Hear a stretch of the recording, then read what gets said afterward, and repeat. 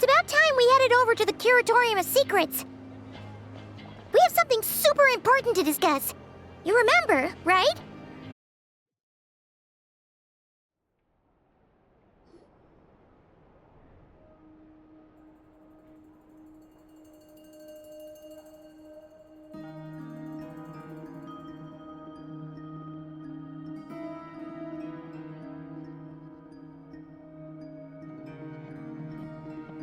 Looks like the gang's all here! Yep, all ready. How about you two? Green and good to go? Paimon's ready! Great, let's get rolling then. Great. Well, first things first. Wait. Someone's here. We heard your footsteps. Although... You've been here for a while now. I take it you followed the Traveler, but I don't sense any ill intent in you. Come on.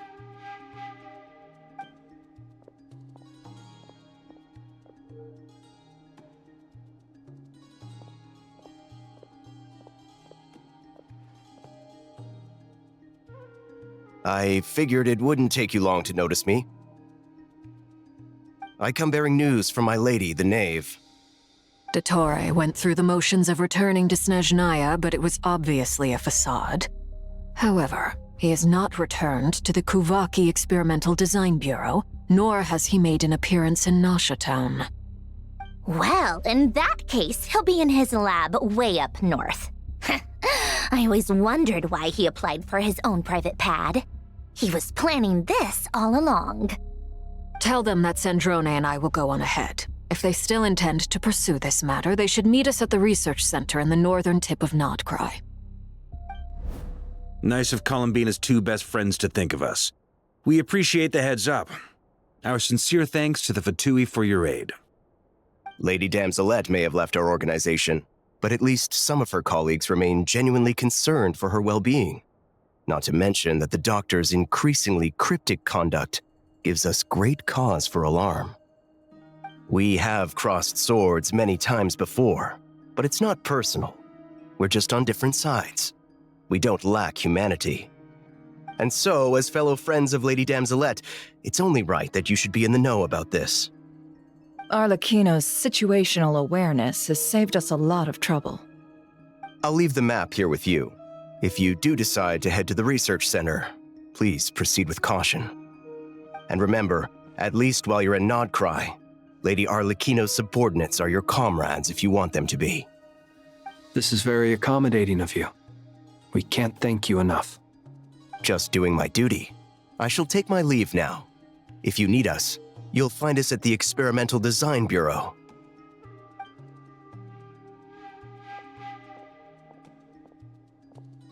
So, the Doctors left the Experimental Design Bureau and headed to some research center up north. Marionette seems to think he's been planning this for a long time. But when did it start? Before he even arrived in Nod-Krai? It seems his loyalty to the Tsaritsa is lip service at most. Behind the scenes, he may even be working against her. Whatever his motives, we know that he's decisive and incredibly ruthless. Facing him unprepared would be a recipe for disaster. At this stage, it's difficult to predict his next steps. I suggest we split into two groups. We need some people to stay behind and guard Nasha Town. Well, as much as I'd love to help, infiltrating research labs isn't really my area of expertise. But at least take Cool Your Jet's Ducky with you. It should be some help during the battle. And as for Miss Inefa, I suppose you will stay to protect Miss Aino? Detecting operational logic. Protect Aino. Priority. High. Just in case, Servarka, I think it would be best if you stayed behind as well. You can leave the research center to us. I mean, I would have said the Knight of Berea should probably be out on the front line, but okay, fine. Leave Nasha Town to me. Be careful out there, okay? If things get out of hand, fall back right away. Yehoda will be on hand to assist you. In my absence, she can handle any intel gathering work. You got it, boss. You guys make sure to get back here in one piece, all right? We will. Things are moving fast. We'd better head off soon if we hope to keep pace. So, it's infiltrate a secret research facility, or... Yeah, alright. Paimon will help out here instead. Sounds like it's gonna be a pretty intense fight. We all have to bring our A game here. So, anything you need to wrap up before we leave?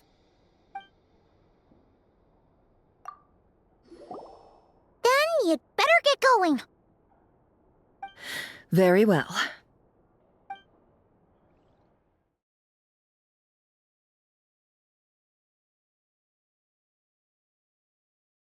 All these broken machines on the ground. Someone got here before us. Could it be Arlecchino and Sandrone?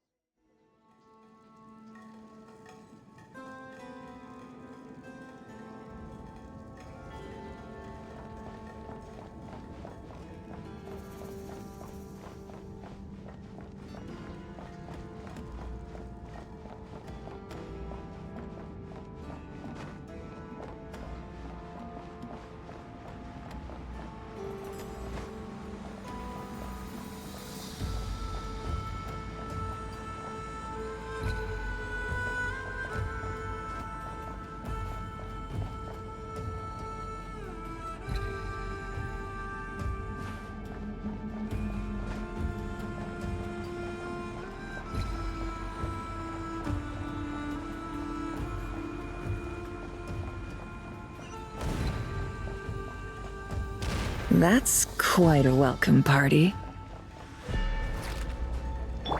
Can't hide the truth. Leave this place. Close your eyes.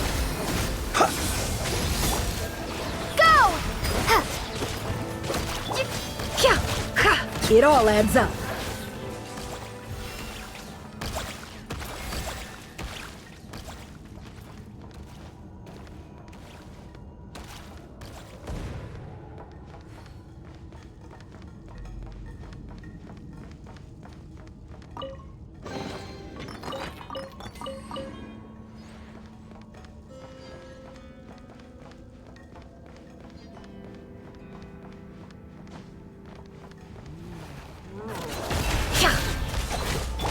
Observe.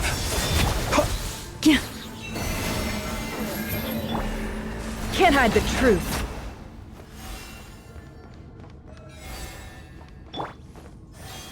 Get back! I said get back! Do you hear me?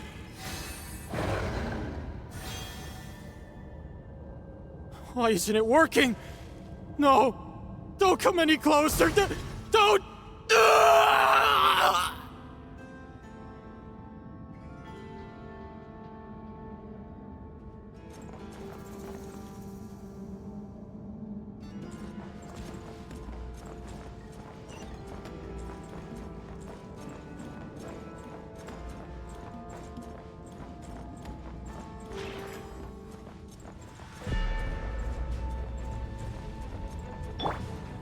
No more lies. Forest, protect. Be silent. Observe.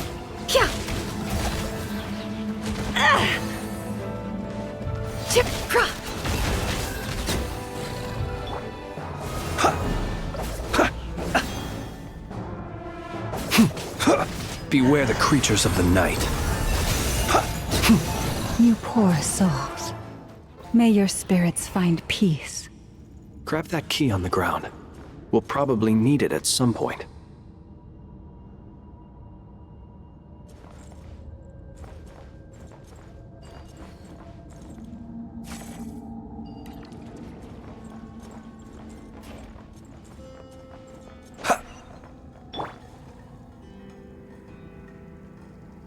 Watch out! Ugh, there's no way through. Let's go around.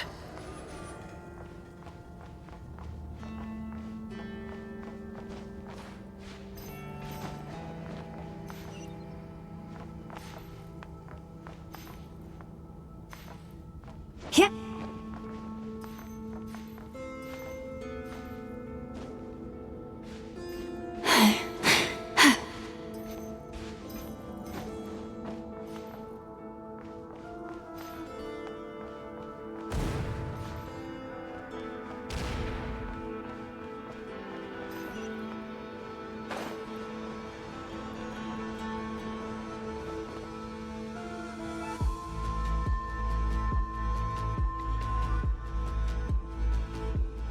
What the?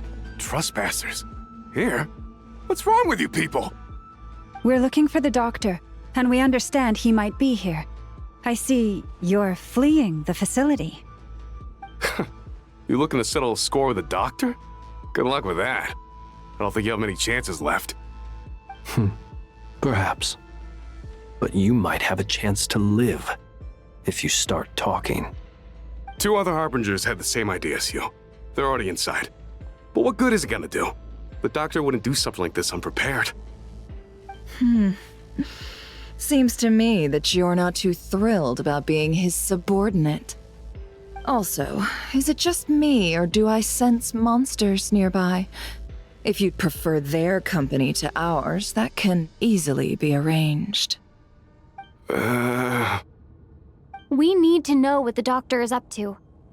Please, if you know anything at all, tell me. This is about more than us versus the doctor. His actions could have consequences for all of Nod-Krai. And perhaps even your homeland, Snezhnaya.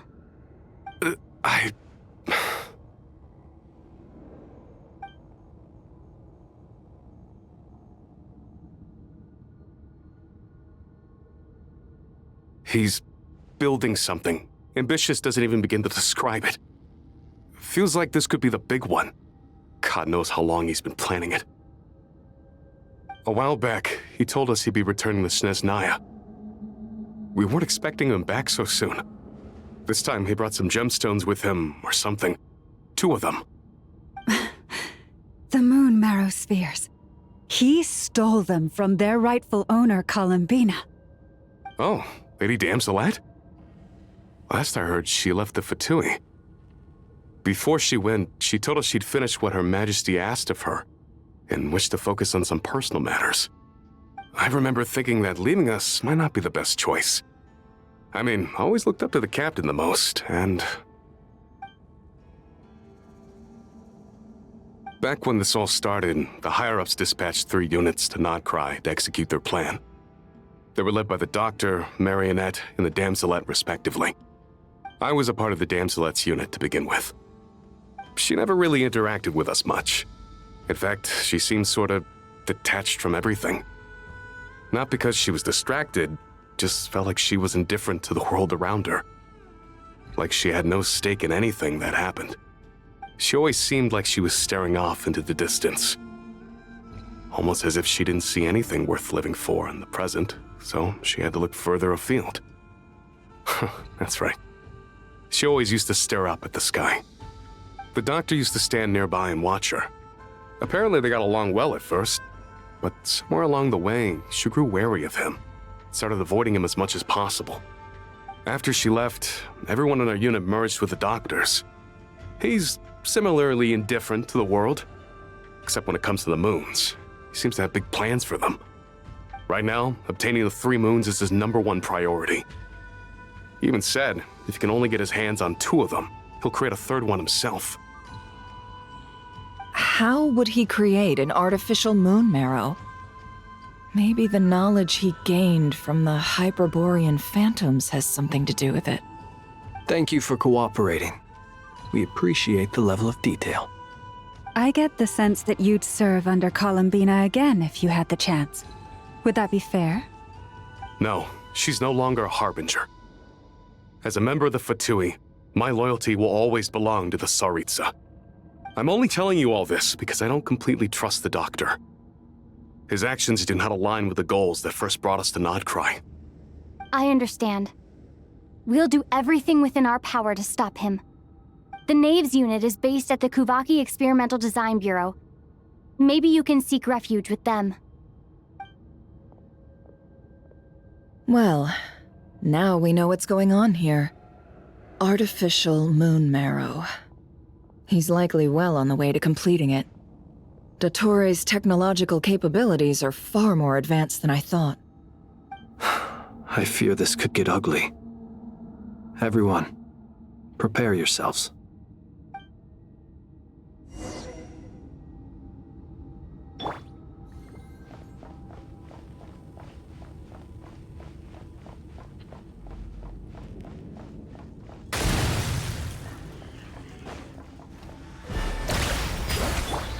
Be silent. Close your... You poor lost...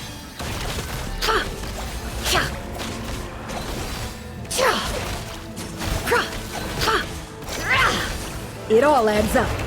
Can't hide the truth. Forest, protector. Observe.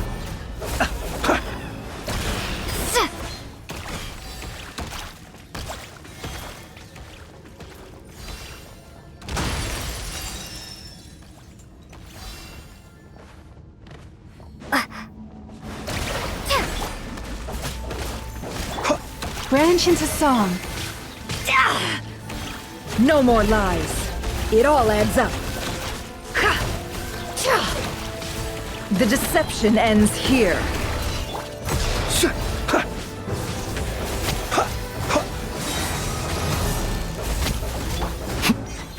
Leave this place. Bombs away!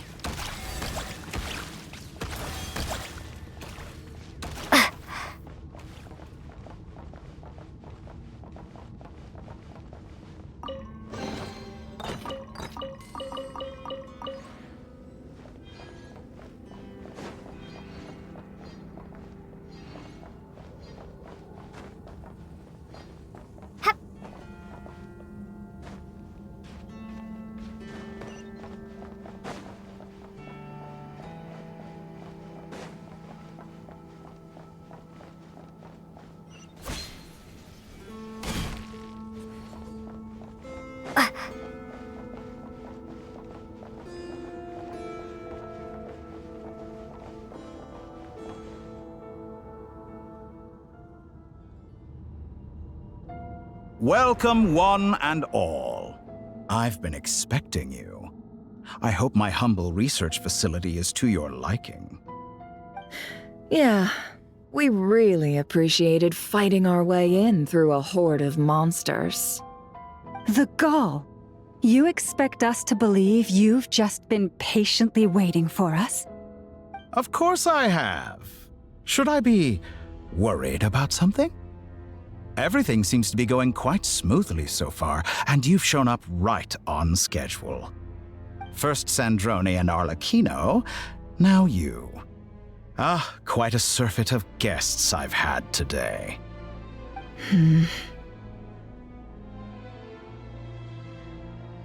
If you were looking for them, I should probably mention that Arlecchino disappeared as soon as she entered the facility. As for Sandrone, why, she stood right here only moments ago demanding answers from me at the top of her voice. Hardly out of character. She never was one for basic courtesy. But I have to admit, I was a little surprised to see her showing concern for someone besides herself. Does everyone you associate with undergo such a change in temperament? Speaking as a researcher, I have to say, it is not a change for the better. It threatens one's ability to remain objective. Well, since you ask... So you've got your hands on the moon marrow, and now you're claiming godhood. Don't you think that's a bit of a stretch, Dottore? I must protest what you are insinuating with that phrase, claiming godhood. I am not claiming anything. I am stating a fact. You're a researcher. I'm sure you appreciate the distinction between the two. Huh? Wait, you really think you're all that? You'll excuse me if I'm not being a polite little lady for you. We're colleagues. We both know what kind of person you are. By the same token, I knew you'd respond along those lines. You and I both understand that facts speak louder than words. To that end, I've had my people send you a small gift. It should go some way toward helping you understand my present position. What gift?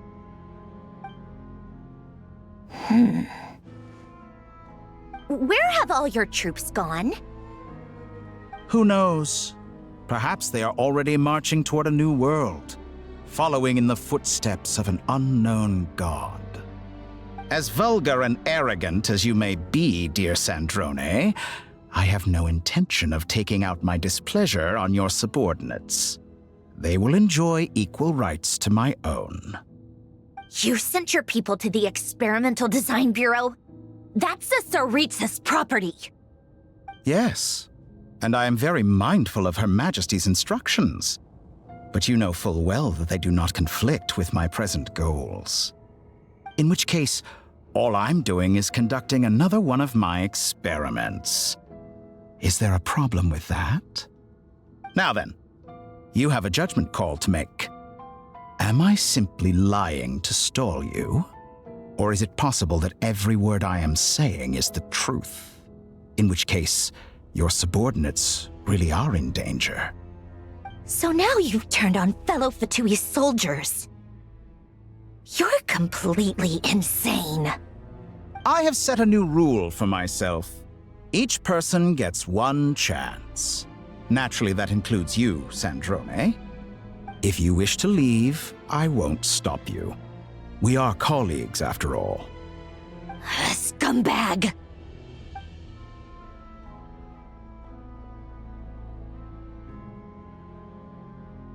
Still, I hadn't counted on Sandrone sparing any thought for the people of this world. Shame. I always found her self-centeredness to be one of her few better qualities. How can she ever hope to achieve greatness when she's so obsessed with protecting her little design bureau? It's more than a little disingenuous to speak of achieving greatness while taking hostages. Or does honor no longer mean anything to you? Honor? I have the marrow of 2 moons in my possession and will soon complete the construction of a 3rd. I will be the god of a new world. And you speak to me of honor? How charmingly naive. Those are sacred relics. You do not deserve them. In my view, many in this world do not deserve to be alive. And yet, I mercifully permit them to go on living, do I not? You'll come to regret your actions. Will I now? Let's see if you can make me.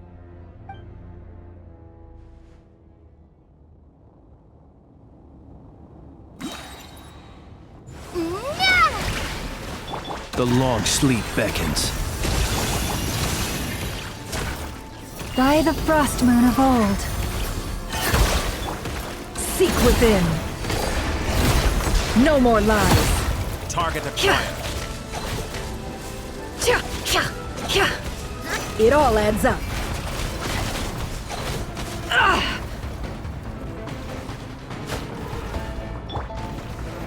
Forest, protect us. Close your eyes.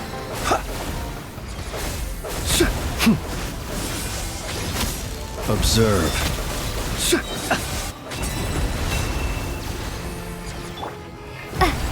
Water jet! Arlecchino. Thanks for the assistance. Arlecchino? They see you as an ally? What a farce. You're clearly here to destroy my research, not me.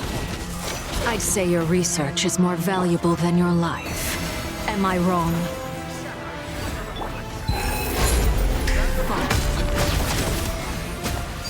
Laid bare. The deception ends here. With one heart, We pray. Observe. Do you fear the dark? Be silent. Is this all it takes to tire? No more lies. Overruled. Is that the best you can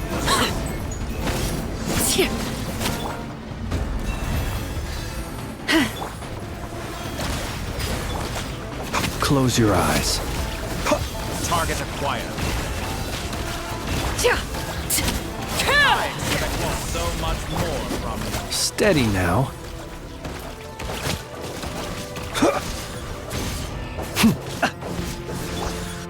Branch into song. Betray your fear in me. It all adds up. The mystery unravels. Everlasting as the moon! By the frost moon of old.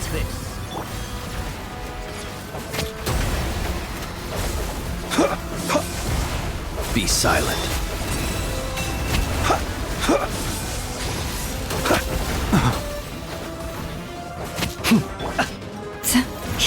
You poor lost lamb. Dottore is too powerful with the artificial moon marrow in his arsenal. Fighting him is futile. Quickly!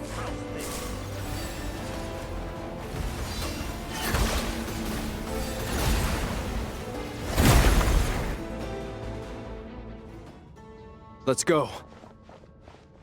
I've always thought it is wiser to flee than surrender.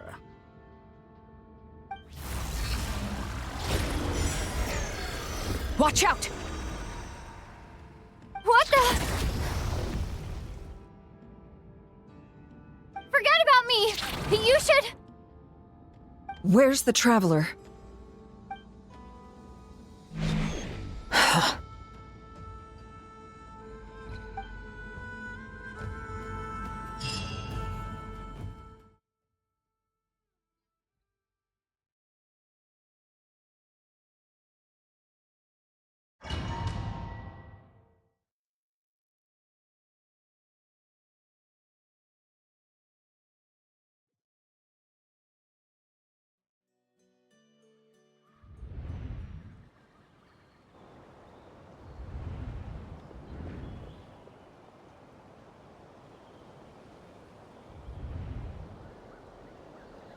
What just happened?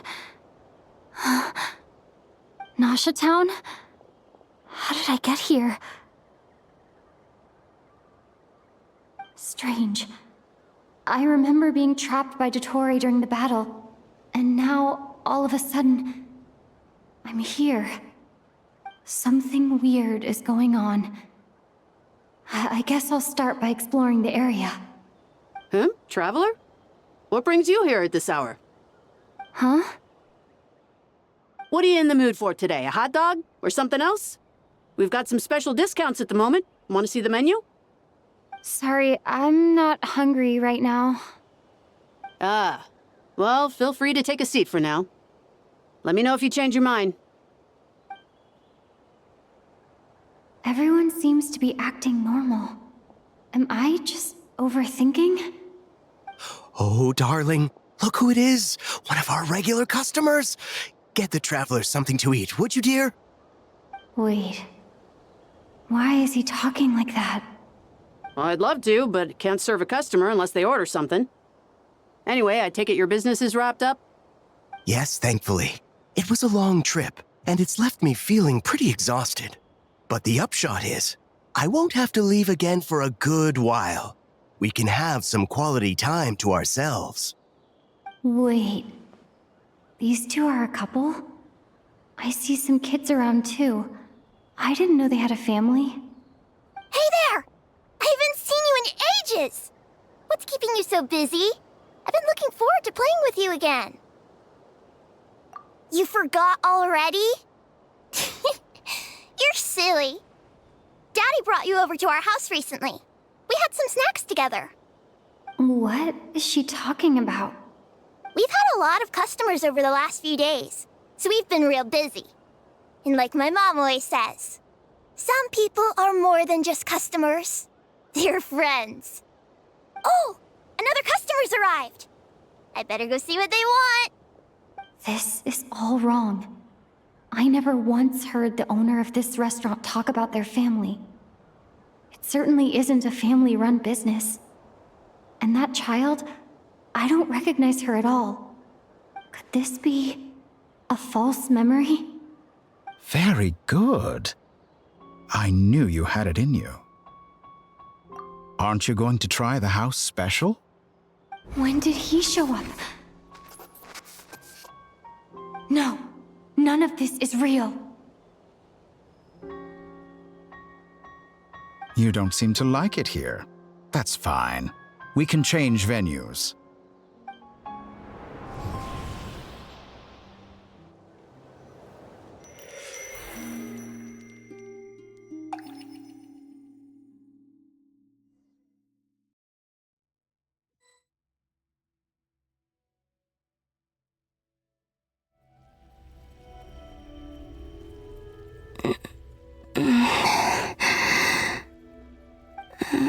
I'm still alive. Where is this place? It took all my strength to open the moon gate, and then I leapt into it. So this is the moon's reflection? The mysterious realm beyond the gate?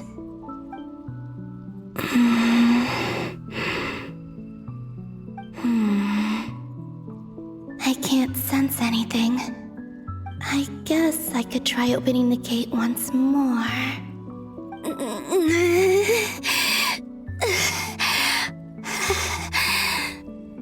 No response. Maybe this space can't be opened from inside. If this was the space that killed both Rerir and his lover, then why am I unscathed? Or...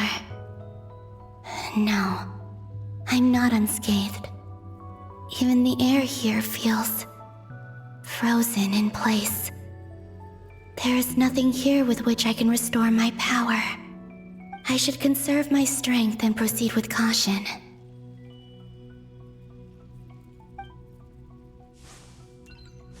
I don't believe Dotori's scheming will stop just because I escaped. If there is any chance that I can get back to the others, any chance at all, I must return.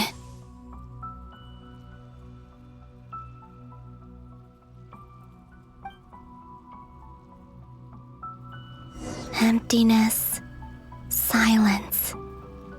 What is this place? Or maybe the real question is, what is it for? What's this? Looks like it responds to my power.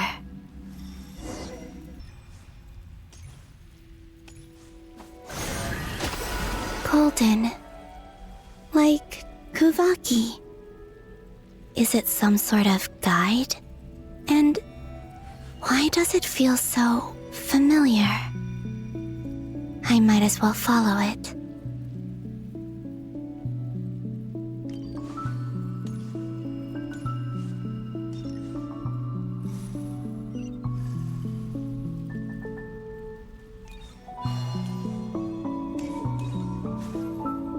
Where does this lead?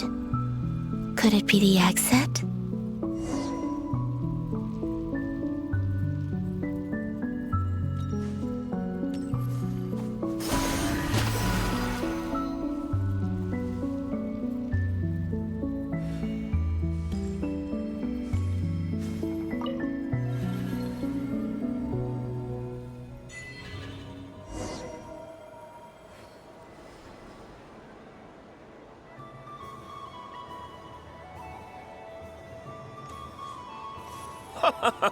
Welcome home, Moon Goddess. Is this Nasha Town? But isn't Moonbriar Night over already?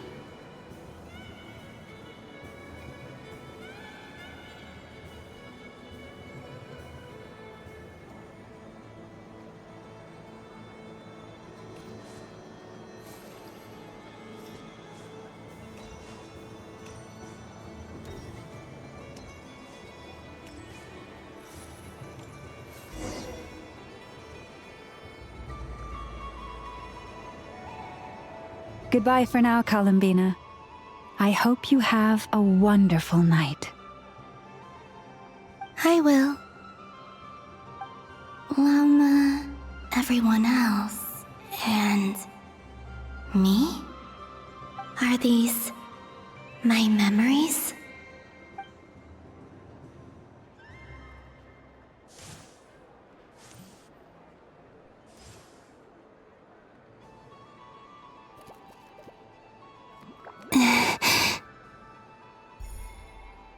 I can't touch them.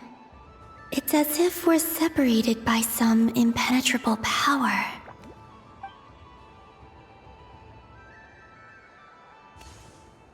Over here! Over here!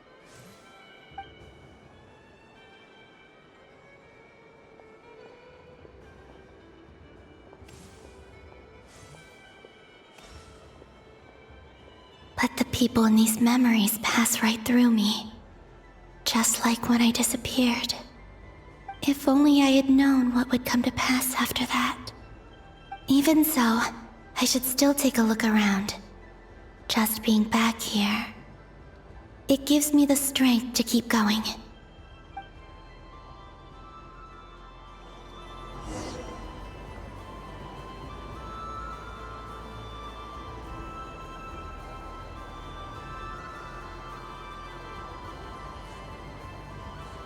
Welcome home, Moon Goddess.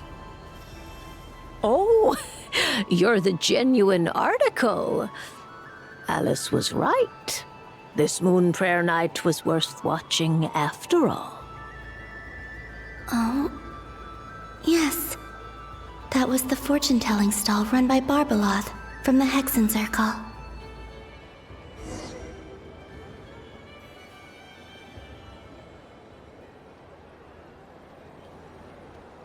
Please, draw the first lunar arcana. This represents destiny and is the foundation for the divination as a whole.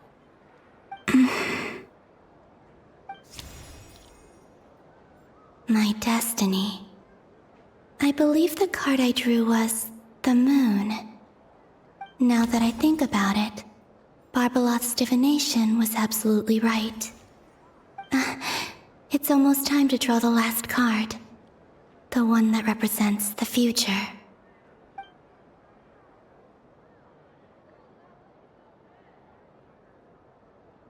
That was the card that popped out on its own. From here, I think.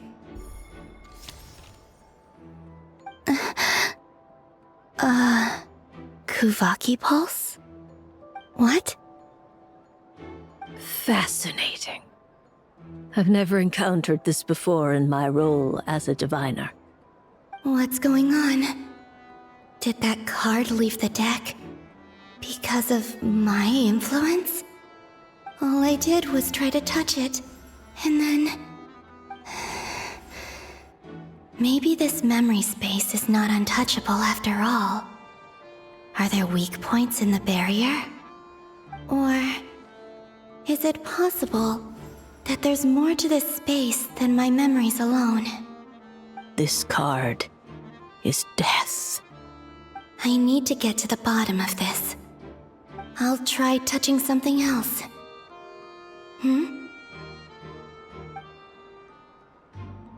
Is this... the wind? No, it's gravity. It's pulling me outwards. No, Traveler!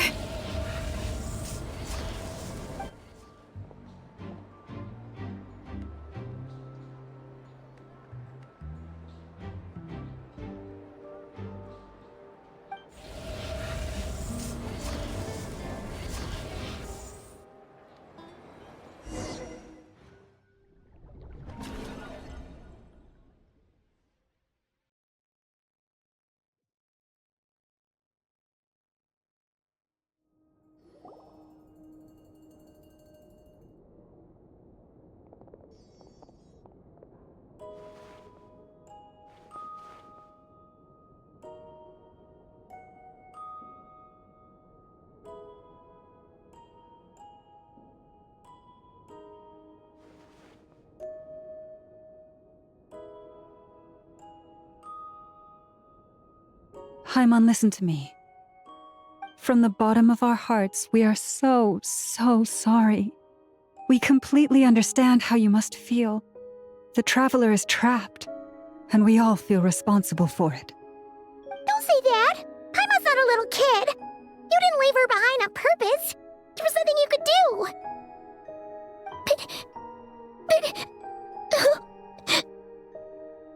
She's all alone in there!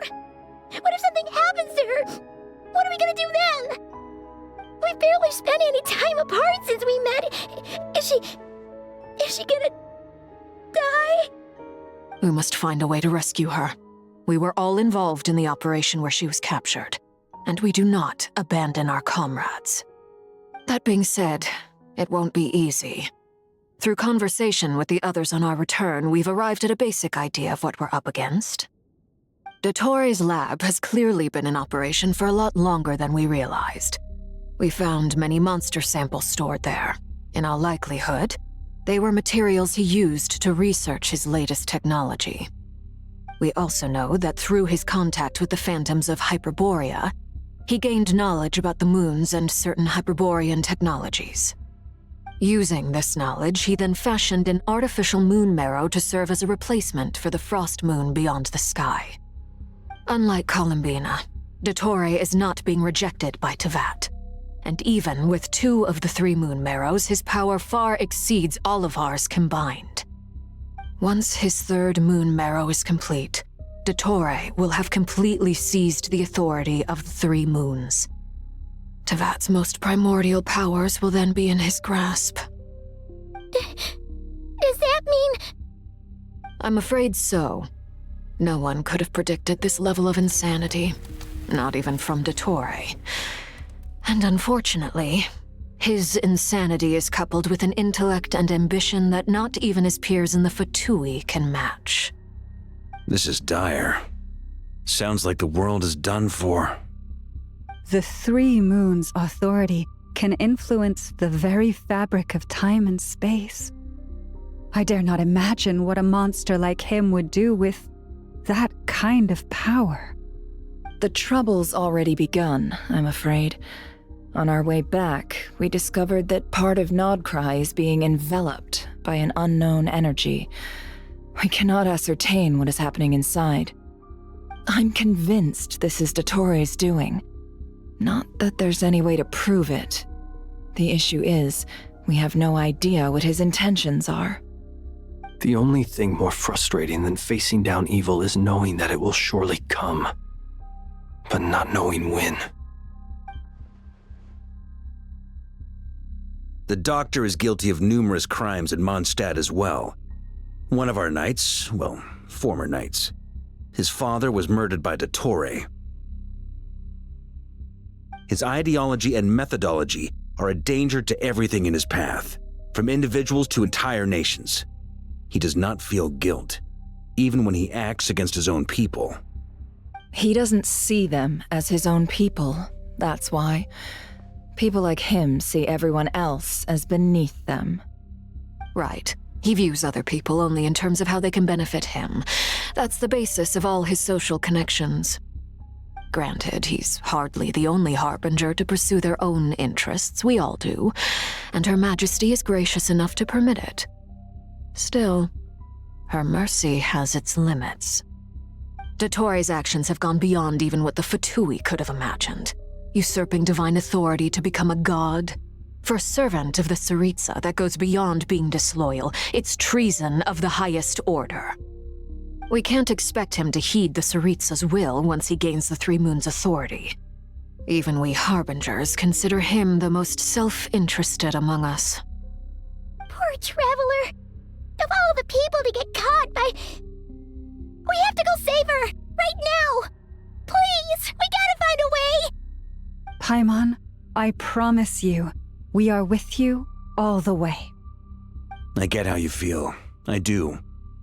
But it's gonna take more than strong emotions to take down an enemy like Dottore. What we need now is more information. Right. We can't even guarantee he's still at his research center. Before we can think about mounting a rescue operation, we need to confirm the Traveler's location. I'll find a way. Paimon knows, but she's so scared. If anything happens to the Traveler, she might be the strongest person Paimon knows, but she's still human. She feels pain and bleeds just like anyone else. Then think things through before you stick your neck out. Unless you want to lose your head. Sandrone. Miss Sandrone, you're okay?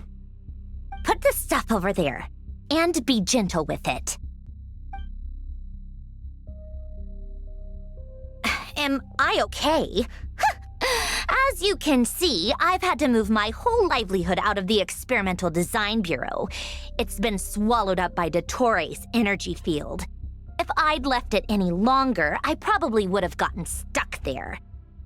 Ugh, Dottore always goes a little loco when he finds a shiny new toy. Not that he'd ever admit that. But this time, he's gone full psycho.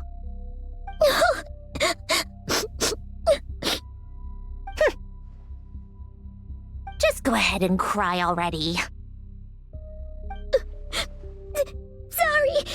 Paimon's not trying to make it scene. It's just, she can't. Oh, Paimon. Let it all out. There's no shame in it. When you're overwhelmed by fear and despair, crying can help get it out of your system. You'll feel better for it. Okay then, while the baby of the group is having a moment, how about the grown-ups get to work? Give me your hand. You've made a discovery? Polonia, scan.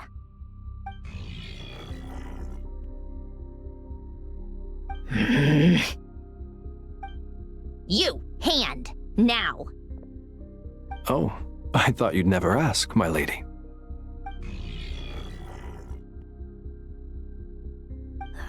Curses! You're next, then you.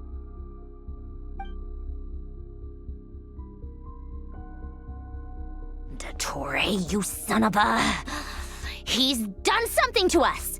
Everyone who entered his research center has been implanted with some sort of curse. I don't feel anything unusual at the moment. Does that mean it hasn't activated yet? Is there a way to figure out its purpose and what might trigger it? My best guess is Dottore created it using the Moon Goddess's powers. 1 second, analyzing. Ugh! That friggin' maniac! So, what twisted game is he playing this time? The moment I analyzed the energy composition, some encrypted text appeared in my mind's eye. And when I deciphered it according to the Fatui standard encryption protocol, I got the following message. Feel free to run, or you will perish in Nod-Krai. He's mocking us. Yep, he loves to toy with people. Only in this case, there might be more to it. But I didn't detect any murderous intent or malice either in the message or the curse's energy. As if this is him at his least malicious. Or perhaps all people are cowards in his eyes. Maybe he thinks the threat alone will be effective. What a despicable person. And he has the Traveler in his grasp. If I may, as unhinged as Dottore may be, he has always exercised great patience with the objects of his interest. I remember a comment he made when we first arrived in Nod-Krai. He said, "This world is, on the whole, an exceedingly dull place. But at least there are a few intriguing features, such as the gods or the Traveler. Presumably, they interest him because they're unknown quantities. He wants to understand as much as he can about them." Agreed. The Traveler is Teyvat's 4th descender. All Harbingers are aware of this. Since Dottore took such pains to capture the Traveler, he is unlikely to kill her right away. Okay, but we still have to do that rescue operation. Of course. I also think we need to read between the lines with Dottore's message. If he's encouraging us to run, that means we mustn't leave Nod-Krai under any circumstances. My guess is, his curse will only trigger if we leave.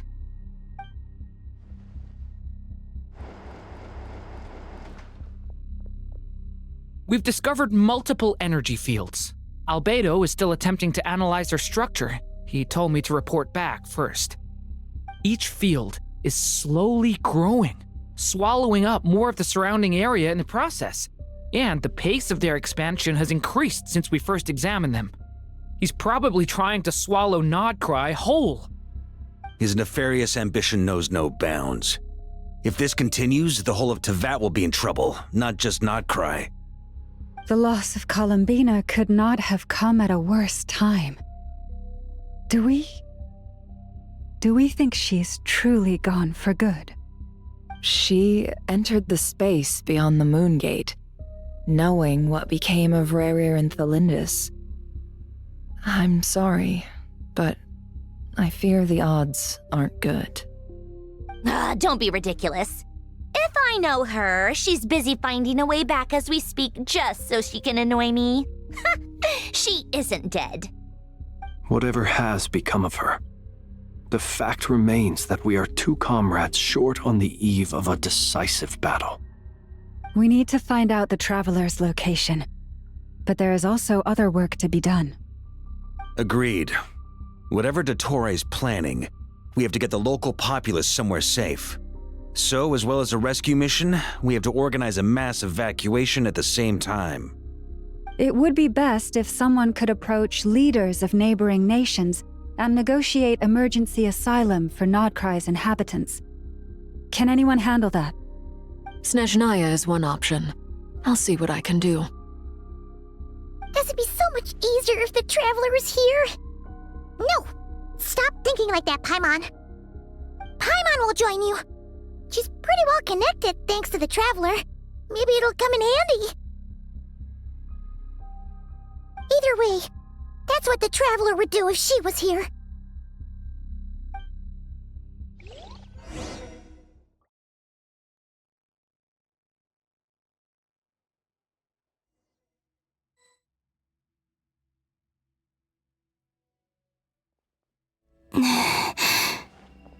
Back here again.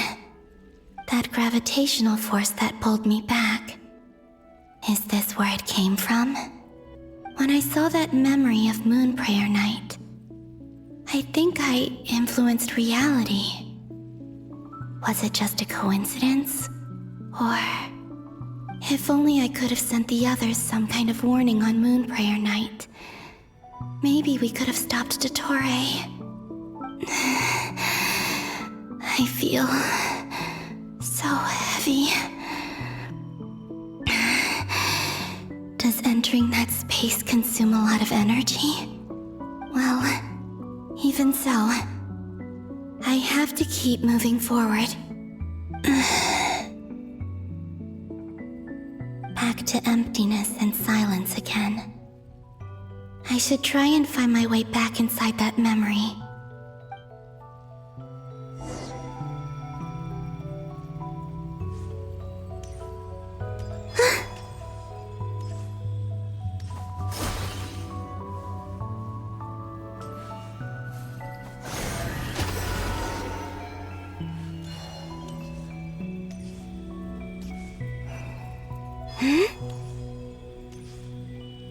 The entrance from last time isn't showing up. What am I missing? Looks like I need to gather these scattered fragments.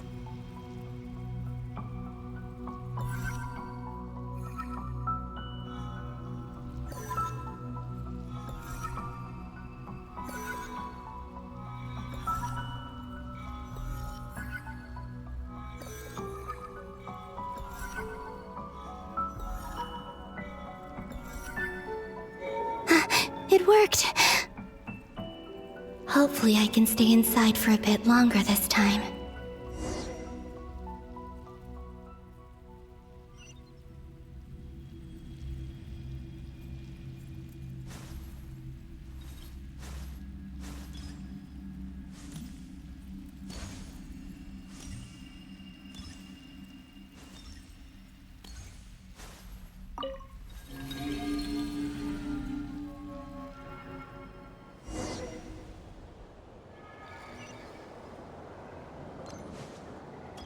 Ad Astra Abyssosk. Welcome to the Adventurers Guild. What? This doesn't look like Moonprayer Night.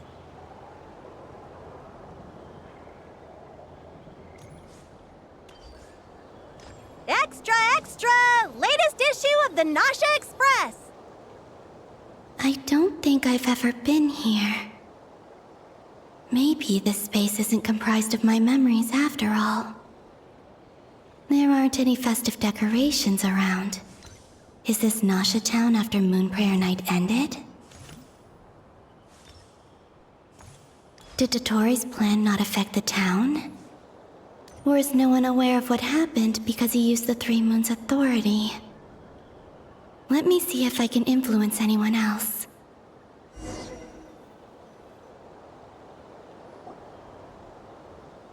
So, what do we do next? Wait, that voice. Paimon? The most important thing right now is to find that mage. Lauma the Traveler and Mr. Varga are here too. I'd better go pay the Fatui a visit. Traveler!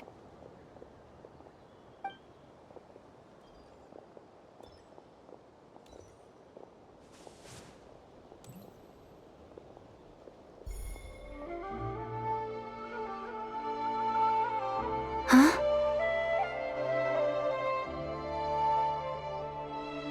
Columbina? I made contact. It's me, Columbina. Huh?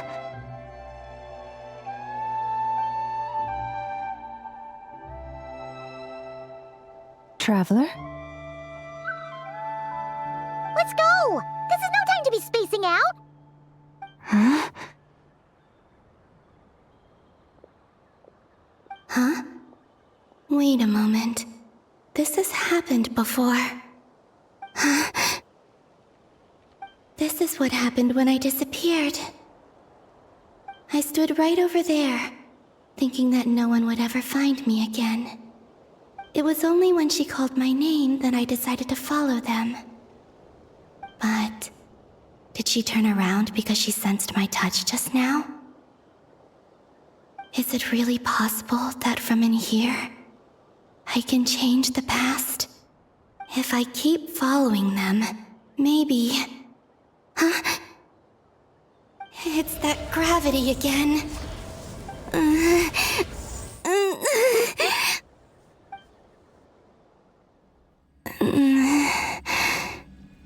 Every time I influence reality within that space, this force intervenes and pulls me back. It's as if it's trying to stop me from leaving.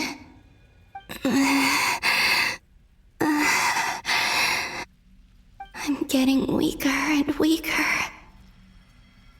I'll just have to try another approach next time. Come on, Columbina. Keep going. You have to tell everyone what happened.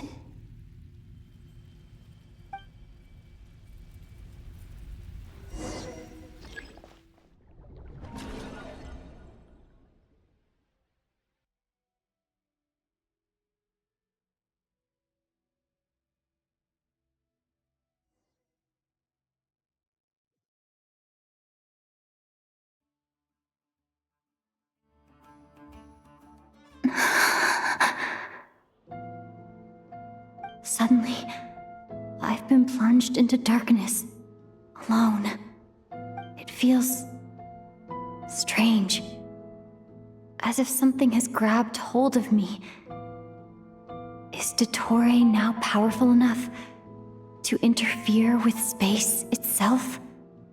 Look at you, standing so still in total silence. I almost didn't recognize you. Hello there, traveler. He seems to be in a good mood. Wait, what's that behind him? Ah, so you noticed. This is the completed trilune. 2 primordial moon marrows and 1 artificial specimen. You are wary of it. Good. Maintain that reverence. You performed well in that recent battle. Brave and reckless as always. Courage is the sign of a true hero, and impulsiveness is the hallmark of those who strive to advance. I say this not to belittle you. Most creatures are far more timid by comparison. 3 moon marrows. Does that mean the artificial one is now complete too? Well spotted. What do you think? For a replica I built myself, I dare say it looks the part. Dottore, are you planting illusions in my mind? I have no interest in fooling your eyes. On the contrary, I hope to show you the true essence of all that you see before you. Is this not a beautiful city? People live in peace and find joy in their work. The streets are safe. People can even leave their doors unlocked at night. You might say it is the Elysium everyone dreams of. All available data indicates your values and worldview conform with the mainstream. This kind of society should be quite to your taste. False beauty is deceitful. Lies are to no one's taste. I wonder, is it your moral standards that are too high, or your expectations of reality? Answer me this. If someone existed in a sweet dream from the moment they were born, a dream in which they never once felt pain, which do you think they would consider superior? The dream or the reality? That's pure sophistry. It has nothing to do with your actions. As I suspected. You have yet to understand all of this for what it really is. What do you want from me? You sound impatient. Do you think the only reason I'm keeping you is because I want something from you? If it's not, then why haven't you killed me yet? No one can stop you if you're as powerful as a god. I'm delighted you recognize that fact. I believe we last squared off in Sumeru. Ah, the memories. How time flies. You and I have both grown.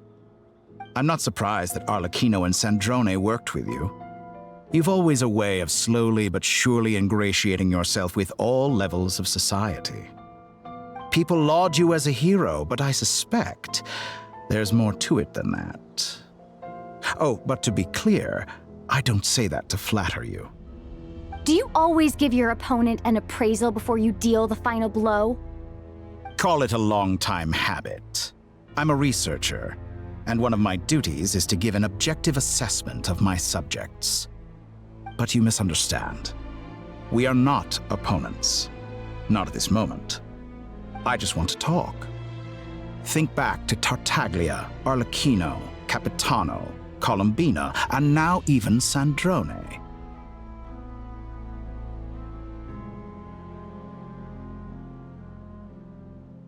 You've worked with each of them in the past. I believe you can work with me as well. What makes you so sure? Well, why not? Should the good associate only with the good and the bad befriend only the bad? I like to think we could have a more mature relationship than that. Surely you don't think all your relationships are grounded in friendship or shared ideals. People come together because it benefits them to do so. If you think of the people you admire, you must surely admit that they have provided some benefit to you. Morality, ambition, dreams. People have plenty of words to embellish the nature of their relationships. But once you break free from those ethical frameworks, you will see that the only thing connecting the two of you is mutual benefit. And that is what I'd like to talk to you about. We're finally getting into it. He's probably been planning to kidnap me for a long time now. But for what exactly? He has the authority of all 3 moons. I won't be able to gain the upper hand in a fight. Best if I pretend that I'm willing to negotiate for now. You say you're a god, but you also speak of mutual benefit. What could a god want that the 3 moons cannot provide? Excellent question. But before I answer, I would ask you the same thing. Gaining Columbina's allegiance was a rare and extraordinary feat. But the Moon Marrows are now in my hands, and I have the edge over her. For this artificial moon is not being rejected by Teyvat. Her identity and lineage may have been a thing of glory in the old world, but they were also shackles that prevented her from ever integrating into Teyvat. I, on the other hand, you may view me as a thief, but I have overcome that limitation. So what is it that the Three Moons cannot grant you? What stops you from negotiating with me to get what you want? I don't make deals with lying psychopaths. That's quite an accusation. Are you expecting me to get angry with you? Well, this is one aspect in which my personal growth has served me well. In the past, my less mature self might have been disappointed, perhaps even angry, over a small setback like this. Like when you and Lesser Lord Kusanali joined forces to oppose me, for example. But things are different now. Just as the rich do not quibble with the poor, I no longer find myself perturbed by these trivial affairs. Human relationships end with conflicts of emotions and interests. But relations between humans and gods are different. And ours is even more unique.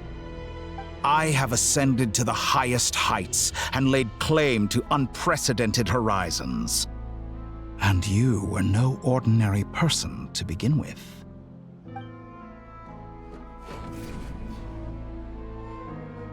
Allow me to show you the world, Descender.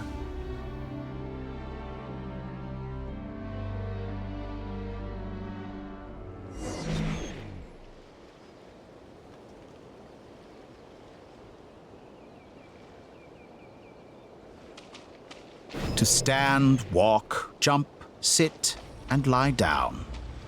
These are the most common of behaviors.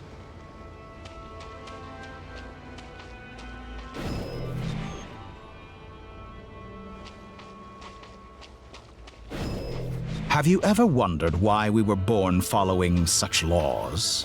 Who stipulated that we could not fly instead of walk?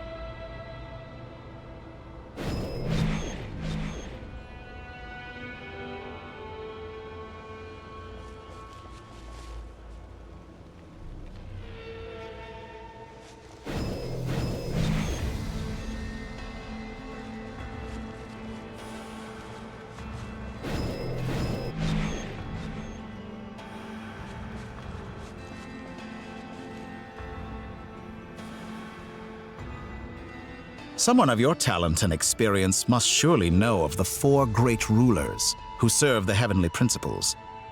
They govern life, death, time, and space. One wounded by a blade will die from blood loss or infection, and one who falls into a lake will drown in agony.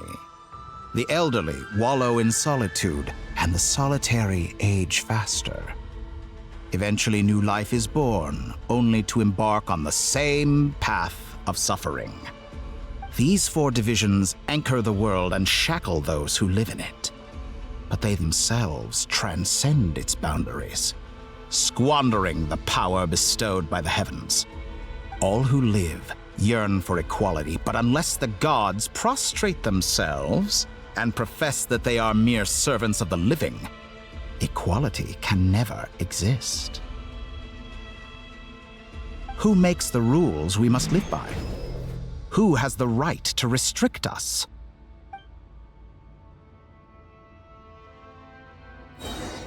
The limits of the body can be rejected.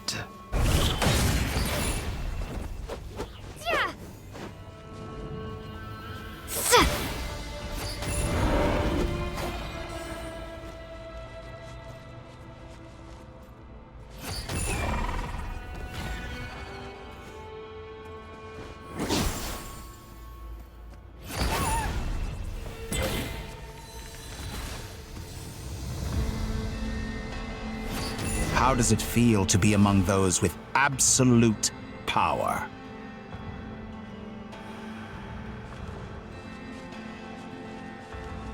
You cannot conceive the extent to which your flesh hinders your mind and spirit.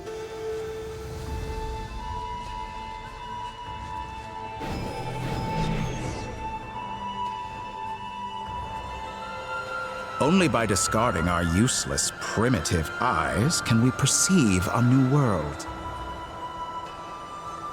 How narrow-minded we all were in the past. Why should the final answer of the world not be the power that predates those of life, death, time, and space? The power of the Trilune. Through it, I have glimpsed new experimental possibilities. Nature suppressed, authority exiled, souls controlled.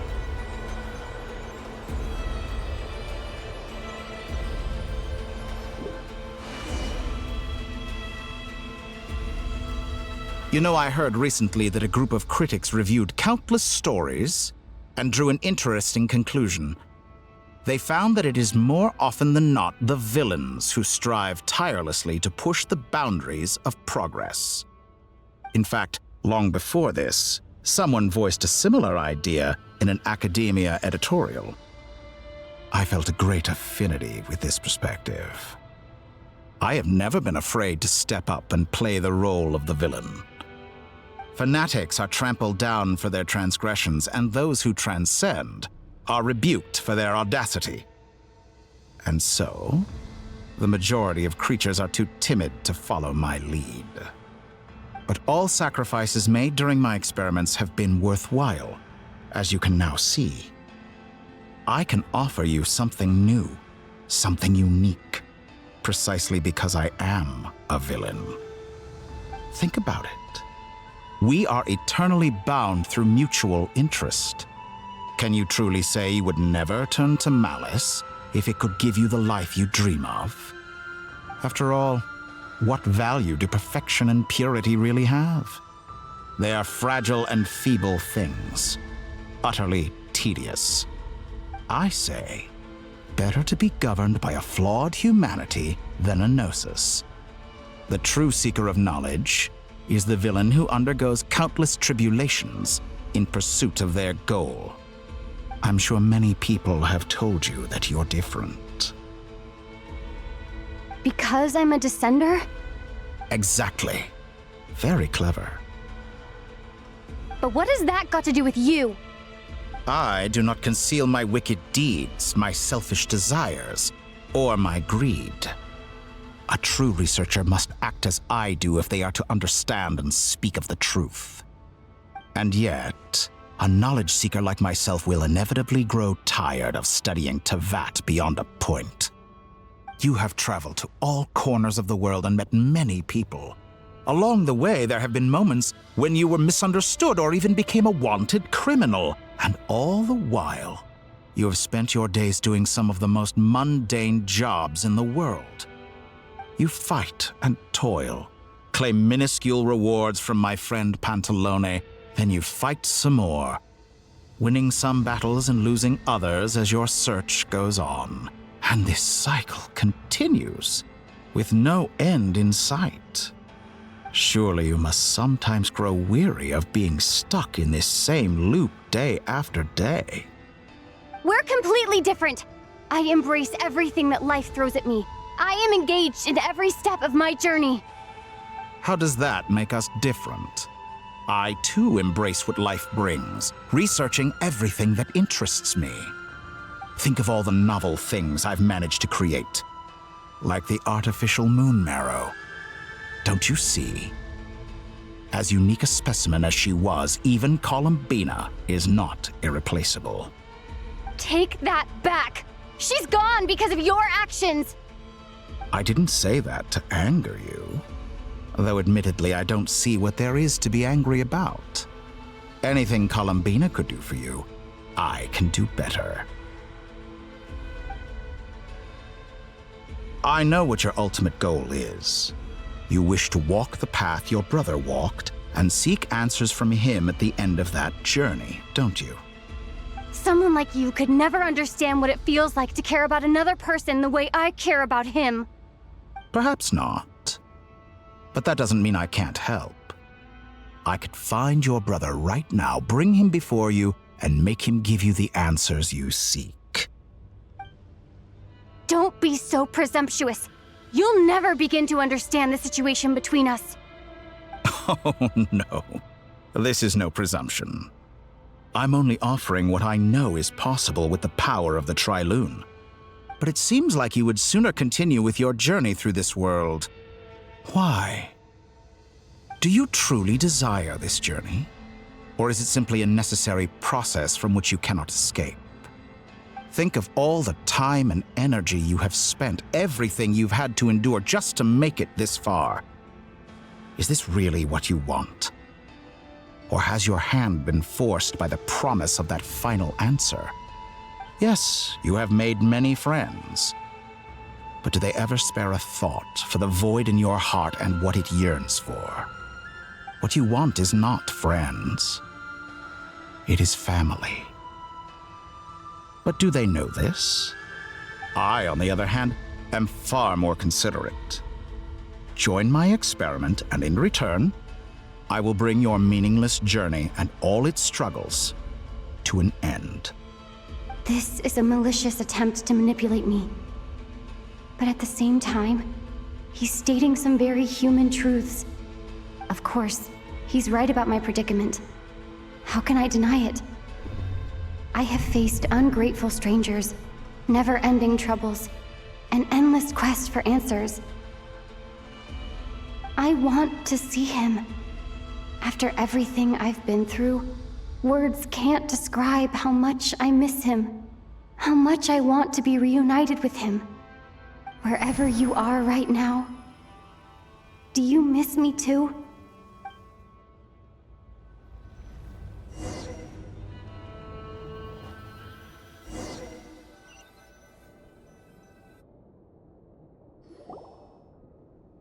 All right, everyone. Our next mission is clear. We need to contact all the major organizations, explain the situation to the public, and then begin the evacuation. The residents of Nod-Krai are quite dispersed. The two most populated areas are the Southern Isles and Pyramida. Miss Lauma, I will leave Hisi Island and Nasha Town in your hands. I will liaise with the Fatui and Pyramida. Agreed. We will reach out to Natlan and Snezhnaya. Anyone found north of the Experimental Design Bureau should follow the Fatui to Snezhnaya. As for those dwelling south of that line, I will ask the Voynich Guild to help persuade them to leave. Then I, Mr. Varka, and the Frostmoon Scions will escort them to Natlan. The Voynich Guild has dealings with the Curatorium of Secrets. I will send them a letter vouching for your credibility. Yehoda, you should help Lauma. This is too big of a task for one person. My wish has come true. You're willingly lending me your most capable employee for the day. Well, good for you if all this only takes a day. Of course, if it takes any longer, I'll be charging a fee. Boss, wait! Don't I get a say in this? Oh, I'm sorry. Something to add, Yehoda? Well, no one's more important to me than you, boss. And remember how Lauma healed your eyes after that big battle? I think that's worth at least 2 or 3 days' work for the Frostmoon Scions. Are you completely incapable of acting in your own self-interest? Or do you simply devalue your own labor? Are you sure you don't want to come with us? Who will see to our other work if we're all busy evacuating residents? Sandrone insists that Columbina is still alive, and we have a traveler to rescue. There's much to be done.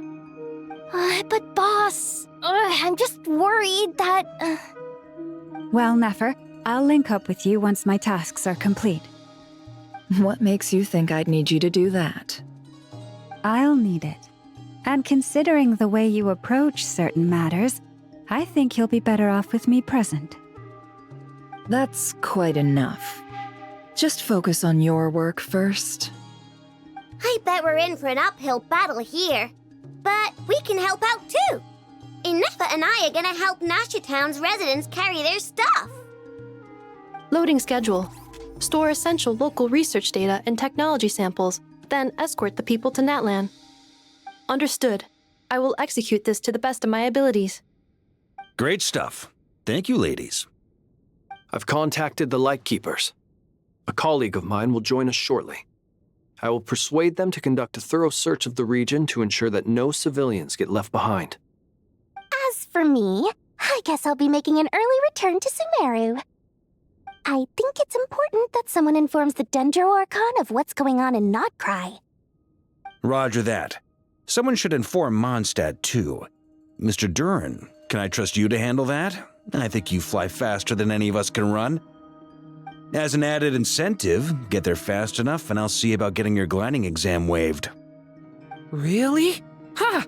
Mission accepted, sir. I intend to stay behind and help Miss Sandrone with her research. She has some alchemy-related questions that she'd like me to explore. She recognizes your expertise, then. I wish you a fruitful collaboration. Thank you. In truth, I was surprised to hear her express an interest in subject matter outside of machines. I believe she has been investigating some Fontanian technology recently. She made a point of bringing the relevant materials with her when she left the Experimental Design Bureau. She's sorting through everything in her room as we speak. I should mention that we have one other friend who isn't present. He hasn't made his position in all of this clear. But if we know anything about him, he's likely investigating on his own. Paimon's been very quiet today. But I know how close she and the Traveler are with the Natlanese. She should come with us to the border. Okay. Paimon will do her best. Make sure to heed Sandrone's warning. Many of us have been cursed by Dottore. As such, under no circumstances should anyone cross national borders. Remain within Nod-Krai. That aside, personally I have faith in Columbina. Things look grim, sure, but who knows how it'll play out. Same goes for rescuing the Traveler. Both of them are important allies and friends. We'll be counting on you to gather intel on them, Miss Nefer. Ah, wonderful. You're all here.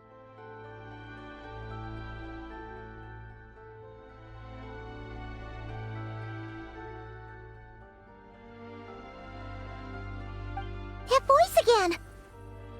Nicole? Whoa, that was loud!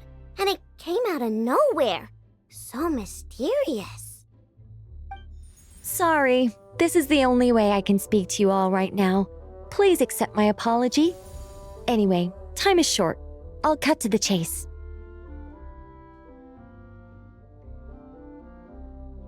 We're still facing quite a catastrophe here at the world's borders. Alice has roped in every Hexenzirkel member she can get a hold of.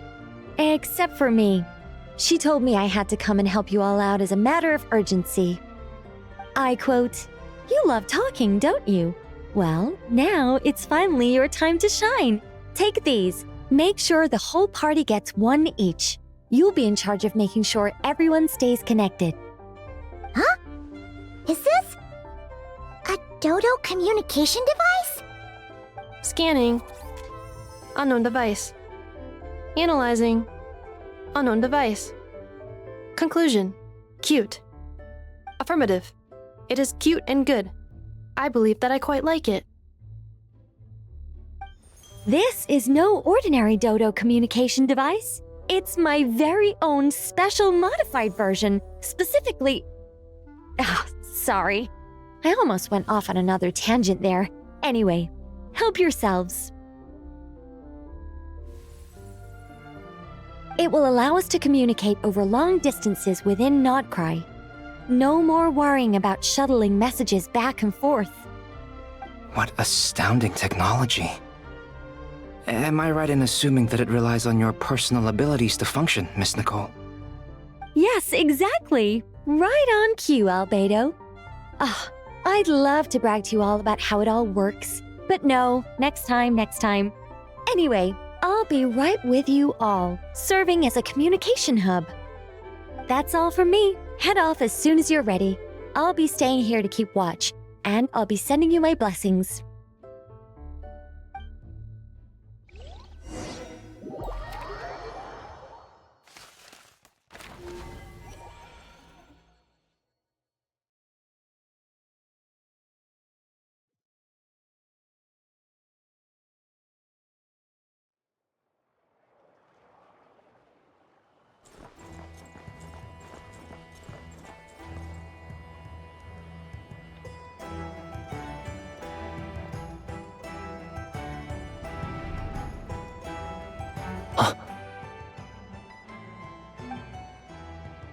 Sir Flint. Perfect timing. I just arrived myself. You are most considerate, Master Ilua. But in fact, I know you have been sitting here for quite some time. If you saw me, why didn't you say something? I was curious to see how long you could sit still for. Also, shouldn't you have managed to sense me approaching? That would be a first. You always seem to appear out of thin air without making a peep. Also, how many times do I have to tell you not to address me as master? I don't qualify. I beg to differ. Why should a young man so well versed in social graces as yourself not be worthy of that title? Please, Lord Flint. Sir Flint. I'm begging you, don't flatter me into complacency like you do with everyone else. You understand me better than most. My newest acquaintances tell me I love complimenting others. What do you think? I think they don't understand why you do it. You just love puffing people up till they're a big, happy ball of hot air that floats away into the sky. In all sincerity, I can only hope that they bring good tidings when they come back down to Earth. Is the situation that bad? We just held a strategy meeting. Let me fill you in.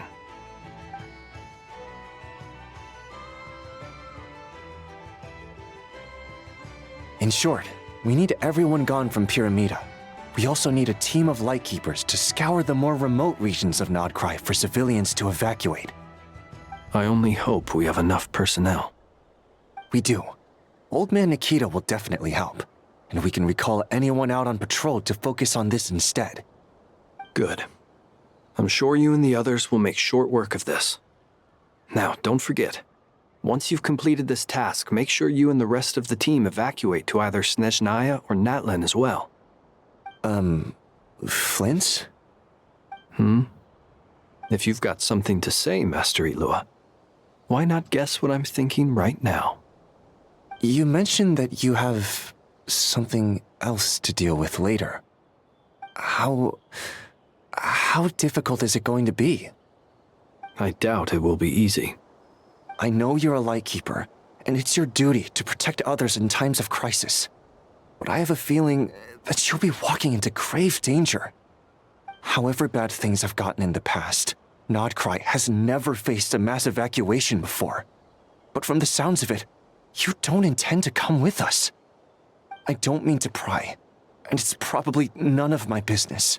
But whatever it is you're intending, you don't have to go through with it, you know. I've been afflicted with some sort of curse, and I'm told it may well trigger if I set foot outside of Nod-Krai. As such, I cannot leave. I have to act, if for no other reason than to fight this curse. What? No. Why? Why would anyone want to curse you? There are plenty of people out there willing to trample over others in pursuit of their own goals. Frankly, Sir Flint, I am furious. You're making light of what is an incredibly serious situation. Indeed I am. And? And what? I told you I'm furious about this. Nothing I can do about it, I'm afraid. Things happen, and we just have to deal with them. If you find yourself feeling angry, perhaps start by drinking a big glass of water. Hey, You mean you're completely unmoved by my anger? I'm devastated.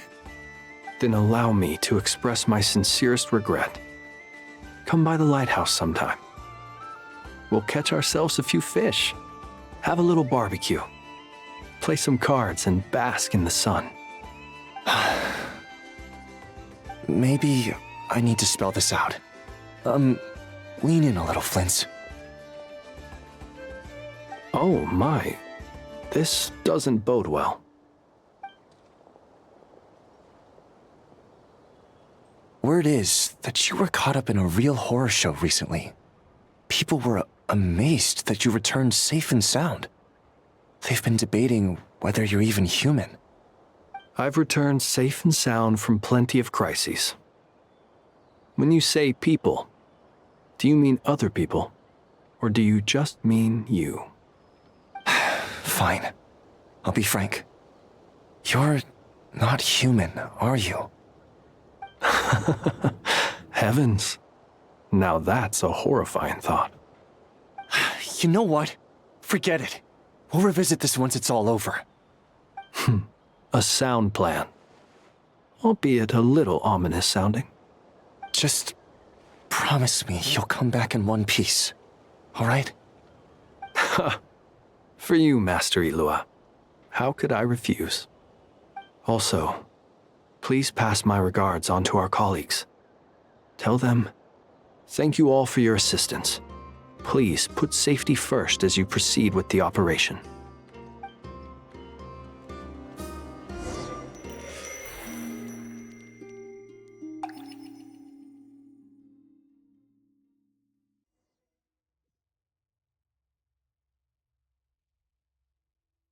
I have to keep searching for a path toward reality.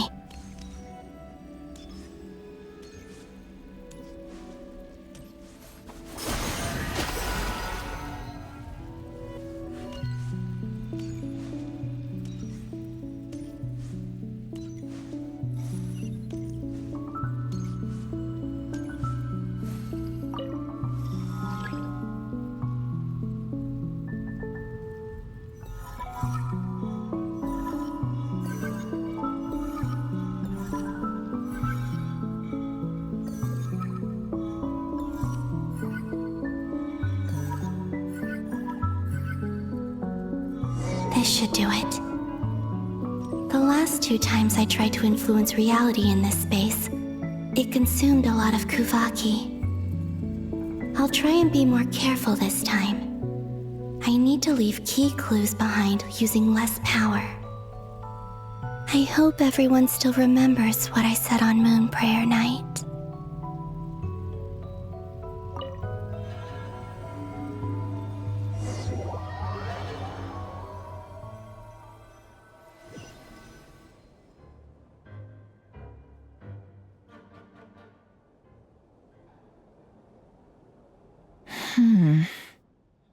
Nothing here either.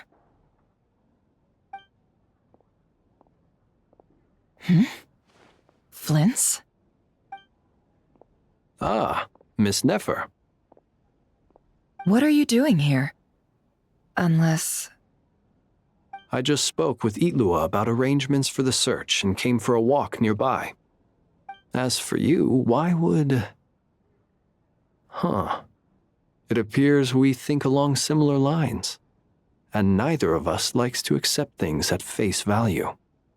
As well as figuring out how to gather intel on the Traveler, I wanted to confirm some of my own suspicions. Also, we'll need to bring a lot of force to bear against Ettore, even if we're only looking to rescue the Traveler. We can't leave anything to chance.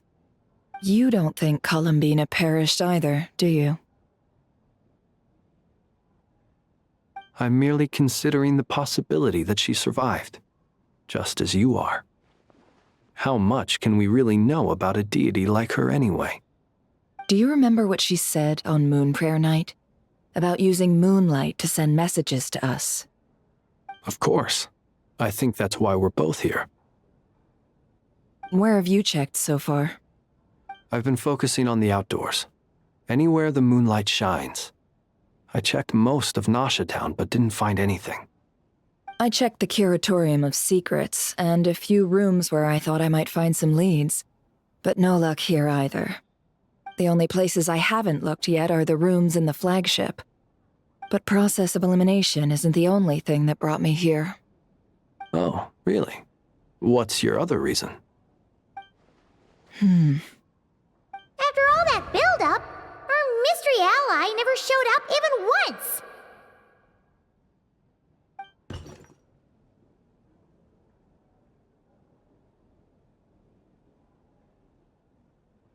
Huh? Am I imagining things?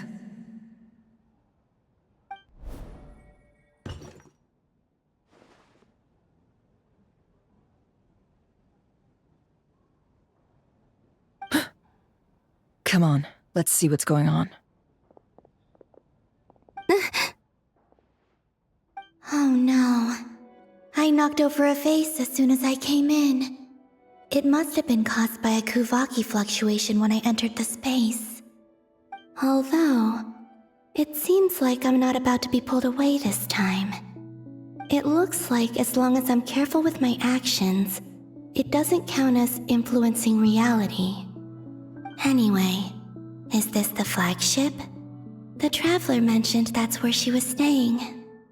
I only went into the lobby last time, so I've never actually been here before. How does this space work?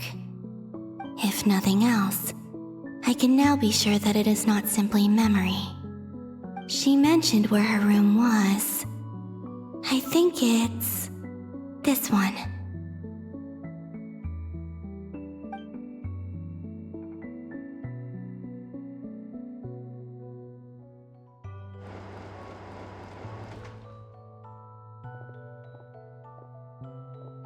The door is closed. But if this is anything like when I disappeared, then maybe...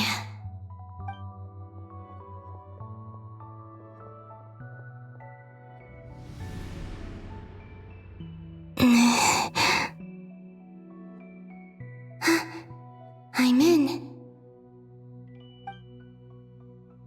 She and Paimon aren't here at the moment. I hope she's okay. I wonder what happened to her after that battle with Dottore. Best not to dwell on that for now. I need to try and leave them some clues.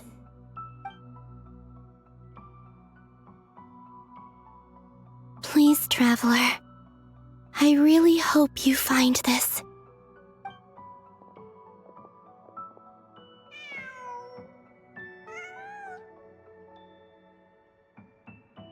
Huh. Just a cat. Nothing else here strikes me as noteworthy. Didn't you stay here for a couple of nights once? Before Rerir showed himself, yes. It's also where the Traveler and I first met. Did you notice anything unusual during your stay? I remember thinking how much noisier the flagship is at night compared to the graveyard. Other than that, no. The Traveler and Paimon were most congenial neighbors. This is where they've been staying, yes? Over here? That's right. I wouldn't usually condone breaking and entering, but we can make it up to them later. Focus now. I have to write a message on the wall using Kuvaki, just like I said on Moonprayer Night. Simply open your windows on nights when the moon shines bright, and the moonlight will naturally flow towards the words I have written. Here goes. I'll need to carefully control my strength.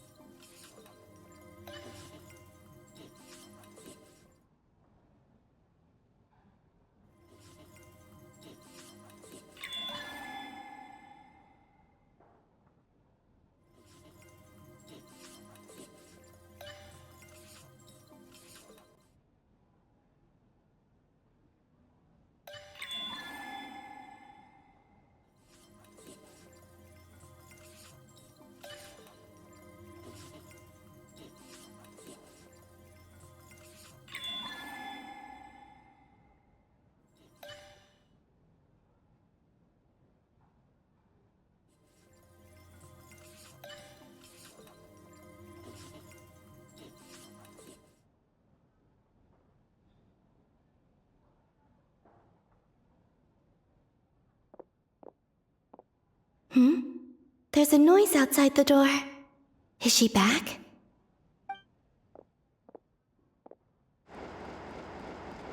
Please, you have to see these words.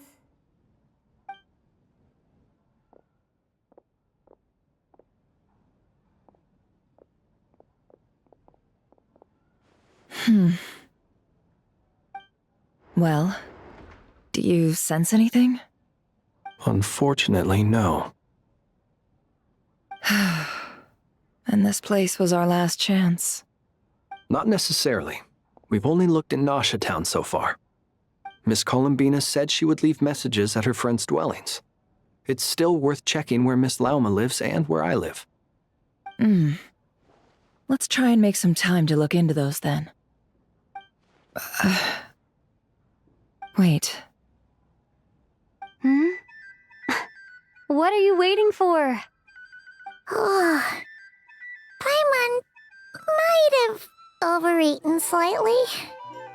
What's that look for?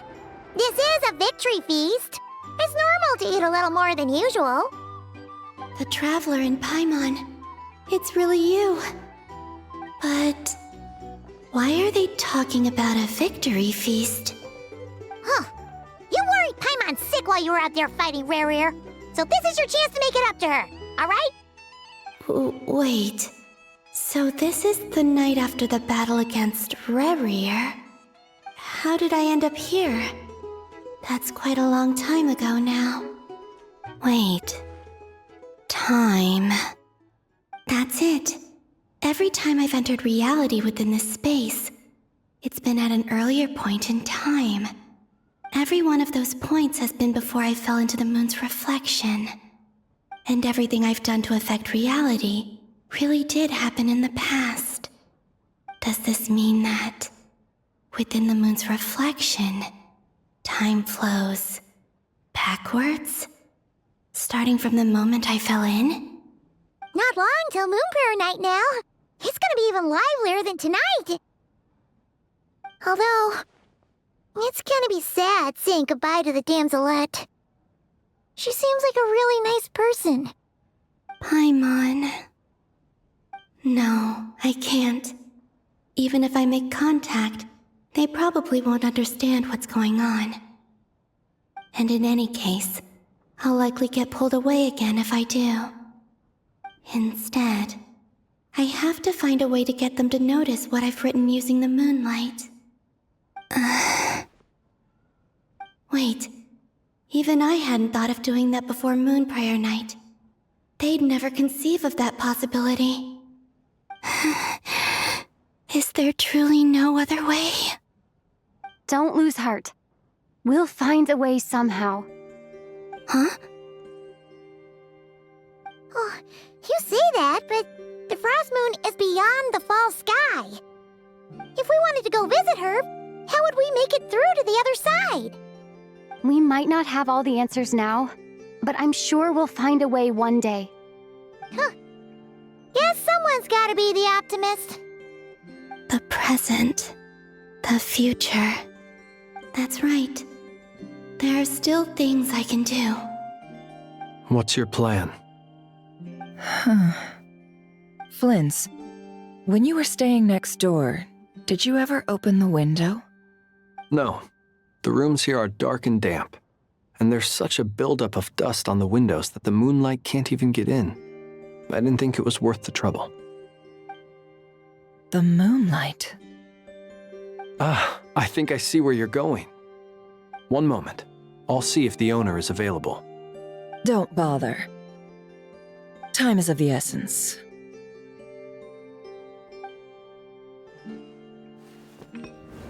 Time. Even if no one sees what I've written at this moment, maybe someone will remember what I said after Moon Prayer Night. I need to write down as much information as I can. And maybe one day...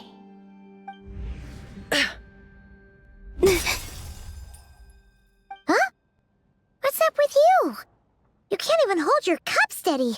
Are you getting tired? A little. Well, You should probably hit the hay then. You've had a really tough couple of days for you.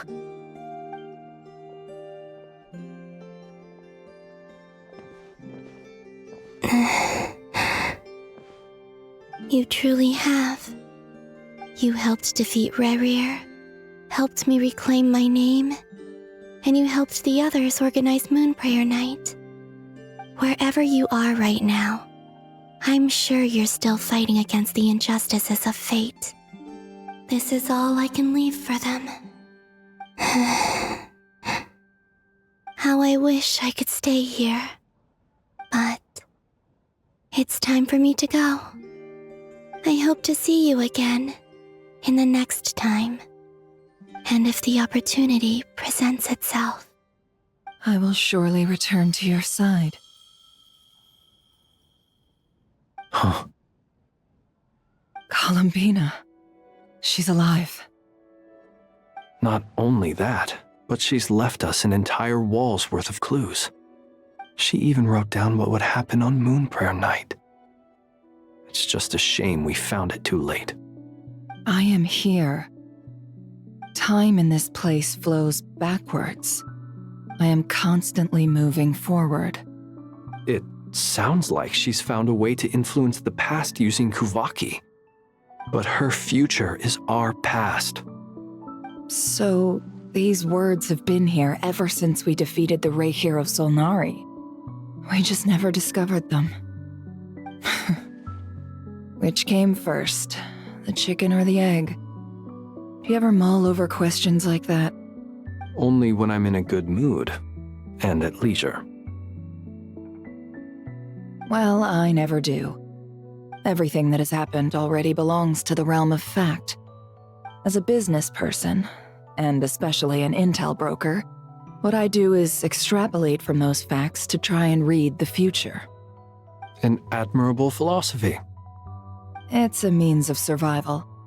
Let's go. We have a wall's worth of clues to share with the others.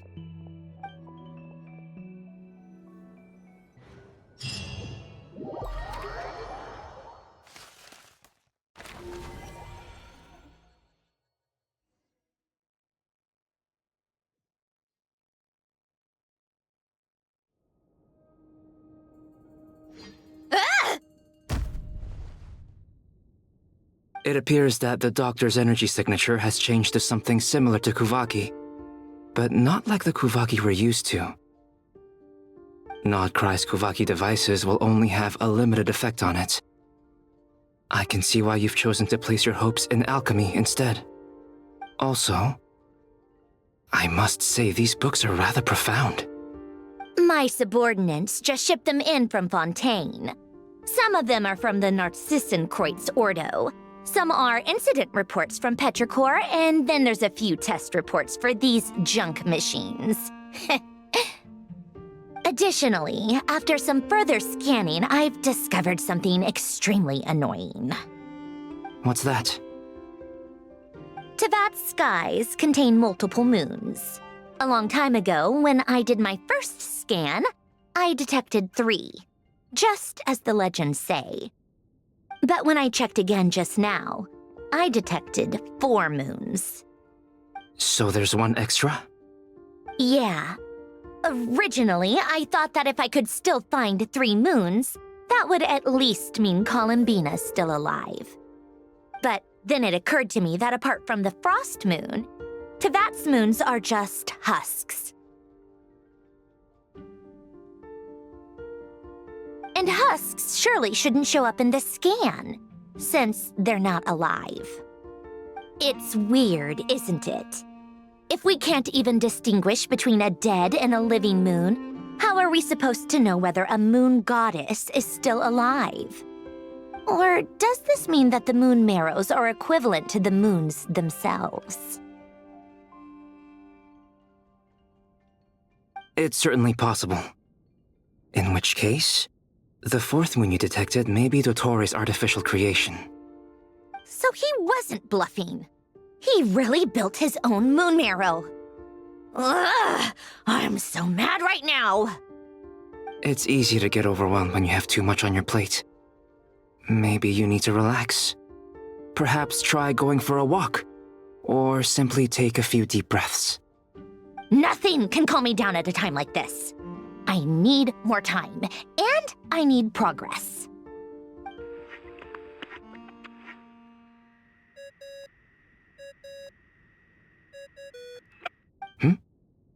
It's Mr. Flynn's. I really hate that ringing tone. Ugh. First the 4 orthants of the Narcissenkreuz, then moon marrows. Now what? Oh, sorry if we're disturbing you. Might I ask what's troubling you? What do you want? We're busy. Are you still at the Curatorium of Secrets? Yeah. Look, everyone else is still out, so there's no hurry. Plus, I'm busy, so I would appreciate if you gave me some space. Even though we have crucial intel to share? Fine. I'm listening. Do you intend to share it via the Dodo communication device? Ordinarily, I would, but this is a unique situation. I think it's best that we discuss it in person. See you at the Curatorium.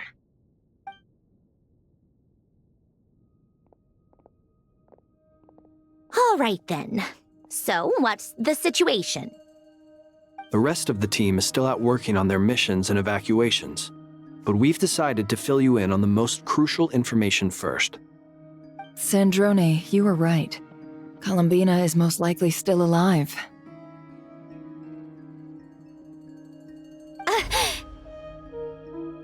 That's the best news we've received in a while, by a long way.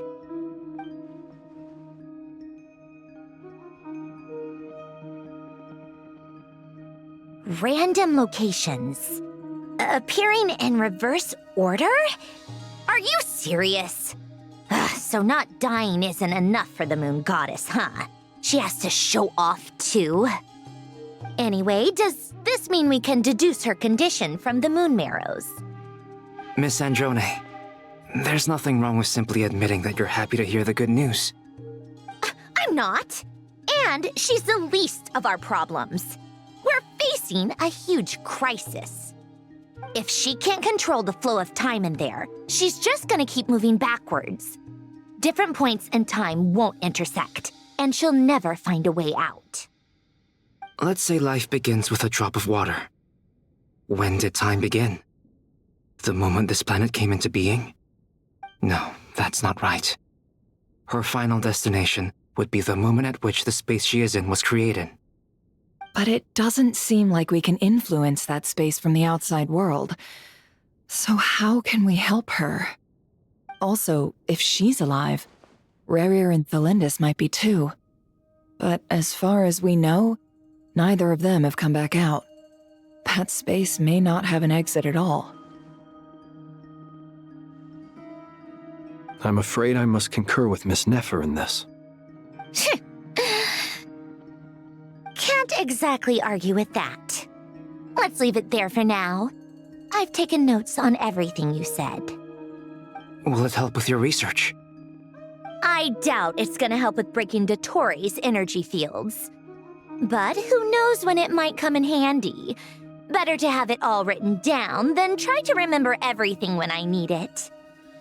All right, I need to get back to my research.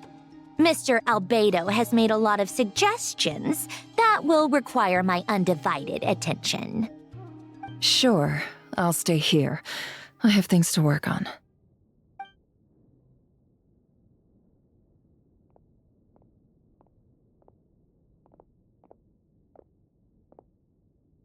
Paimon, are you there? Oh, right. She went with Varka to Natlan, didn't she?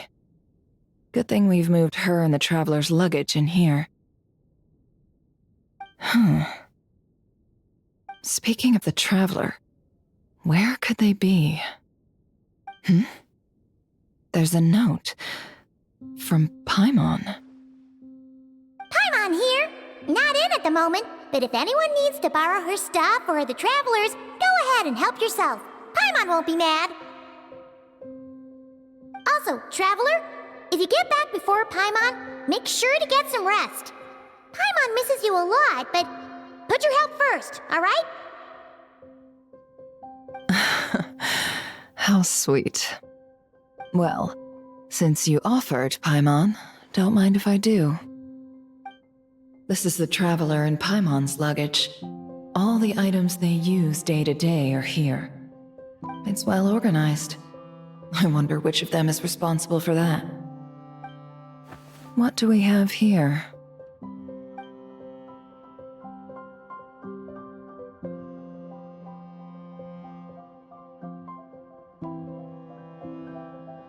The camera captured a special moment that can only occur between people who are close to one another.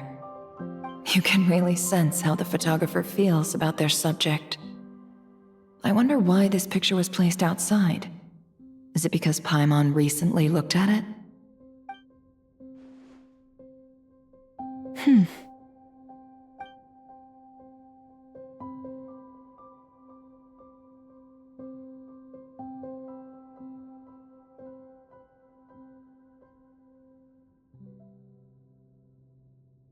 This must belong to the Traveler. Perfect. I'll use this. Hang in there. We'll find you.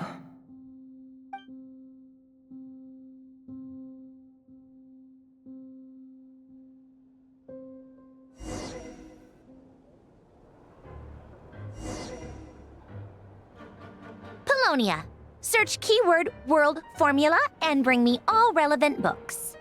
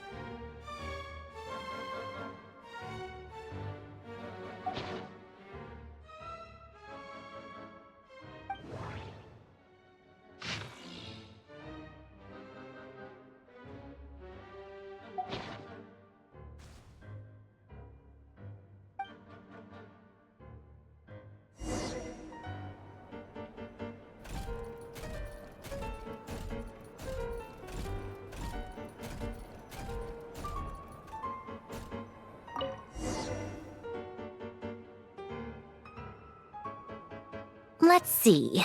This one is on Tonki's sermon dictation concerning the apocalypse. I believe that the correct term for this is Fortuna. This was an ancient Remorian technology, a wisdom unparalleled. I never imagined that Remorian ideas would be so similar to the diagram I have named, the world formula. This is strong evidence that human civilization should gradually shed possibilities as it continues to explore and evolve. The end of humankind may well be upon us right now. The sparks of civilization shall run out unless we consider introducing variables from outside the system. Variables. Surely that can only mean one thing. Descenders? Dottore likely captured the Traveler because of her descender status. But the Three Moons' authority comes from the world itself. Why would Dottore need anything beyond that? Where does this variable factor in? The world formula calculates the fate of an entire world. Introducing a variable would therefore give us...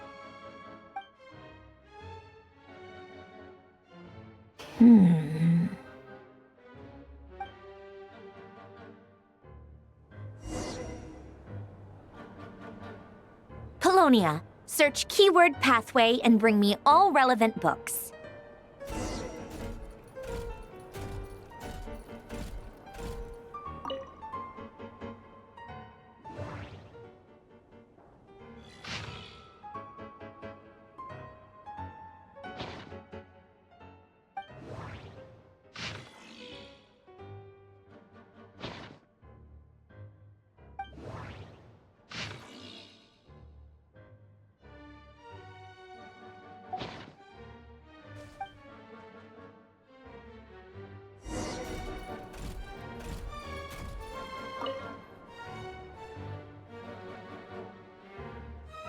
Otonki Sermon Dictation. Explications on the Chemical Marriage. These titles are pretty esoteric. Observe and compute the pathway displayed in the guidance diagram. Deconstructing and reversing its effects could generate potential ideas. So, it's one of Renee's draft lectures. Deconstructing the pathway. I suppose that could lead to a breakthrough.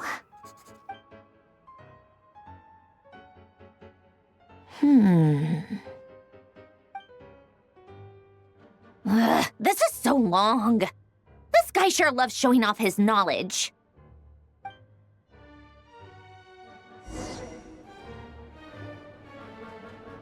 Polonia. Search keyword tree model and bring me all relevant books.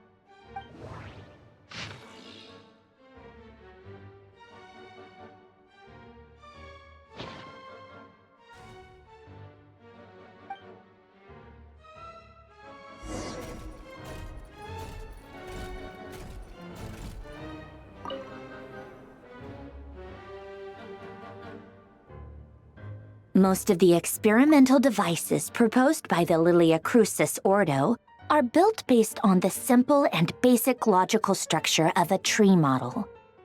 Lilia Crucis. Guess they were trying to cover up the name of the Nod-Krai Ordo? When Duke St. Germanus departed, he said, "It seems that there's no going back." Alas, he is only a genius when it comes to machines. In all other things, he is but ordinary. Excuse me? I'm sorry. That's just ridiculous. What kind of book is this?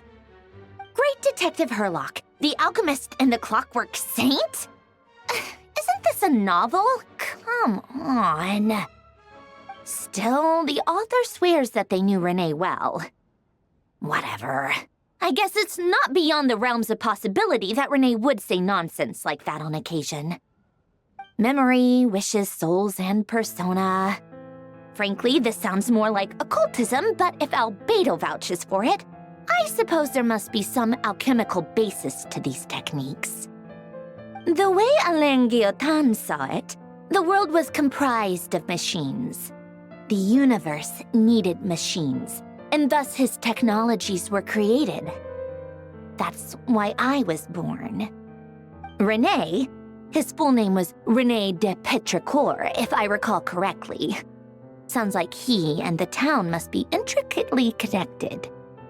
That place was also the source of most of our information regarding Remurian civilization. Seems like some of his projects were based on their technology.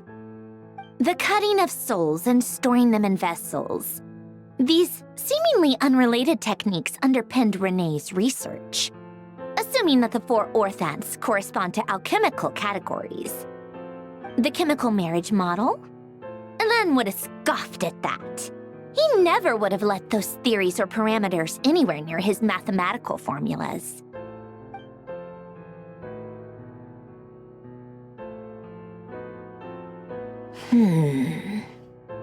What was Alain's view on René? I know he mentioned the name, albeit very rarely. Oh, now I remember. Alain's old notes are here too. They mentioned René once. René seemed most out of sorts when he spoke to me. A lack of sweet foods has dulled his mind, I should think. Either way, his words are not to be believed. Yep, that sounds like Alain. My subordinates actually did a half-decent job digging out all these materials. Makes a change. Good for them. Some of Alain's old files are completely consistent with these records. He must have gotten them from the Tower of Gestalt.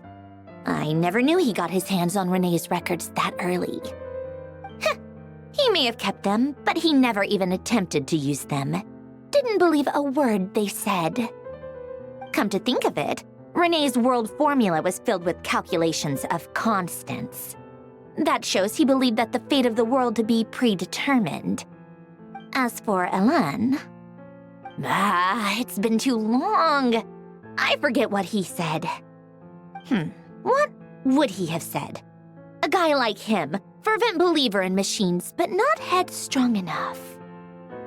The world can be changed. It is worth persevering. Yes, that's how he used to think at least. He created that procedure to save this world. Yet the scale of the world's fate proved too enormous. The result was beyond his ability to calculate. He died having never seen the outcome. And there I was, left behind in the ashes of his dreams. Did you really never take a close look at Renee's research?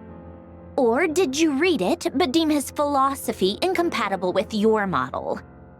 The very thought of trying to incorporate his ideas probably made you feel sick to the stomach. Well, don't worry, because there's a whole new category of lunatic in town. Next to Dottore, every other madman looks sane. You once asked me what I wished for. Should have asked him instead. He's the one pining for things you'd sooner die than witness.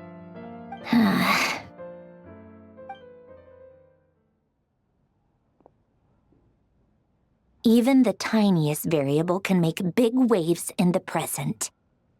Now then, allow me to put these incompatible fragments together in your stead. First, establish and verify the existence of the Great Circle.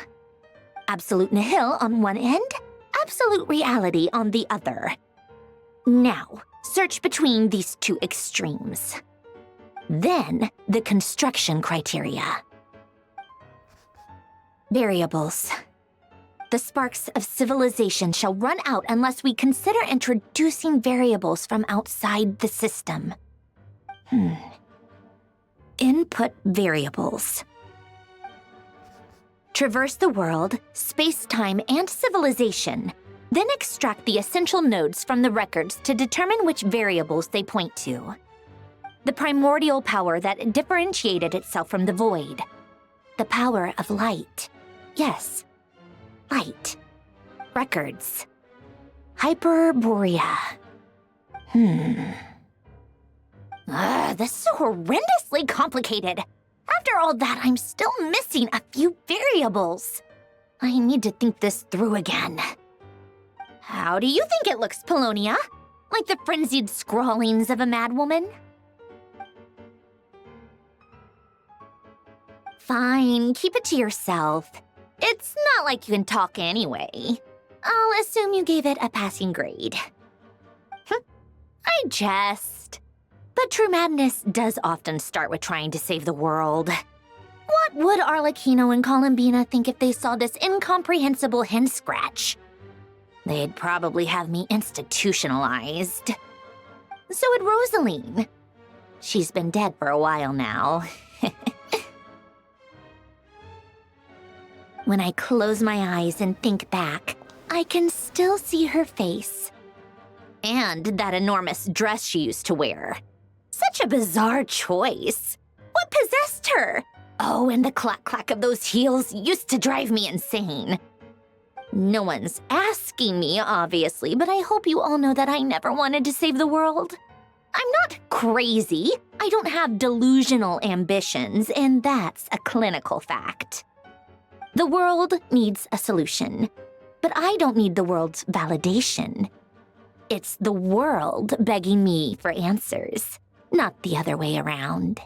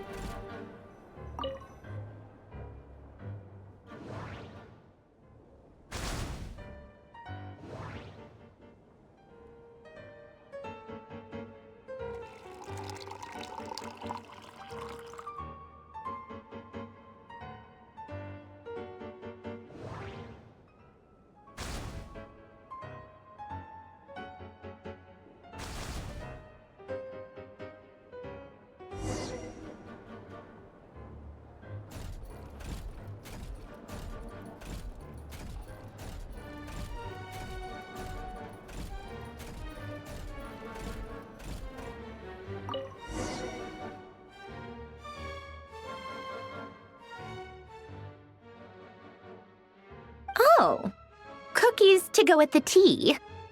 Let's see. They must be from that person who brought those documents. I see they're from Hotel de Boer. Something's written on the box. We are proud to present this homage to the Fortress of Meropede's fun-filled mill collection system.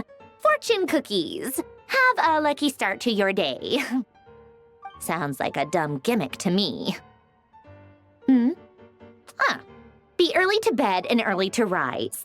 Get plenty of sun and drink plenty of water. Then things will surely go well for you. What? Are you kidding me? Somehow I doubt that an early night and a glass of water is magically gonna save a world on the brink of existential peril.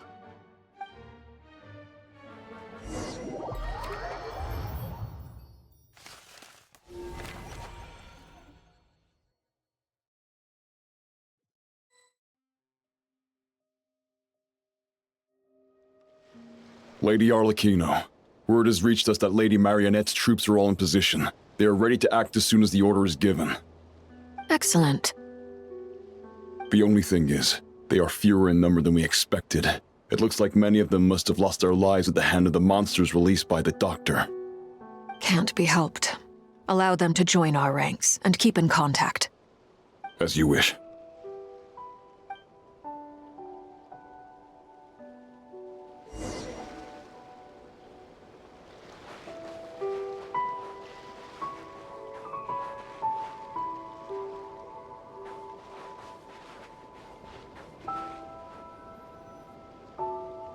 It's been a while, Arlecchino. You look well. Did Dottore really have to build his lab right on the sole path between Snezhnaya and Nod-Krai? Had to go on a huge detour to stay out of its line of sight. Sounds like an arduous journey. I assume you've brought word from Her Majesty? Of course, all part of the job. Firstly, the Tsaritsa has authorized Fatui Internal Affairs to review Dottore's case. They will reach a formal verdict on whether he has turned traitor and whether he poses a threat to Snezhnaya. While they're working on that, I've been ordered to come and receive the refugees from Nod-Krai. They are nearby. My team will escort you to them shortly. Great. Aside from that, Her Majesty has a message for you and Sandrone personally. Huh? Where is Sandrone? She stayed behind to work since I was making the trip anyway.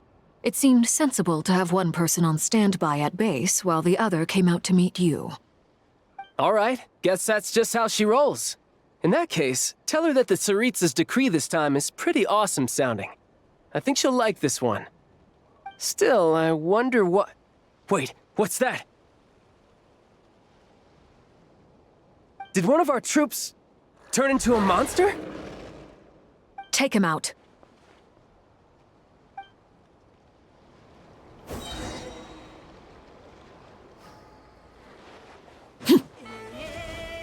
Transfixed!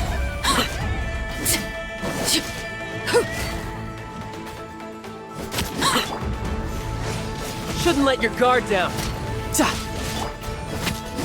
This is where you fall. You've gotten stronger, Arlecchino. Nice.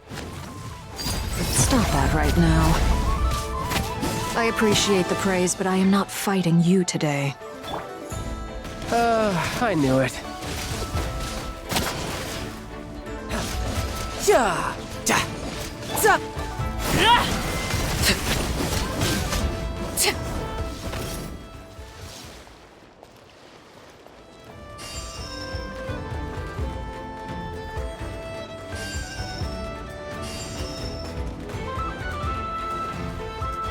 Laid bare. Tidal wave.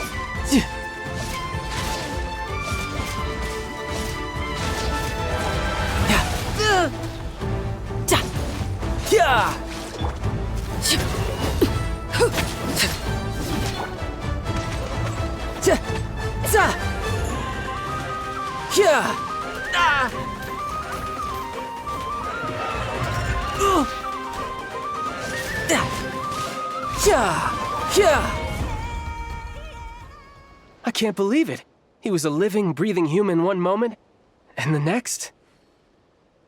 Another fine piece of work by our dear colleague, I'm afraid. What in the world has been going on in Nod-Krai? A lot.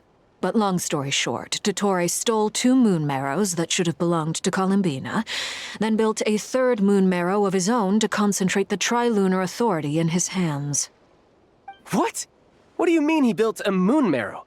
People build roads and houses, not moon marrows. What's his next DIY project? He's gonna build a god? You could stand to be less surprised. We are harbingers. The work we are engaged in makes the creation of gods seem mundane by comparison. I tell everyone who asks that you once crossed swords with Rex Lapis while serving as a key supporter for Rosaline's plan. But right now, you're acting like a common adventurer. Thanks for speaking up for me. Those 2 really took me for a ride back then. Then again, surely no common adventurer would manage to get tangled up with them the way I did. That's gotta count in my favor, right? It almost sounds like you wish to repeat the experience. I might have to lower my opinion of you. No. I'll stop talking. Please, go on. Dottore is currently still experimenting with his newfound power in ways that continue to corrode the outside world. As for the human mutation, I believe this is simply a consequence of his experiments, and not a strategic move. That radiant beast was once a subordinate of Sandrone's. I suspect he was only allowed to live so that he could become an experimental subject. Also, those of us who fought Dottore have been afflicted with a curse. As such, I cannot leave Nod-Krai. This is so much worse than I thought. No wonder Her Majesty's decree is so extreme. While these exceptional circumstances persist, the Harbingers are hereby authorized to use unilateral executive powers. Should Dottore pose a threat, Arlecchino and Sandrone are permitted to eliminate him. My thanks to Her Majesty. I will pass these good tidings on to Sandrone. Her Majesty has also declared that she will refrain from launching an attack on the now evacuated Nod-Krai due to the presence of unretrieved research material. A wise decision. By the way, how's my old partner doing? I'm assuming they're with you? Partner? You mean the Traveler? I'm afraid I have bad news. She was captured after our failed assault on Dottore's lab. Her whereabouts are currently unknown. What? Why? Since when does Dottore have a bone to pick with her? That is indeed the question. I'm not sure he does. He must have some other goal in mind. This won't do. I have to rescue her. You can't. We have no idea where the Traveler is. What am I supposed to do then? Stand here twiddling my thumbs? Sandrone is working on it. The best thing you can do right now is complete your mission. Fine. I guess I'll leave this to you then. One last thing. Tell the Rooster to get the message out to the gods and citizens of every nation in Teyvat. Beware. An uncontrollable pollution is spreading forth from Nod-Krai. The source of that pollution is a madman drunk on the success of his experiments. The Fatui and our allies will endeavor to contain the threat. However, if Nod-Krai falls, things are likely to escalate. Considering Dottore is one of our own, all Fatui stationed in Nod-Krai consider it our duty to stay and fight him to the bitter end. Whatever the cost. Hey, don't be too pessimistic. If it comes to it, I'm sure Her Majesty won't stand by and do nothing. I hope you're right.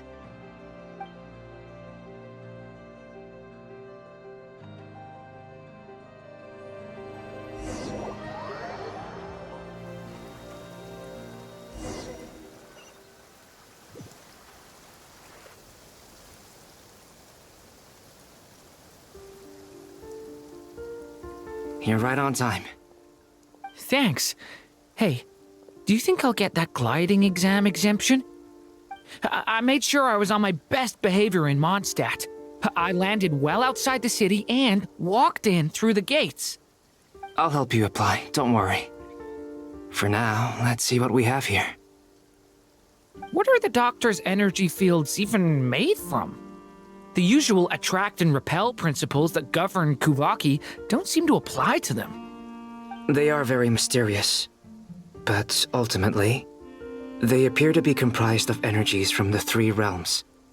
Thanks to research by Master in the Hexen Circle, we know that Teyvat's 7 elements are derived from the more primordial power of the Light Realm, which is antagonistic with the power of the Void Realm.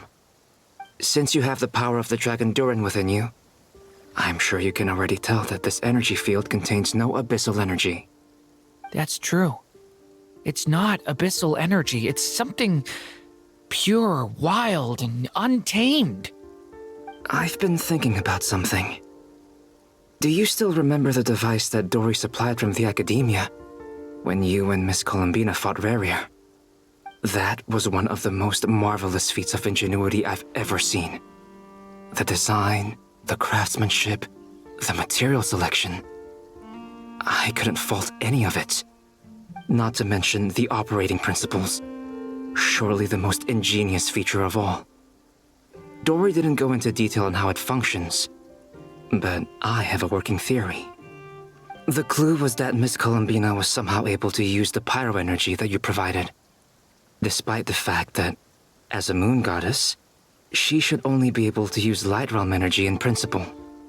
Now, all elemental energy is, of course, derived from light realm energy to begin with. Hence, I suspect that the device works by restoring elemental energy to its original state. This presumes a theoretical model of the 7 elements akin to that of light refracted through a prism. Perhaps it is no mere analogy. Maybe there is indeed a prism in this model. I almost wonder if the idea for the device was conceived based on direct observations of said prism. It would explain how such an ironclad design concept was achieved. It is at once a masterwork of engineering and a groundbreaking application of the Academia's latest elemental theories. I suspect only Lesser Lord Kusanali herself could have devised such an ambitious technology. But back to the energy field before us. If this is pure light realm energy, its relation to elemental energy is one of integration versus division. Or you could say that the former contains the latter. Could this mean that elemental energy can dilute the power of the light realm? Should we give it a try? We should.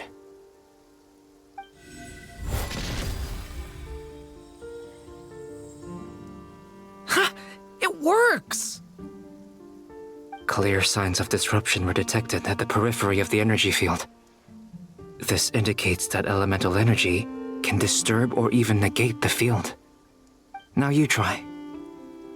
All right, here goes. It's working! Switch to abyssal energy and attack again.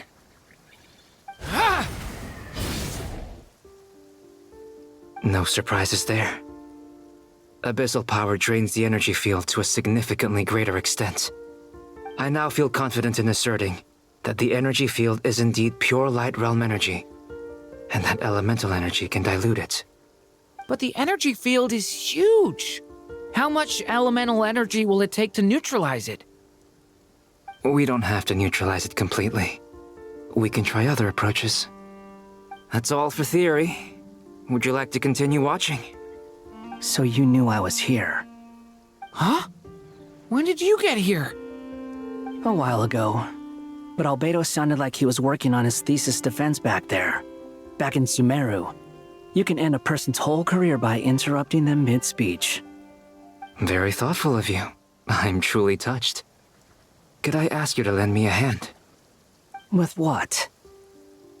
A little test. Try using Animo to unleash a concentrated assault with circular blades, with the goal of breaking through at a singular point. Nice! This time it tore through the field. Tremendous. This is a major breakthrough.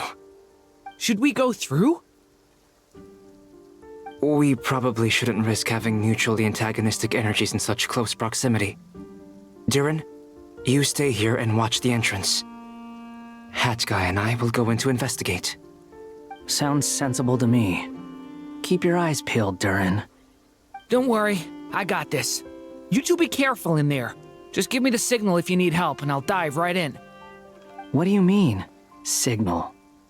It's based on a new alchemical concoction I developed last month. When 2 bottles of it are smashed on the ground together, they emit a blinding burst of light. If it comes to that, remember to shield your eyes with your hat. Glad I asked. Thanks for the heads up.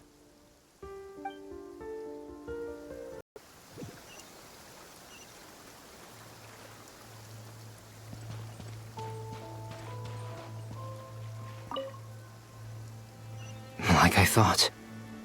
Beyond a certain distance, we can't see the opening where we came in. Maybe that's to prevent people from escaping.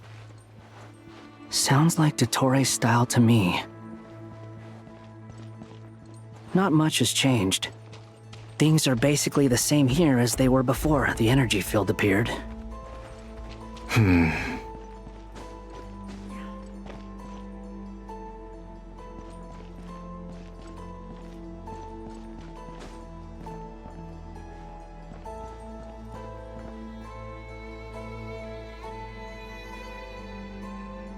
They have no heartbeats and they're not breathing.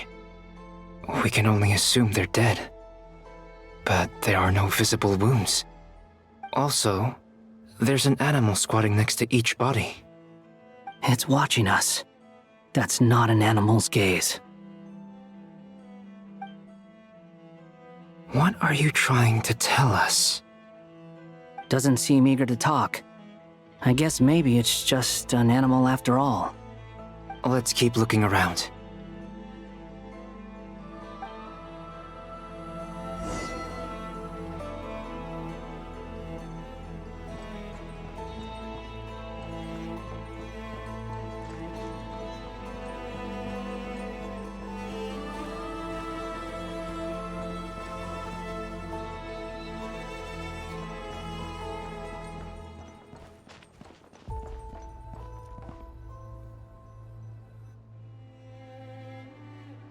Same situation everywhere. Not a living soul in sight. Just countless bodies with animals standing watch over them. Well, I think we can safely rule out the possibility that they're all pets. Is skirting around the topic your way of showing consideration for other people's feelings? Just being cautious. I don't doubt that you can handle the truth.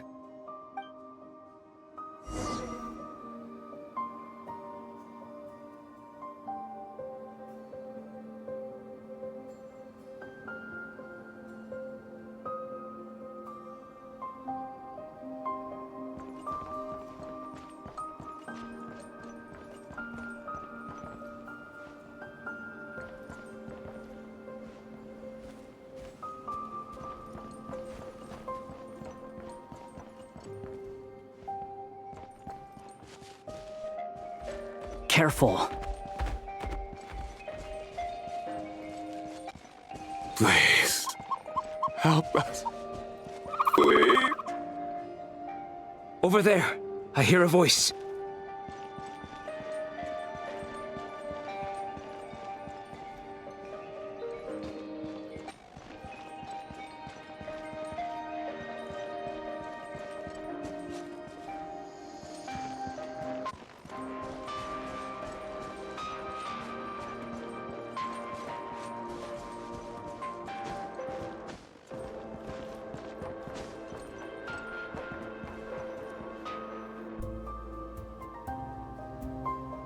Please, help us. Please. What happened here? I don't know. Suddenly, everyone collapsed. Then my line of sight got lower. I still have some of my senses left. I gotta get out of here.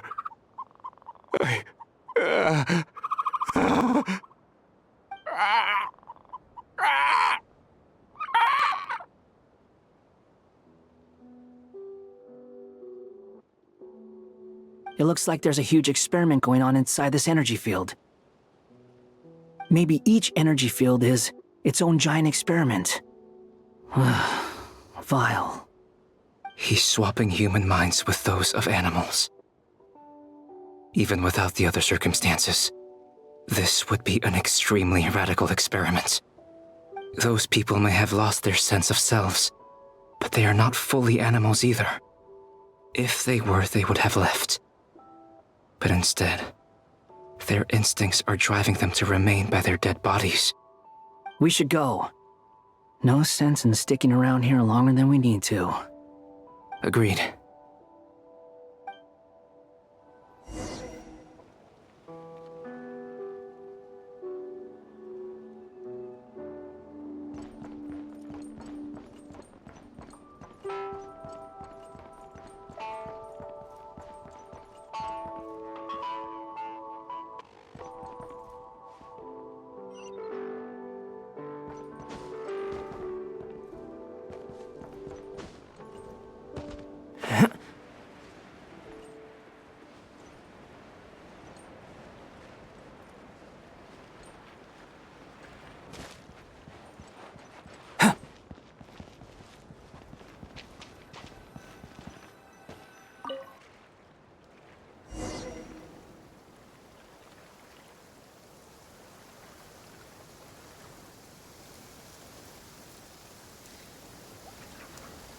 You're back! Everything okay?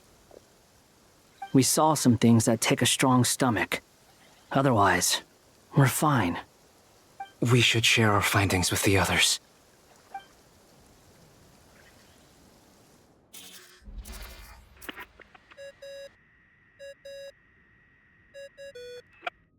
Yes? Who is it? Miss Nefer, it's me, Albedo. We found a way to break through the energy fields. With enough control, it's possible to tear them open using elemental energy.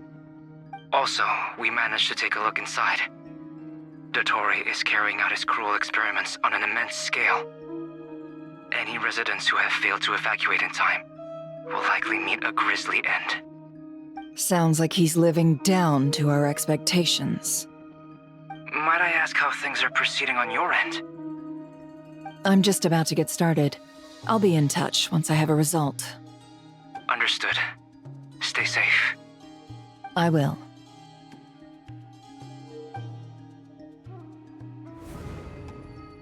Well, Nefer, I'll link up with you once my tasks are complete. What makes you think I'd need you to do that? I'll need it. And considering the way you approach certain matters, I think you'll be better off with me present.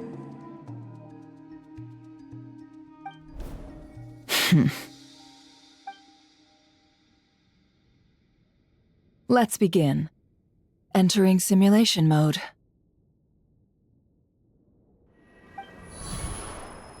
A vast wasteland.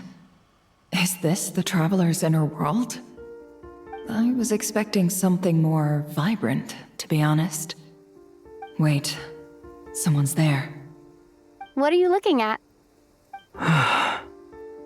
In that case, I'll look at it with you. I want to know all about everything you've seen and experienced. Is there somewhere I should return to? Or should I stay here and be the hero everyone says I am? I don't dislike my current life. Roaming the land, fighting battles, accomplishing missions, earning a living, looking after Paimon. It's not so bad. I guess the only thing that's missing is that you're not here with me. This is the conscious layer, which contains a person's true feelings. It is filled with both longing and kindness. I suppose anyone who lives long enough ends up wishing for someone who can't be there. Maybe it's the only way we can feel truly alive. Time to delve a little deeper.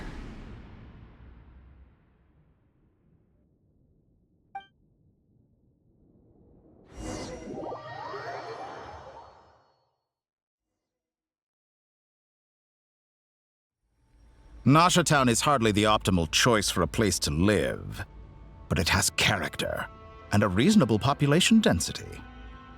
What are you trying to say? Oh, don't be nervous. I was just thinking where might make a good starting point for your journey. Perhaps I should send you further afield.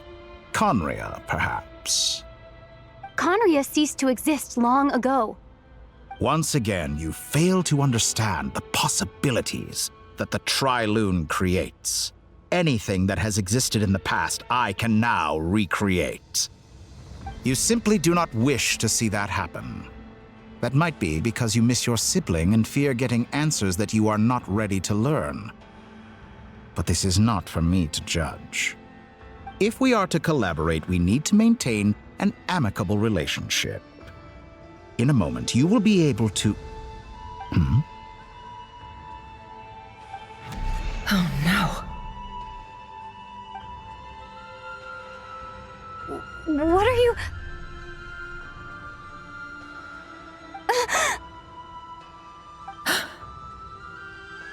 What are you gonna do?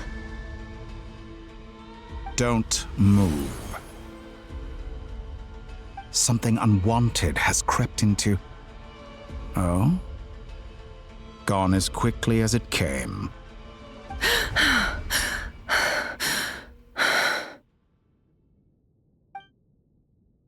Did you save me? If I hadn't cut the connection, Dottore might have caught you from the other side and destroyed you. This was a good idea, but once is plenty. You were exceptionally brave. Excellent work. Thanks, but now's not the time for that.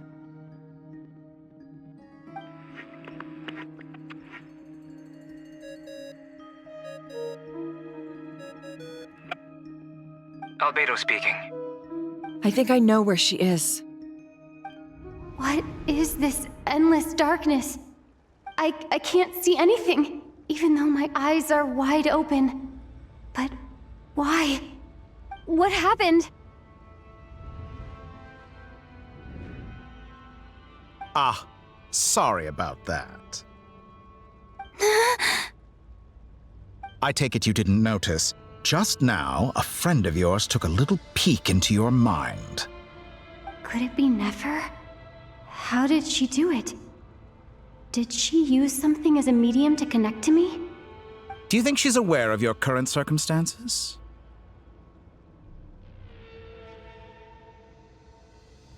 Oh dear. Have I stunned you into silence? I only wanted to slow down your time a little so I could stop your intruder in her tracks. It would have been nice to capture the spy. I must say, I'm finding the ability to adjust the flow of time rather intriguing. The moment you closed your eyes, time seemed to grow impossibly viscous, didn't it? A whole month passed before you opened your eyes again, but only for you. No one else was affected. I dare say this is something only a god can achieve. Point taken. You've proven once again that you have god-tier powers. Oh, you misunderstand. This wasn't about proving a point. I was testing things out. I find I learn best by doing, and I have to admit, time is not the easiest dimension to control. I only wanted to make you sleep for a short while, but it ended up lasting a whole month. Clearly some finesse is required to wield the authority over time as I wish. I hope you're not angry with me. It was only a month's discrepancy, nothing too serious. Had I been off by a year, a decade, or even a century, that would have been quite a different story. You could have frozen me for millions of years. So much for collaboration. You aren't showing much sincerity. Millions of years? To what end? I wonder if you don't understand humans all that well. They are very pragmatic creatures who understand only that which they can perceive with their senses. If I had you sit here for a week, I imagine people might sympathize. But if I left you here for 100, 1,000, or 10,000 years, the sheer size of that number would cause it to lose all meaning to them. They would not have the capacity to comprehend your suffering, and thus they could not empathize. Unfortunately, while gods do exist in Teyvat, it is ordinary humans that account for most of the population. Their lifespans are so limited, their bodies so fragile. Did you ever really hope that they could begin to understand someone like you? Your long life and unique origins make you fundamentally different from them. How long will it be before they start to treat you like the alien you are? Before you are ostracized, outcast? Alien. Even I feel bad for you sometimes. This world has made you into a slave. So many times you have served its will, and not once have the powers that be ever thought to grant you the one simple thing you wish for. You have been treated most unfairly. I can change that. I will grant you special privileges and give you back the status you rightly deserve as a descender.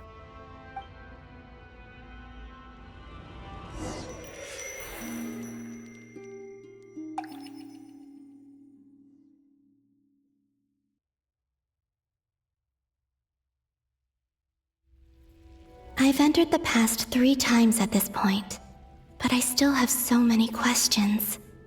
For instance, beyond each point being further back in time than the last, what determines the specific locations at which I can make entry? So far, the common thread linking all 3 scenarios is that the Traveler has been present. But it's more than that. I know I sensed something familiar around her. What was it? I'll keep this question in mind as I carry on.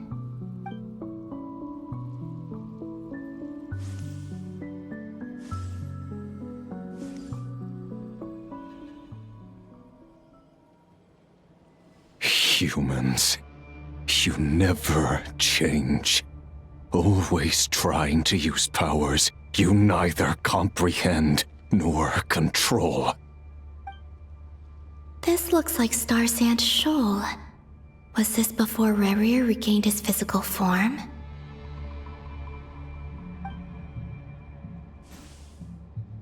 You've messed with the cannon again, huh?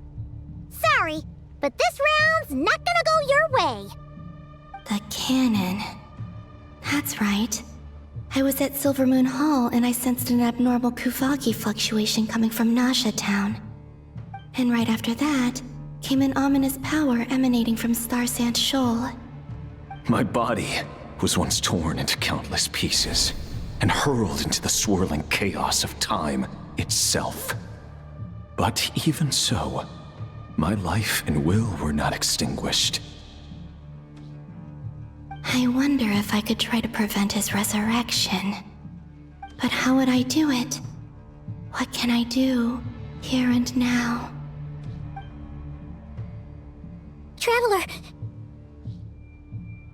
Behind you! Look at that light!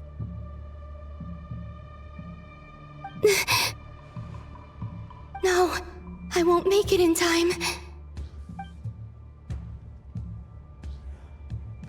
She's using the Kuvaki shield like I taught her. Is she gonna use it to block the cannon's beam? She's strong. I'm sure she can manage. But the force released when the beam impacts the shield might lead to collateral damage. Easy Island. The Frost Moon Scions will be exposed to lethal levels of Kuvaki. A question, if I may. Kind Miss Columbina. When the cannon's Kuvaki beam was deflected earlier, I saw several bolts of energy streak toward Hisi Island, only to be blocked. Did you also have a hand in that? Maybe that really was me after all. Well, future me. But I don't know if I have enough power left. Sigi sato pasa sax, niti ipotuvtos. There's no time. Osestikos paratin tirauto risu iku.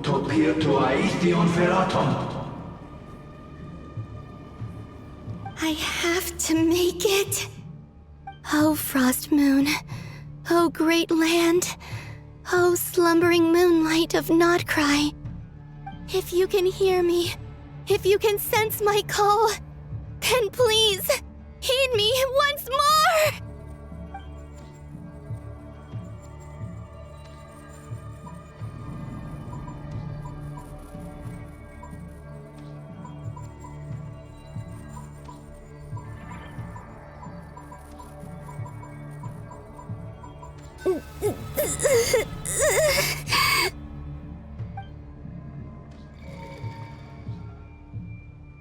Did it work?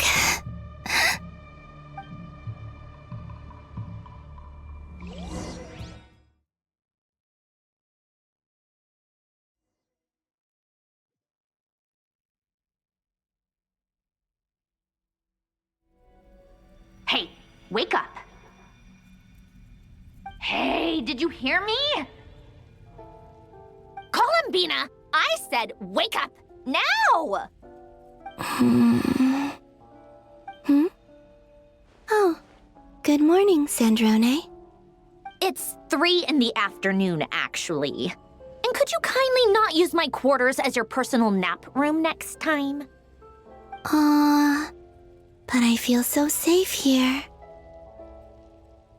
And your coffee, right? It's so bitter, but it smells lovely.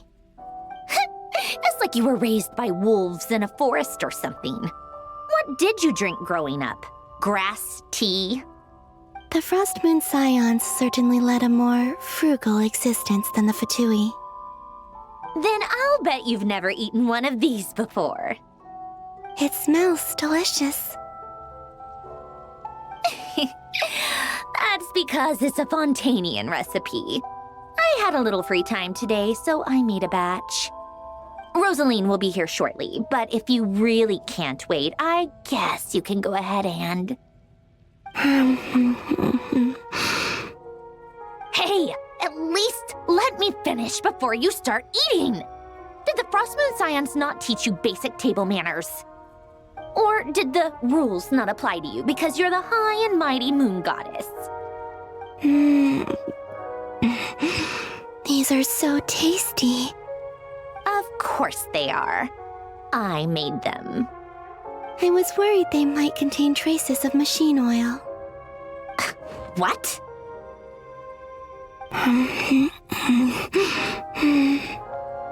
You know, there's something I've always wanted to ask you.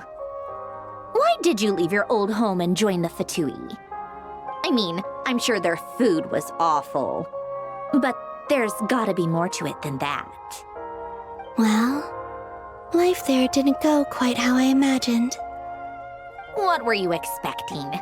You're a god. Your followers are gonna make some demands of you, right? Surely you can just answer a few prayers here and there in return for the free food and drink. How bad can it be? Well, would you help other people just for free food and drink? The doctor told me that you were created by a great mechanic, Lord something Fisher. The Lord Artificer. Ugh, some people can't keep their mouths shut. Oh, Lord Artificer. And didn't he have something to do with the, narcissist? Narcissenkreuz Ordo. Yes, that was it. Narcissenkreuz Ordo.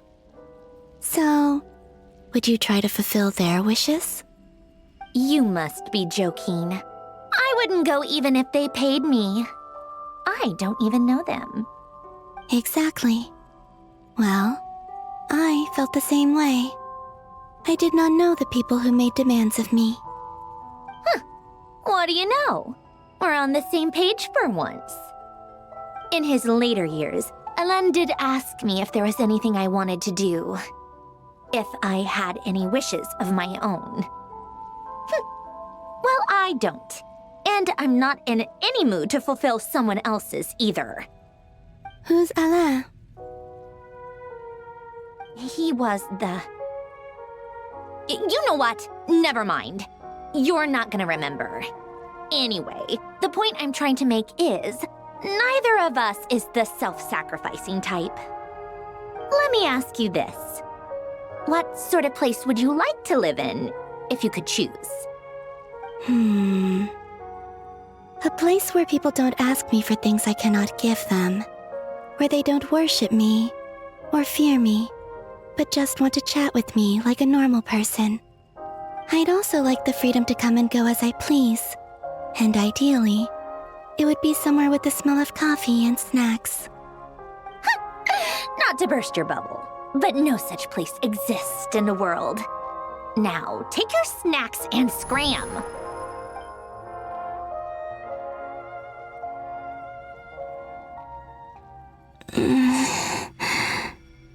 Did I pass out? Of course. I'm back here again. I dreamed of events from my past. Sandrone. Traveler. I miss you all so much. Back there, I guess I managed to harness all the Kuvaki energy on Hisi Island. But how did I do it? Time is flowing backwards here, and I can use that familiar power to enter the world of the past. That mystery ally everyone talked about. It was me all along. I can sense that there isn't much more power remaining up ahead. What lies at the end of all of this? Will time keep flowing into the past? And will I ever find my way back?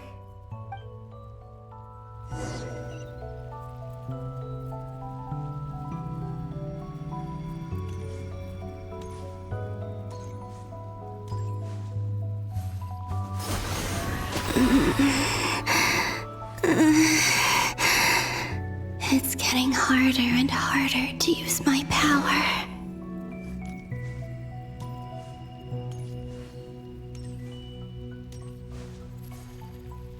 I'm no match for the Abyss in this state.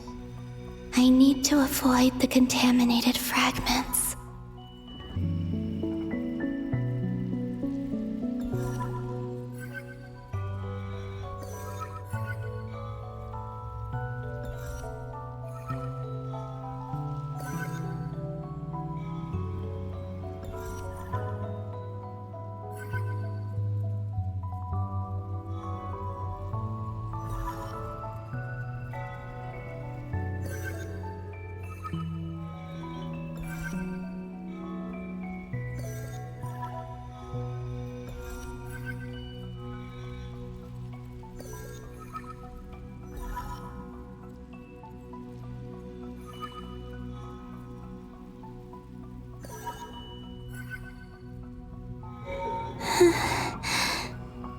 Time to go.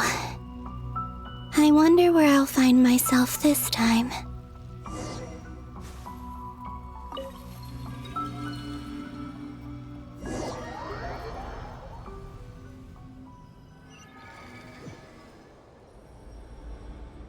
The Final Night Cemetery. This is where Flint's is based. Or not! How are we supposed to read through this many files? Difficult, yes, but it is also our most efficient option. Seems like they're searching for information. Oh, I remember. Flint's and Varga talked about some files on the Wild Hunt. Was this my doing too? To expose the true intentions of this Rereer, we need to dive into Nod-Krai's history. Are my actions changing the past? Or are they simply completing a process? Is all of this inevitable? Or am I the one making these decisions?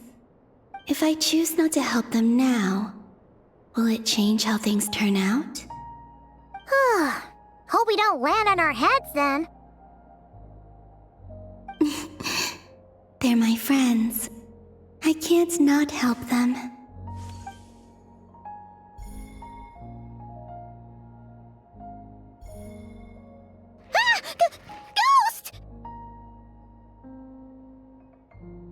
And the other one was...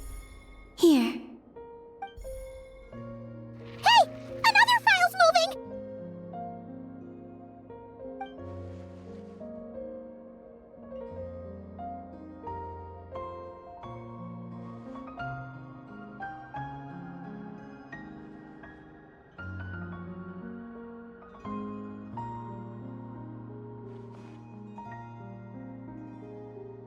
That should do it.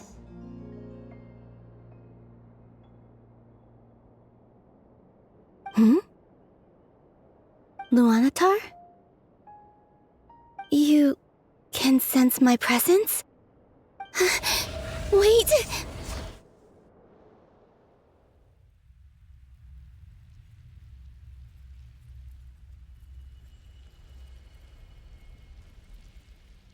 Luanatar. So she's that familiar presence I've been sensing all along. She's always been by the Traveler's side. That explains why the Traveler has been there each time I've entered the past. But why Luanatar? Is it because she has a connection to me as the Moon Goddess's familiar? If so, why not any other Kuhenki? That's...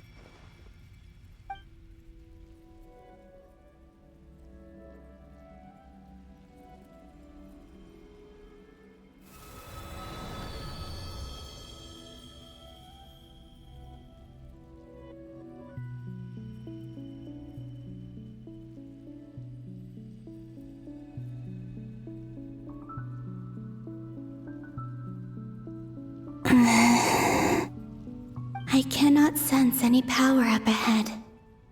Just a void, stretching out into infinity. This is likely my final chance to enter the past. It's now or never. I have to find a way back.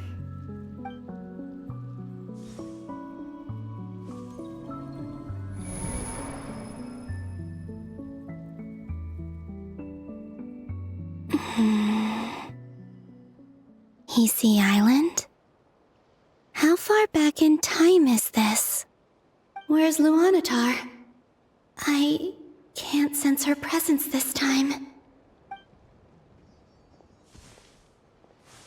Oh, seeing Enefa and Aino reunited like that sure was heartwarming. Traveler, Paimon. No, stay calm. I don't have much power left to change things. I don't even have that much time left here. Think, Columbina. How do I find a way back? A way back... to where? Do I go back to Moonprayer Night? Or to the future that followed? And if I return in my current state, what will become of me then? Dottoro's actions that day proved that he'd been planning that for a long time.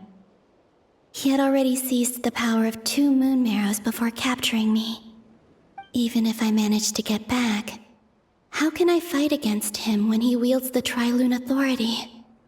I can't. If I go back like this, I'll be playing right into his hands. I have to find some way of rivaling the power he has usurped. Wait. Time flowing backwards. The Tri-Lune Authority. Does that mean... I think I know what the final destination of this lunar reflection might be. I know what I must do. Speaking of homes, we must already be close to where the Frost Moon Scions live. The vibe here feels different, just like the scenery. But how do I communicate my plan to my friends? Should I write it down here? No, someone else will see it. I need something with a close connection to me. Something I can use as a medium to tell them what's happened to me in here.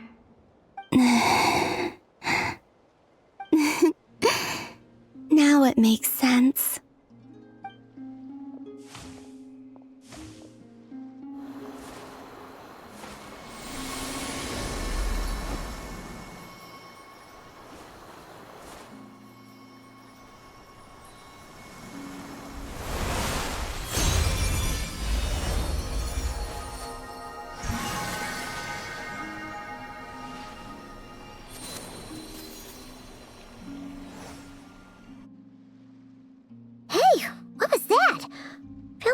some sort of breeze blew by, and then the petals suddenly turned into... Huh? It was I who brought Luanatar into being. I gave up a piece of my own soul to create her. That's why I could sense a familiar power from the moment I entered this space. It also explains why she's been present in every past location that I've entered. Because we have a deep connection. Hey there! What's your name? And the reason why there are no more gates to the past after this point is that Luanatar hadn't been born then. No wonder I sensed the trace of a blessing when we first met. But I still didn't recognize the soul hidden within you. Back then, I was just a little lost dove. I had yet to become Columbina Hyposelenia. Go on now. We've got stuff to do. Best you find someone else to hang out with. Hey, you scared it off. I'll be counting on you. Remember to stay by the traveler's side, guide her, and help her in my stead. Oh, and bring her to the garden where the moon prayer blossoms grow. There's a little lost dove there who will need her help.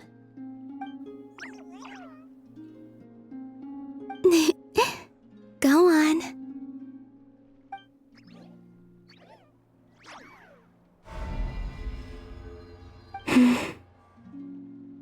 You too. Go and live your story. As for mine must go in a different direction.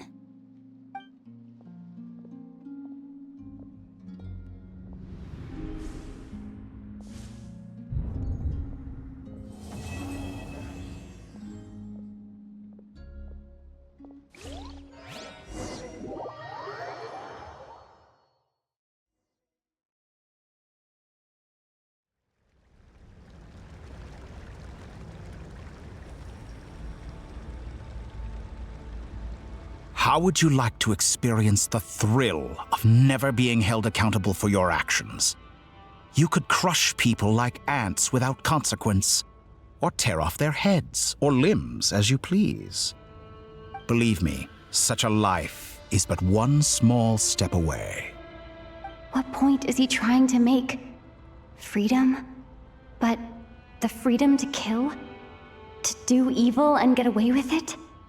Why would you offer me that?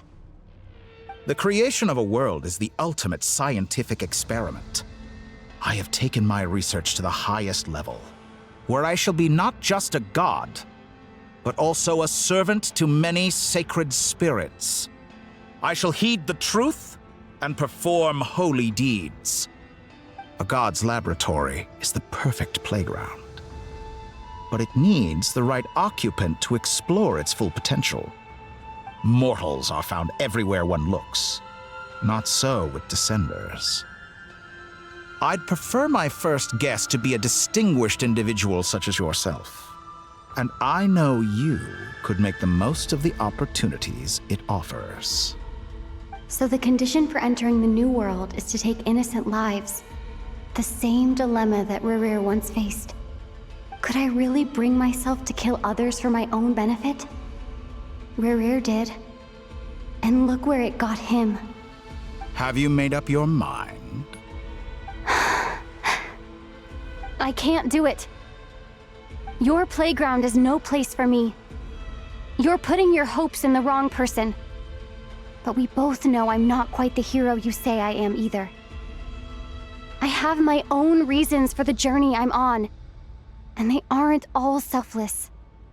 You've grown a lot since we last met, but there are still things you are unwilling to compromise on.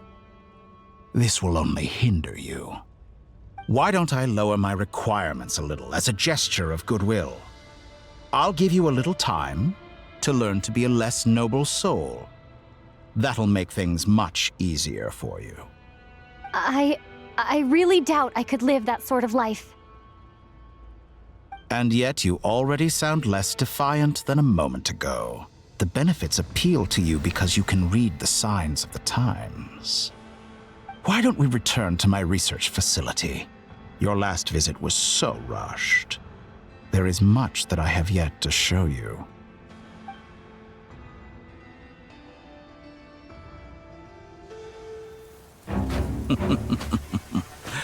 Now to that question, Heroes don't attack from behind. Guess I'm no hero. This is most disappointing.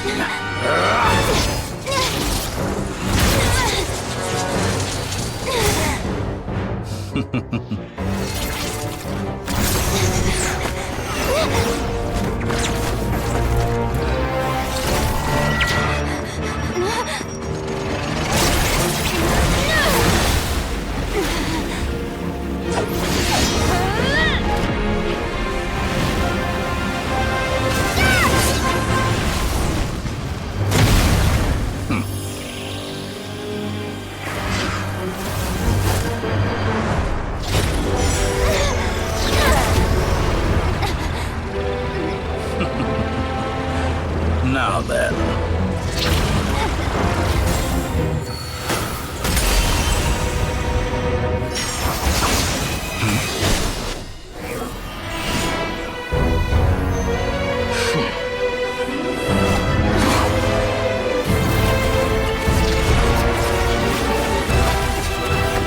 A new face. Interesting.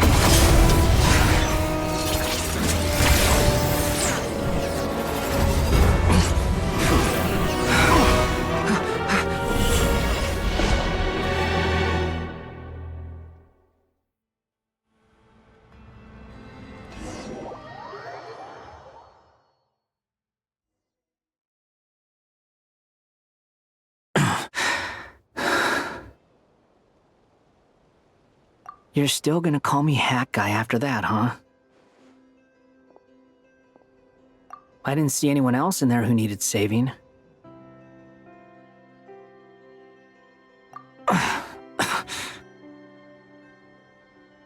It's nothing. I'll be fine. Why are you looking at me like that? Is it that shocking that I'd come to your rescue? I owed you a favor back in Sumeru. Now we're even. Distracting Dottore was tough, I won't lie. He's not gonna fall for the same trick twice. That was my one shot. I'd hoped to use it to take him out. Ugh. I never wanted to obliterate someone more than I do right now.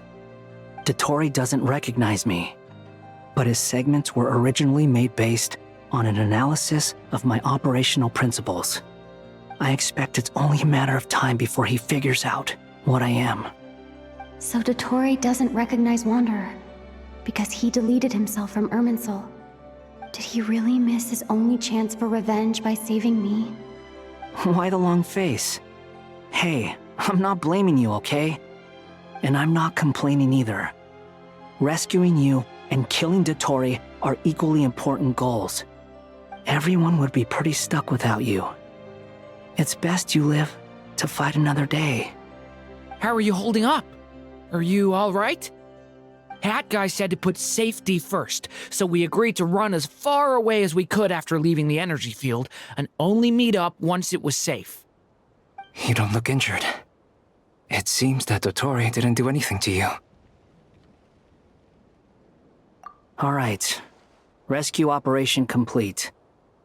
Let's head back. There's a lot more work to be done before this is over.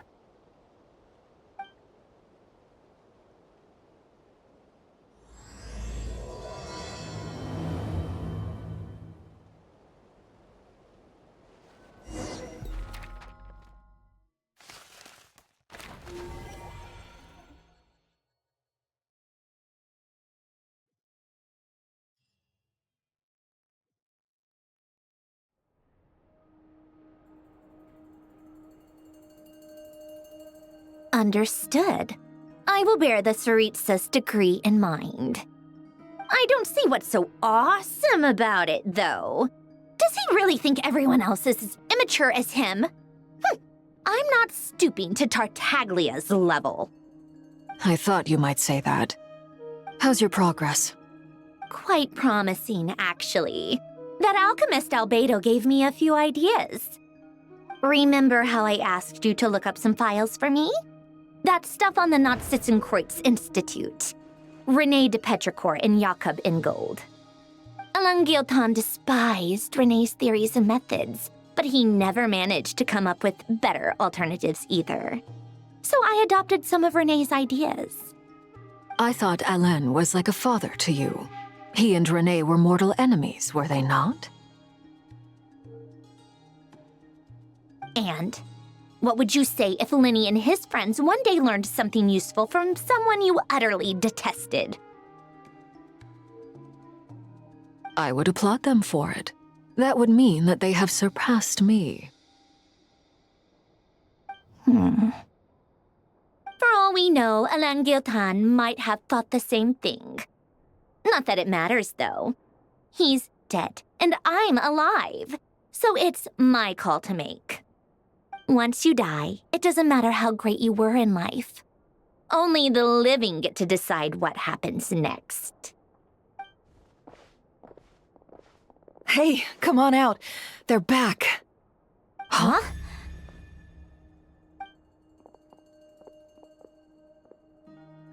You're back? And your head's still screwed on? And you still have all your limbs? What does it look like? Way to keep your composure, madam. Excuse you. I am perfectly composed. Glad you're okay. Yes, it's a huge relief. Worry? Oh, yeah, right. You think we, the Fatui, were worried about you? We were worried sick. Hey! The Traveler and I were already friends.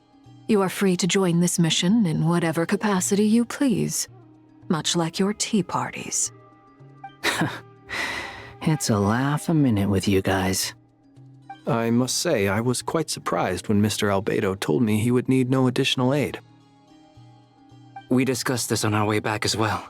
I am rarely so unequivocal, but in this case, we had full confidence in Hat Guy. He said he knew what he was doing. Albedo and I pretty much had to just wait outside on standby. Meanwhile, Hat Guy broke into the energy field and rescued the Traveler solo. You didn't have to mention that. Well, I'm thoroughly impressed. You are a force to be reckoned with, Hat Guy. Is she back? Is she really back? Traveler! It's really you! Oh, thank goodness! Paimon missed you so much! You can finally breathe easy, Paimon. It's great to have you back in one piece! Oh, Paimon's been having nightmares the whole time you were gone! Look at them. You know, once you reach my age, there's nothing better than watching a misty-eyed reunion between friends. It's nothing. Same goes when you get to my age, too. I bet Ino and Anefa would be tearing up as well if they were here.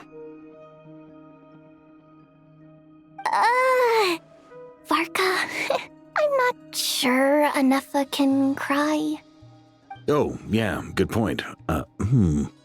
Hey, your eyes are looking a little red and puffy. Come here, let's hug it out. What? Ew, no! No, thank you. You're not my dad, okay? Knock it off! Everyone, I'm sorry for all the trouble I caused you. But the silver lining is, I didn't come away from this ordeal empty-handed. While I was being held captive, I learned a lot about Dottoro's current capabilities and what he plans to do with them. Allow me to explain.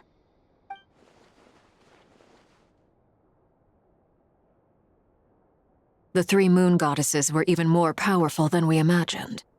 No wonder Dottore believes himself to be equal to the gods, maybe even superior. Utter blasphemy. While everyone was gone, Nefer and I made an interesting discovery. And I believe Miss Sandrone has something to share too. Ma'am, perhaps you could do the honors?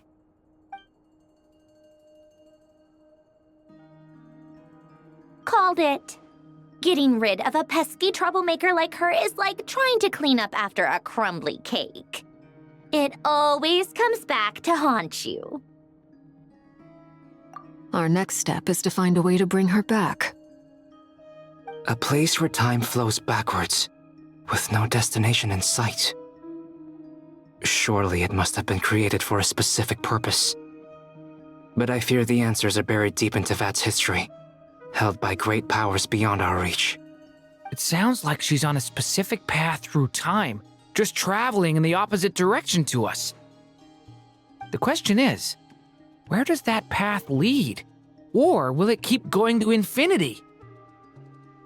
We considered that question as well. Strictly speaking, time is not infinite. Indeed not. Every road has an end. Nicole! You sure love quietly sneaking in mid-conversation. I do, in fact. It's something I've always done at our mages' tea parties. Quiet, mysterious, and persuasive. You wonder what lies at the end of her road. Well, just as the world has a beginning and an end, so too does time. And so, the end of the road is the moment that Teyvat was born. But where Miss Columbina will end up along this road, that depends on where this particular river of reverse time began. What about the original moons and the moon goddesses? Do they have a beginning too? All things do. In the beginning, no moons adorned the sky. It was the Dragon King Nibelung who raised the 3 moons into the heavens, and thus were the moon goddesses born. They were shadows of the planet, born to wield Nibelung's authority and oversee the world on his behalf.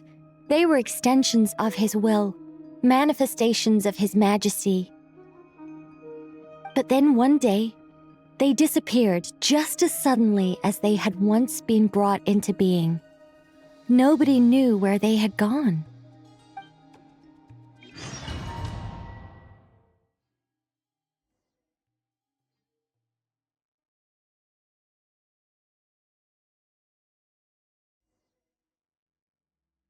Like I thought, no more paths back to reality have emerged since. But how can I be sure that I'm going the right way without scenes from reality to keep me on track? I can't even be sure of how long I've been walking for. The further I travel, the less stable this space becomes. There are even moments where I can sense something that feels like abyssal energy. They can just materialize out of thin air. I have to keep my wits about me.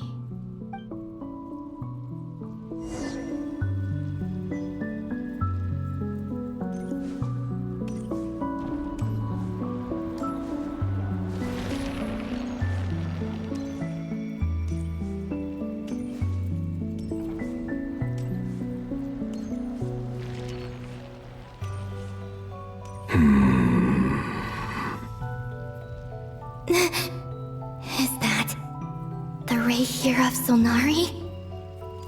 I can't believe he survived. How did he do it?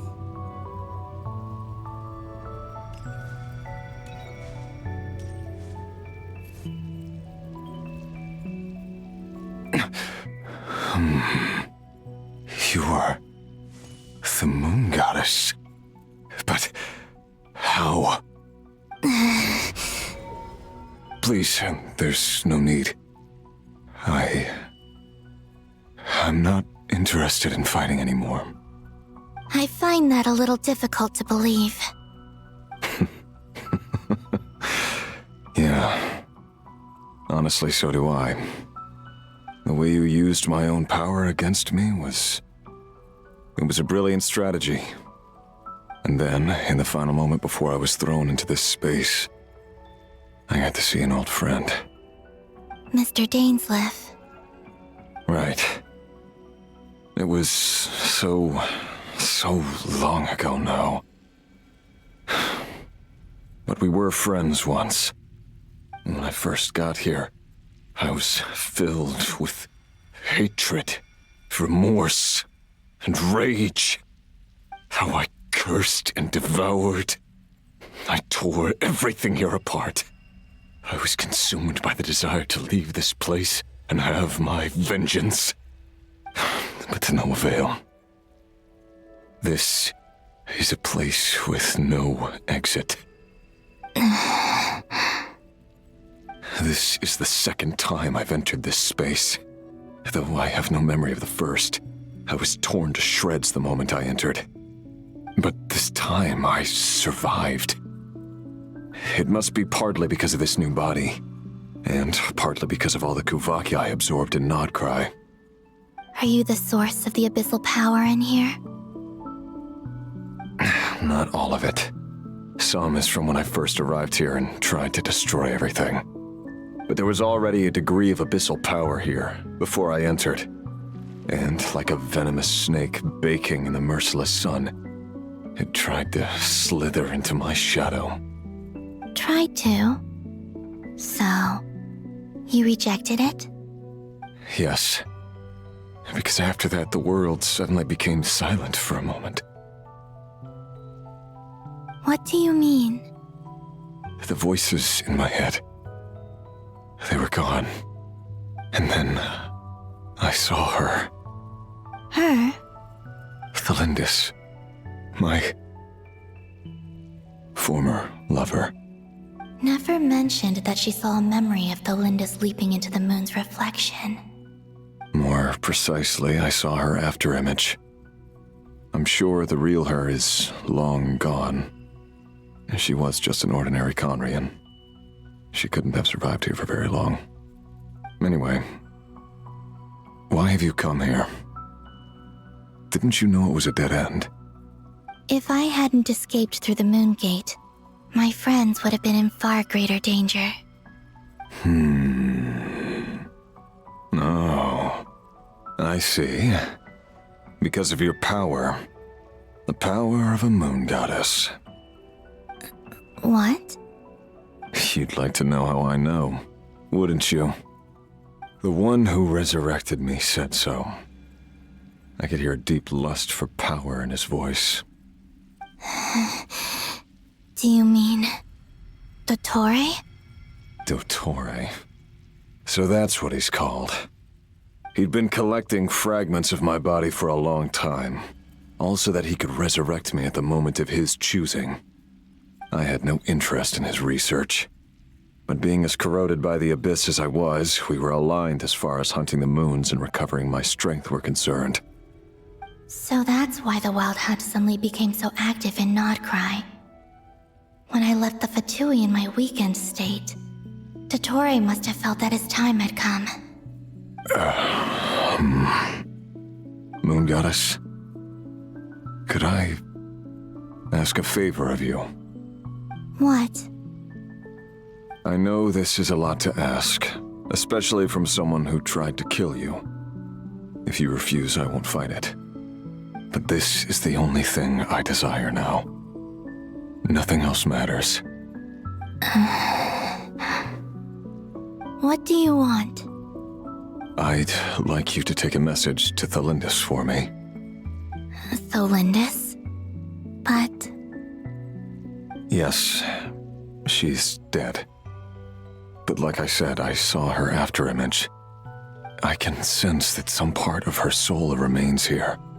Far, far ahead. Why don't you go and speak to her yourself? I can't. I don't know why, but I can't move freely in this space as you can.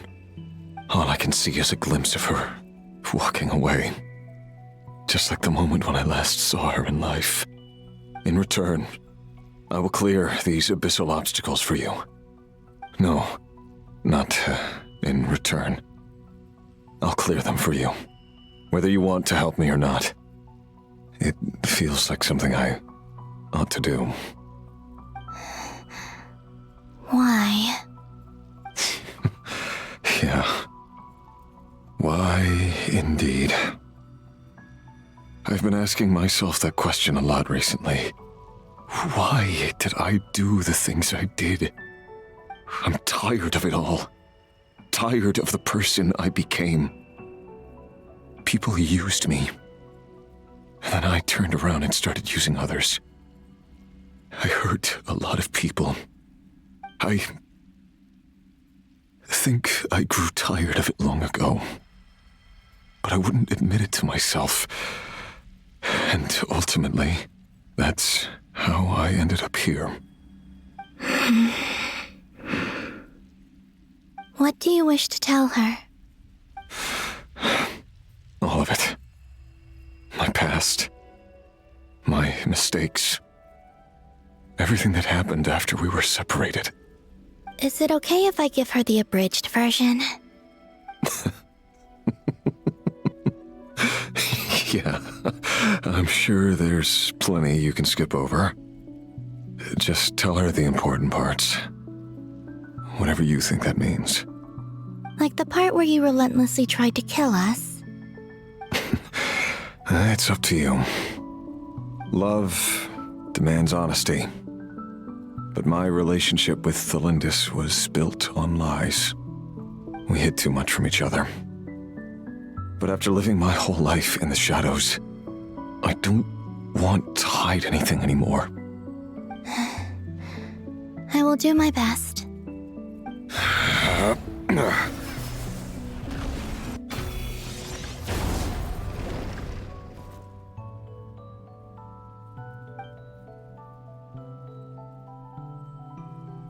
There.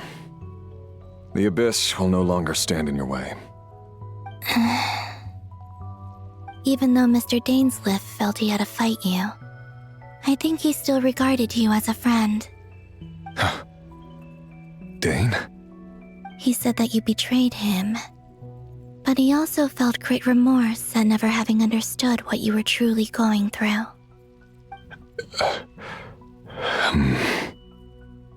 Why tell me this? Because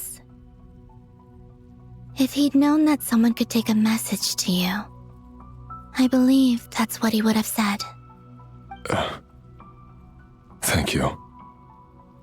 It means a lot. I know this will sound strange coming from me, but don't die, Moon Goddess. I can tell that you're determined to get out of here.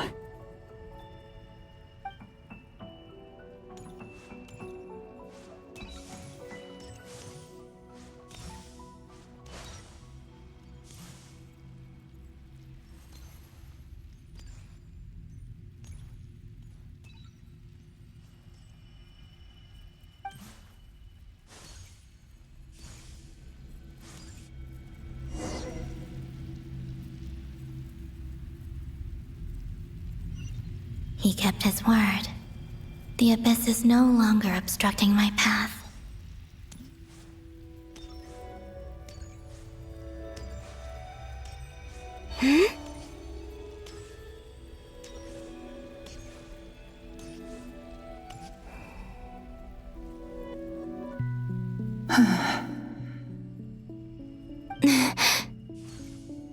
Is that the Lindis? She wasn't far off at all. And yet, they can never meet. Hello, Miss Thelindis. Who are you? How do you know my name? I've never seen anyone else here before. You can call me Columbina. I promised Rerir that I'd bring a message to you. Rerir? My Rerir? Is he well? He's doing better than he was. Better than he was, huh? Sounds like he's had a pretty rough time. Others have had a rough time on his account too. In many cases, their time ran out because of him. And I'm not just talking about the children of the Crimson Moon. So, things got worse before they got better. Could you tell me what happened, Miss Columbina? Are you sure you wish to know? Yes. This is my opportunity to learn the truth. No matter how hard it is to hear, I have to know. I admire your courage. However, time is short. I cannot stay here for long.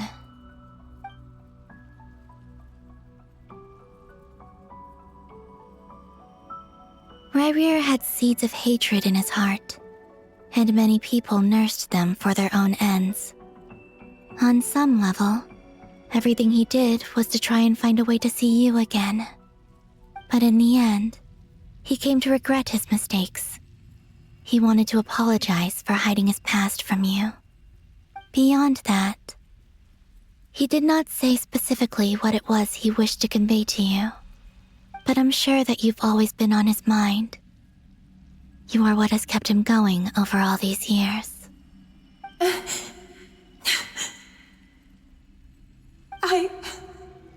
I'm sorry, Miss Columbina. This is so upsetting. I'm not sure how to put my feelings into words. It's all right. I understand. Well, that's everything from me. So, I guess I'll be... Wait. One moment.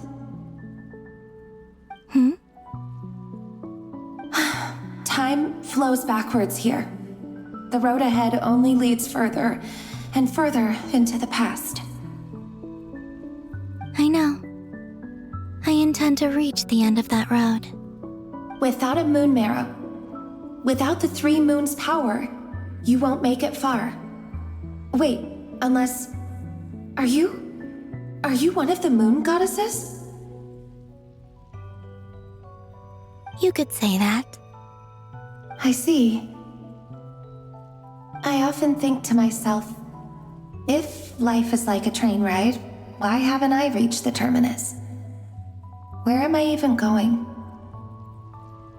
And it's not just me, it's this whole place. Wherever it is, it seems like it's existed forever. It's such a mystery. Where is it going? I must seem so ridiculous.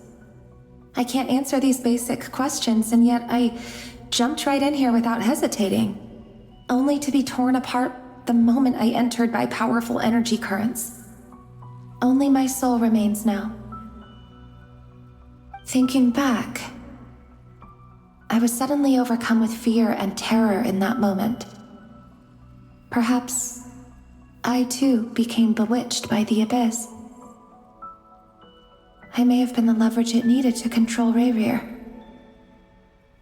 I used to be a researcher at the Universitas Magistrorum in Conria, researching the iridescent moon's marrow.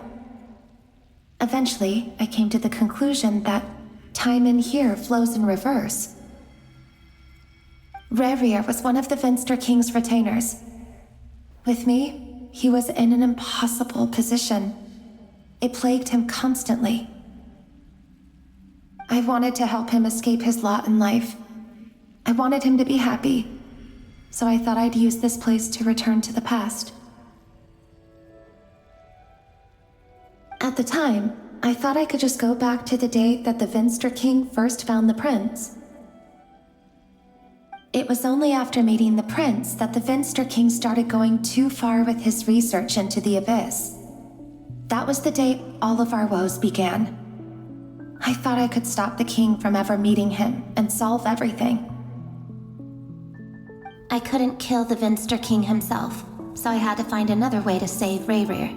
That's why I wanted to go back, to kill the person who had brought new possibilities to our realm. I'm sure it was a futile endeavor, but the abyss probably enhances the basest human desires. So I naively hoped I could change everything. But I was simply too weak. Like a speck of dust against the whole universe. Look at me. I didn't even survive the journey here. Not physically, at least. I know I'm never getting out of here. But you're different. You can make it, and I want to help you. I owe you that much. How do you plan to help me? Have you noticed the golden energy that exists here? Based on my past research and my observations since coming here, I believe they carry you forward faster. I can share what I've learned and help you understand the pattern in which this energy appears.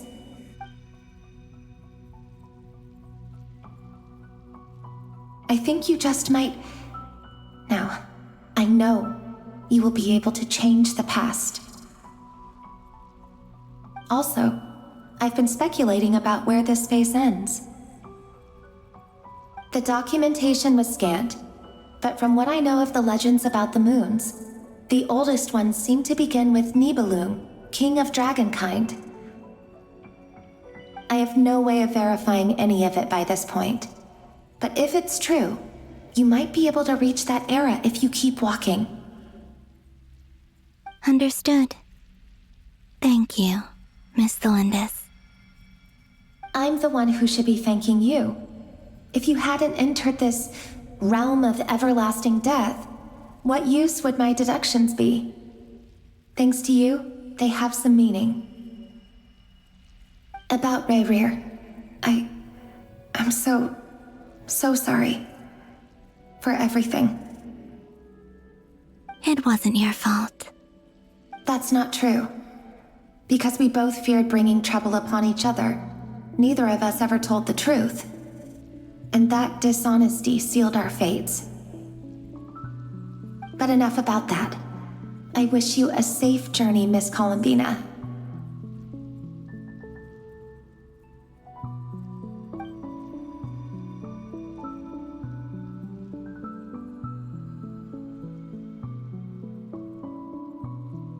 And may the outside world never have to experience pain like this again.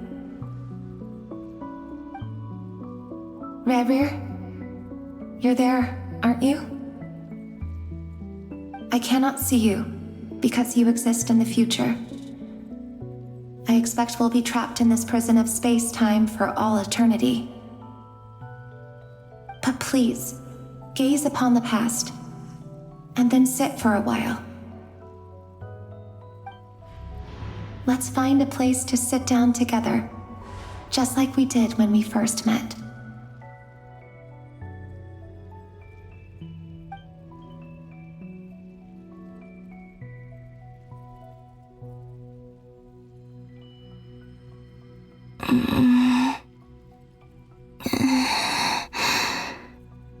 How long have I been walking? How much further till I reach the end? Is there even an end to be found? Everything's getting blurry.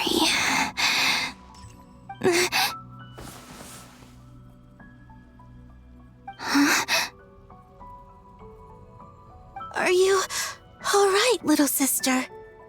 Have you come from the distant future?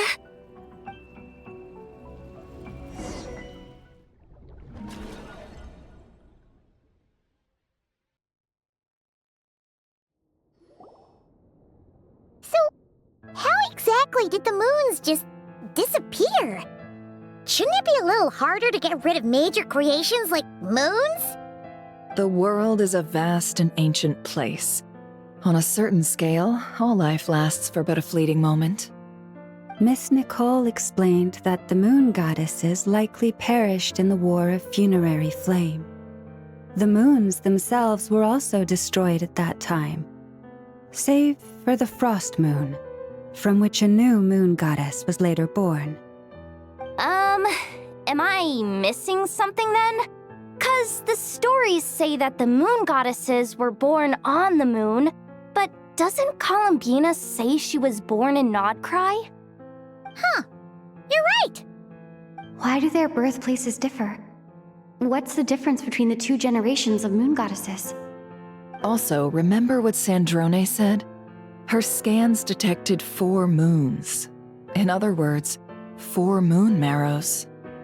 Technically, the result of the scan means that 4 moon marrows were detected and positively identified as moons in that moment. In other words, this piece of information alone isn't enough for us to know how Miss Columbina is doing right now. Yep, we have no way of staying up to date on whether she's dead or alive. She's on her own for now. But at least she's trying her best to get back to us. Yeah, she's a tough cookie, and a sore loser too. We have to trust that she'll find a way. Because we really need her power. As much as it pains me to say it, we've got no chance of beating Dottore in a straight-up fight. He's much too powerful.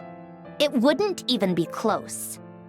That maniac is going to devour everything in his path until he reaches us. We need to find someone or something that can stop him before he does anything worse. I'll be frank. Our only hope of defeating this false god is with a real moon goddess on our side. I'm not just saying this because Columbina's a friend and I want her back safe and sound. It's just the truth. And I know that even she was no match for him when he attacked, but I don't have a better solution. We're not giving up on saving her, whether she can defeat Dottore or not. Right. Don't worry, Miss Sandrone. We're all aligned on saving Columbina. No one's trying to argue that we can only justify saving our friend because it will help save the world. This is about multitasking. We want to save both. So, she's more than just a moon goddess to you guys? Absolutely. Duh! She's part of the gang! And you are too, you know. Yes, I know. You don't need to labor the point. I knew that the moment I came running over with my documents that I was part of the in-group. I mean, if Arlecchino can fit in, I certainly can. Anyway, as for how we get Columbina back, I've been working on it constantly. But I think I'm still lacking certain information about the moon. I'd probably get there if I could continue my calculations, but the problem is, I've run out of computing power. Computing power? You mean you need more energy? No, the issue isn't energy, it's processing power. There's so much data to get through that the whole process has just ground to a halt. That's a tricky problem. René de Petrichor of the Nod-Krai Ordo once foretold the fate of the world. But I don't know how he did it. My guess is that he used the primordial sea's power. However, that won't work for me. His methodology was vastly different from my own. What's worse, they're incompatible. And to top it all off, we can't even leave Nod-Krai. Ugh, this is so annoying. If I'd known we'd run into a bottleneck like this. Well, no, the design bureau's a bust as well. Curse that Dottore! Couldn't have made this harder for me if he tried. Oh, what do we do then? How about we grab a bite to eat and take a break? Maybe something will come to mind after you've cleared your head. You don't get it, do you? I'm trying to calculate the fate of an entire world here. And I need accurate results, not big prophecies. Where the heck am I gonna find the computing power for that? Ahem. Anyway, time to shelve the discussion on technical difficulties. Being a killjoy isn't very ladylike, after all. Either way, we've done what we can. Rest well, everyone. Remember to let us know if anything new comes up. Hat guy? Is he hinting that we should talk outside? Let's go somewhere a little more private.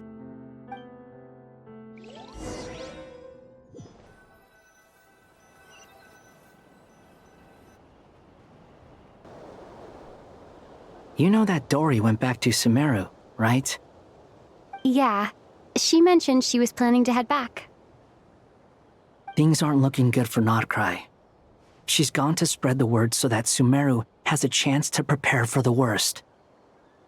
From what I know of Dottore, there are two possible reasons why he hasn't made a move yet. One is that he's still working through some kinks in his new powers. The other is, he wants to see how we're going to react.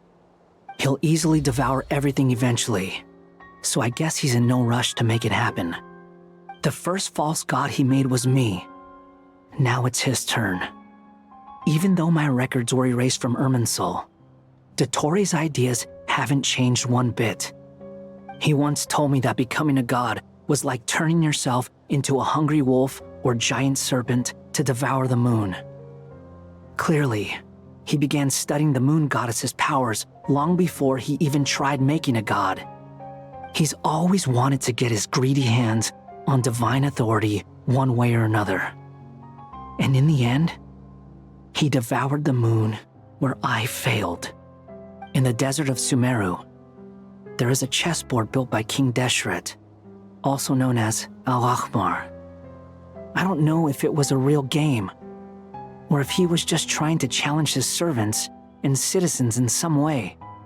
But creating games and setting rules, gods do that as a matter of course. That's the kind of power Dottore craves. Now he has the Trilunar Authority. His power is leagues beyond the common people. I don't think there's any point in other nations rushing to the front line.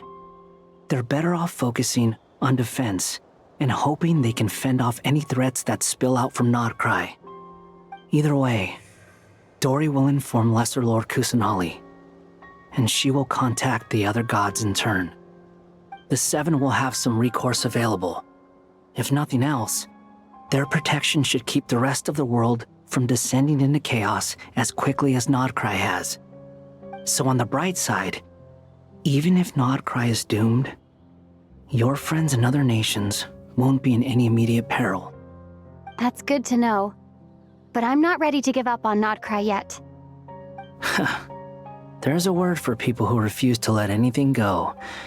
It's called being greedy. Maybe it sounds greedy to you, and probably naive too.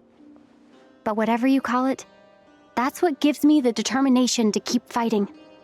Battles are fleeting, but the will to fight is a long-term commitment. Give up for even a moment, and your resolve will shatter. Why do you always feel the need to do the right thing? No one is born to be a savior. I mean, who's gonna criticize you if you fail or give up? Don't take this the wrong way, but Dottore said something similar to me. I guess the Fatui attracts people who don't believe in saviors. Not necessarily. It's less about belief for me. I just want to know how determined you really are. After all, I don't owe anything to anyone else here. Only you. You look kinda worried. If your arch-nemesis was about to achieve their ultimate goal, I think you might feel a little worried too. That's true. Dottore is about to become an omniscient, omnipotent deity. That's gotta be a bitter pill to swallow. Still, you're calmer than I expected. Obviously. I have to admit that my past self was a reckless fool who misunderstood not only the point of revenge, but how to achieve it. And as much as I want my vengeance, I know I'm not gonna get it by acting alone. If the world's taught me anything, it's to think before I act. Too bad it never taught me any other virtues, though. So, I am going to destroy Dottore, no matter what it takes. So, what's your plan? I'll get to that. First, tell me, what do you think of Sandrone? Just like Paimon said, she's a friend, part of the gang. How much do you trust her? This is a serious question. Think carefully before you answer. Although she's with the Fatui, she has her own values and she's helped us a lot. If nothing else, she's clearly going the extra mile for Columbina. I see no reason not to trust her.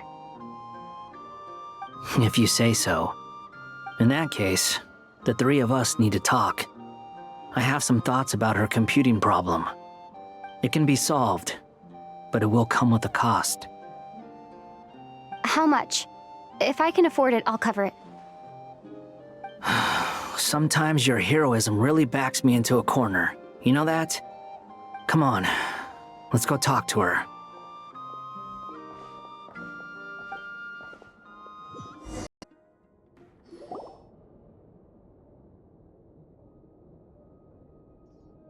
Miss Androne, Traveler. Hey there. Paimon's here too! She was just helping them sort through their things. How did your chat go? That was fast. The call only just ended.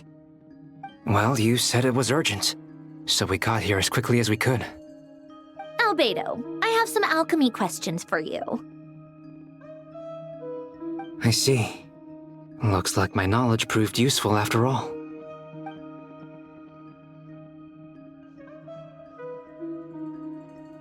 If I might ask, what is the end goal for the modified formula you'll be using? I needed to predict the future of the entire world. But I've run into some teething issues since trying to implement Renee's theory of the four orthants. I see. I'll have a look at it. Still, computing power is the real issue here. How do you plan to solve it? About that, it's been sorted. Oh, with the Traveler's help? Actually, you're not wrong. She found the person with the solution. Was it Hat Guy? Yeah, it was him. Wow! Go Hat Guy! Seems like all that time studying at the academia is paying off big time. But where is he? Wasn't he the one who asked Albedo and I to come here? Come with me.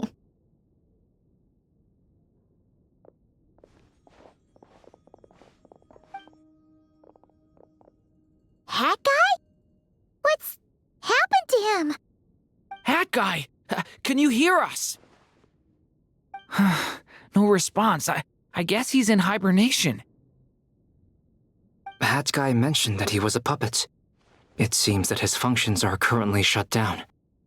I presume this has something to do with the solution to your computing problem. That's right. He and the Traveler came to see me.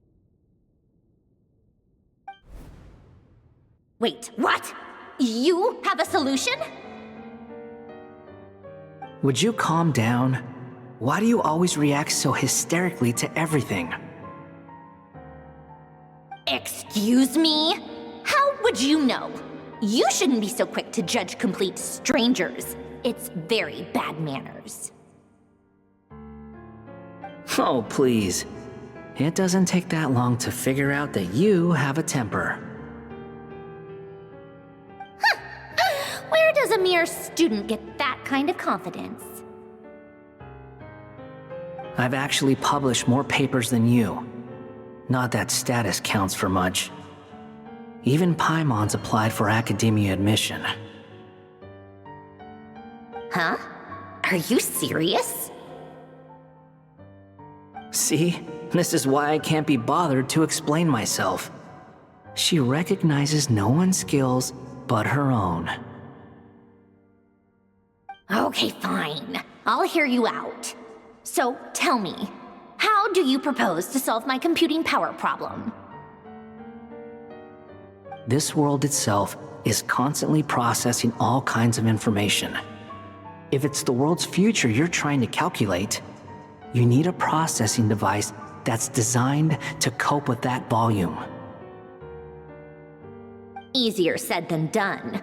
Only Irminsul can handle that kind of... Wait, is that what you're suggesting? But surely we can't just plug my formula directly into the ley lines. You should be able to tell that I'm not human, right? Yeah, I noticed. The technology, though, seems pretty ancient. Very different from Fontaine's. It's a completely different system. Conrian, to be precise. I'm what they would have called a puppet. Puppets need an energy source and processing power. The artisans who built them sought out the materials most suited for that purpose. You? Do you mean... The Traveler and I have talked it over. She's willing to vouch for you. So, I'll allow you to borrow my core for your calculations. It was built using wood from a silver-white tree, which makes it a small part of Irminsul. Conrian technology and Irminsul wood. Who in the world could have built you? Are you sure about this? A puppet without its core will cease functioning completely. And if it's left in that state for too long, it might not recover. You could die if you do this. You do realize that, don't you? I can put 2 and 2 together, yes. No need to rub it in. I won't lie to you. This has never been done before. I cannot guarantee your safety. Doesn't matter. I'm prepared for the worst. Did you two actually talk this through? Is he... Are we really considering this? Yes, we discussed it. The bottom line is, he trusts me and I trust you. Let's give it a shot, shall we? Honestly, I have no clue where this kid even came from. But for whatever reason, he lent me his core to use in my formula. I'm very close to finishing my calculations now, and the core is currently in use. So I'm sorry, but I can only show you a sketch right now. This is what the core looks like. A silver-white branch. It certainly matches the legends told about Irminsul. Is Hat Guy gonna be okay?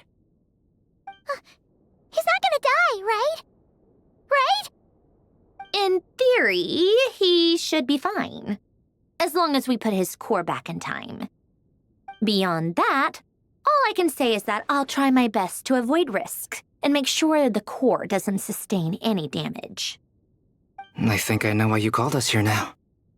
Someone needs to watch over his body and make sure it's protected until the process completes. Correct. He said that the only ones he trusts here are you two, and the Traveler. And the Traveler will have other work to do. He will have our undivided attention. Aww, Hat Guy. On a more positive note, things are progressing steadily on my end. I'll call everyone in for a meeting once the results are out.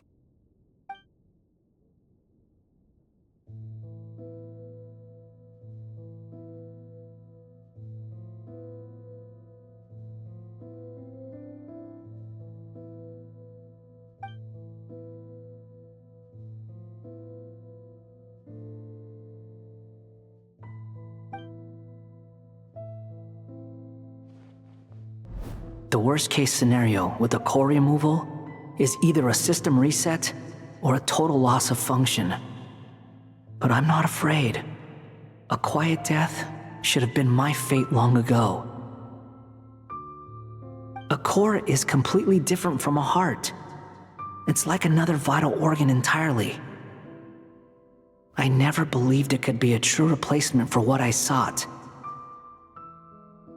But in the end, it turns out the core was more useful to me.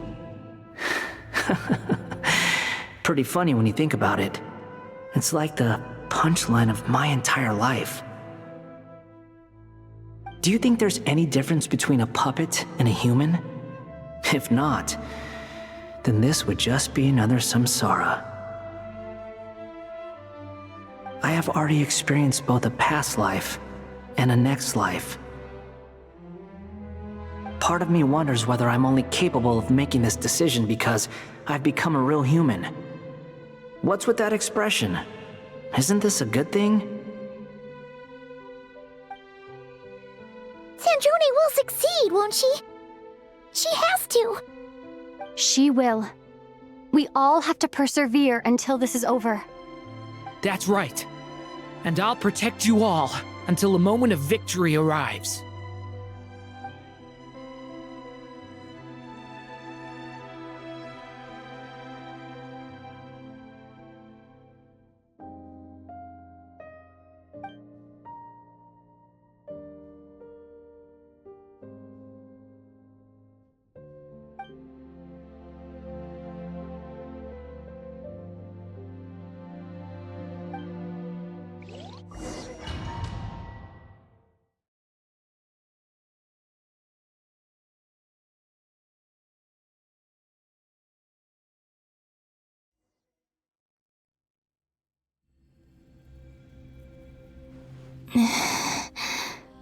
Who are you? Call me Sonnet. You have the same power as Canon. Sonnet. So, you're the goddess of the iridescent moon? Oh, goodness. You recognize me? Well then, what's your name? Columbina. Columbina Hyposelenia. Hyposelenia? What a lovely name. Did you choose it yourself? It was a joint effort between me and my friends. Friends? You mean your friends in the heavens? Huh? Oh, sorry. You must be exhausted. I apologize. Hang in there. Let me introduce you to my older sisters. Do you mean the other two moon goddesses? Arya and Canon? Wow, you sure know a lot. Hey, does that mean that our story goes on into the future? Oh, I guess that wasn't the best question to ask. It's alright. We were prepared for that possibility. You could say we were too prepared. I can't even remember how long my sisters and I have been here by this point.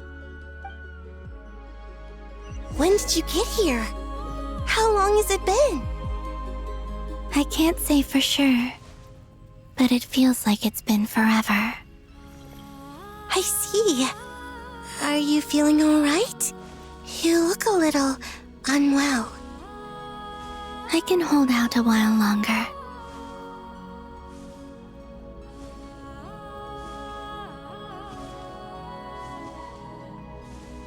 We don't have far to go. The place where my sisters and I are based is just up ahead. Don't worry, they're both really nice. I'll introduce you.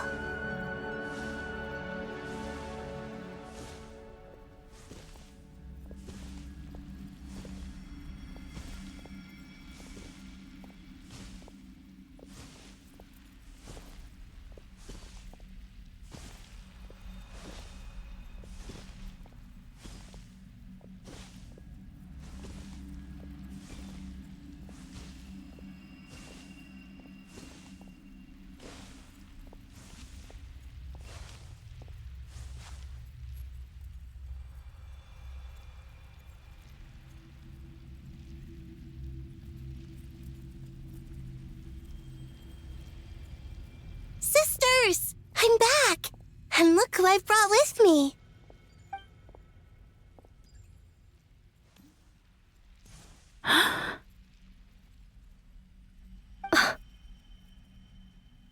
It's our lovely little sister, born in the far future. The pleasure is all mine.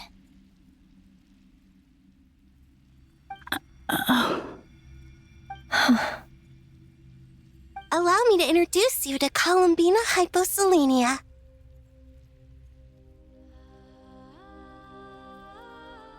This is Arya, the goddess of the eternal moon. And this is Canon, goddess of the frost moon. Canon, don't you think Hyposelenia's power is similar to yours? Hello, Columbina. I apologize for our startled reaction just now.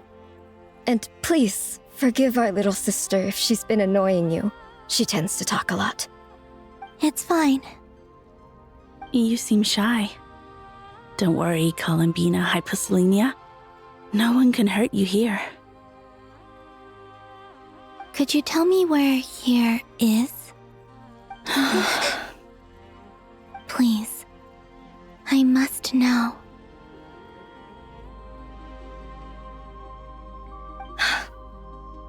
My dear sister, this is where Teyvat's original ruler, the Dragon King Nibelung, imprisoned the moon goddesses. What? You're scaring her, Canon. No, I'm fine. Please, continue.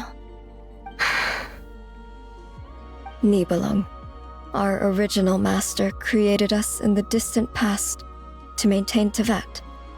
But he left this world and traveled into the dark universe beyond, to explore worlds vaster still. Day and night, we fulfilled our duty in the heavens, until the day that the first descender arrived. The great ruler of the firmament. The heavenly principles. Is that what later generations call them? I see. But we did not reject them at first, nor did they seem to harbor ill intent towards this world. We coexisted in peace. They were like a guest in our home. Slowly, however, we came to realize that our guest had a growing desire to change and dominate the world. And you didn't stop it? No. There was an order to the rules they set up that Nibelung never taught us. We wanted to know if this order would bode good or ill for Teyvat.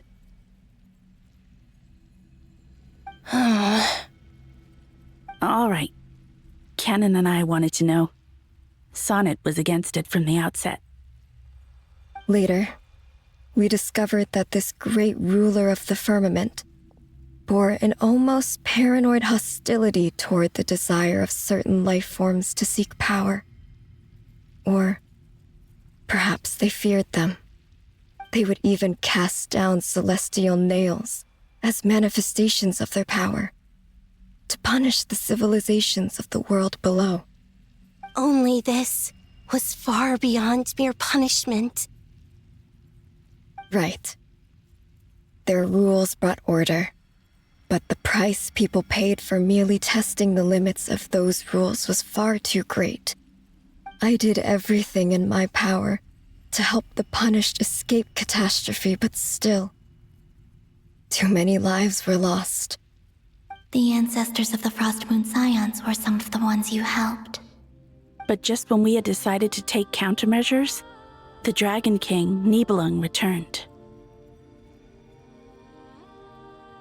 And so began the War of Funerary Flame. So, that's the name the world gave that war in the future. Well, who won in the end? As far as I know, the Heavenly Principles won, although it came at a great cost. They remained in Teyvat, where they continue to rule to this day.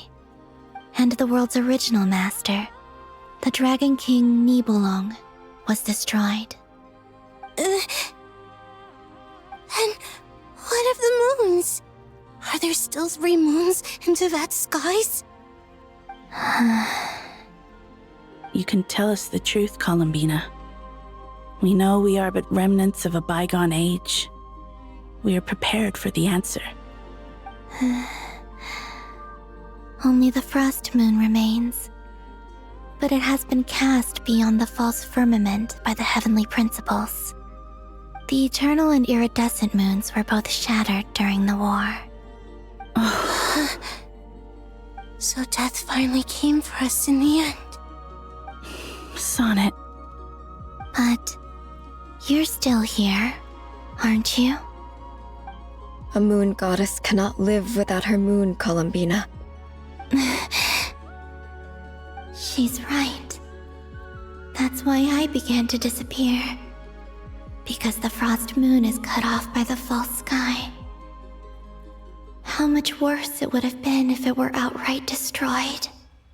Our souls may endure within this lunar palace, but if our moons are destroyed, then we shall disappear the moment we depart from it. I'm sorry. There's no need to apologize to us, dear sister. If anything, we owe the world an apology. If only we'd decided to act sooner, rather than arguing amongst ourselves. all the more reason not to spend this time in regret and repentance. Instead, we should focus our efforts on how we might help our future sister. Sorry? Don't you see, Columbina, your story is not yet over. Is that not why you are here?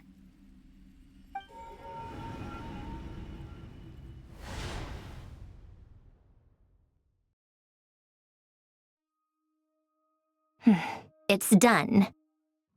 Initiate numerological array.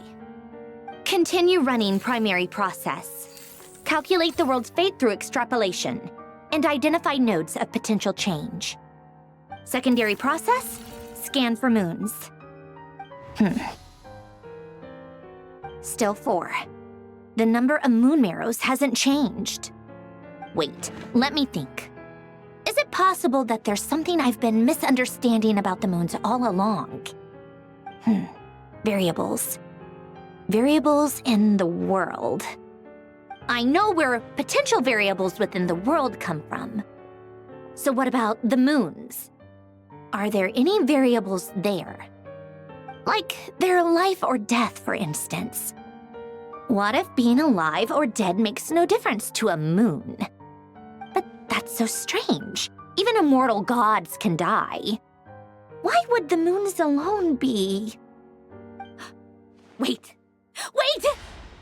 I've got it! I've got it! If alive or dead is considered a variable, we might have had this wrong the whole time. No one ever said that a moon marrow equals a living moon. We just made that assumption ourselves. Initiate secondary process. Scan again, this time filtering out interfering perimeter, moon marrow. I don't care if they're natural or artificial. Get them out of my search results!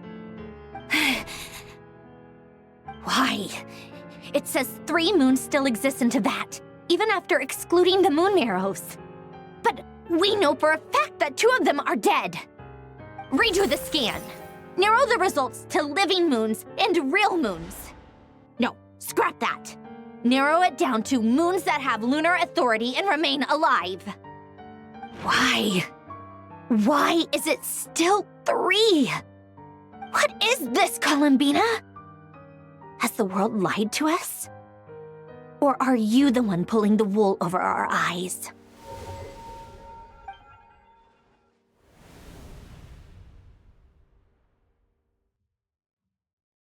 So, you think that the moon's reflection might be where Nibelung imprisoned the 3 moon sisters? Yes, it would explain a lot, such as why that space would respond to a moon goddess's power, opening the moon gate at her command. It would also explain why Miss Columbina has been unable to leave, and why time flows in reverse there. In the messages she sent, Columbina promised us she'd find a way to return, but we have no way of knowing how, when, or where this might happen. The fact that she still has yet to reappear in this world indicates that returning from that place is no easy feat. We cannot afford to simply wait for her. So you're saying, if she could return by her own power alone, she would have done so long ago? Yes, she certainly wouldn't leave it to this late stage when it's so touch and go. I've been giving this some thought, and I've come to believe that Luanatar might be an anchor that she left behind, as a sort of future waypoint. This could also explain why Luanatar is always by the traveler's side. Sounds like a plausible theory. If that's the case, there must be some criteria we need to fulfill to allow Columbina to return to the present. The question is, what could they be?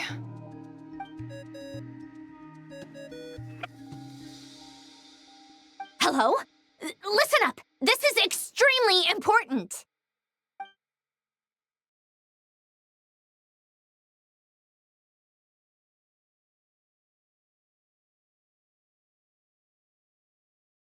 Not only is Columbina alive, but she may well exist in a form unimaginable to us. I'm still unclear on the details, but she's done something truly inconceivable in the past.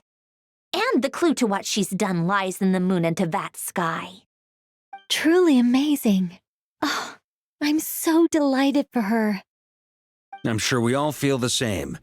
And I'm sure Columbina is ready to get back here and fight by our side. I'll keep my calculations going and try to find some way of coordinating with her. But that's not an excuse for everyone else to slack off, okay? All of you had better keep trying to think of solutions. How can the dead moon still live? And Luanatar?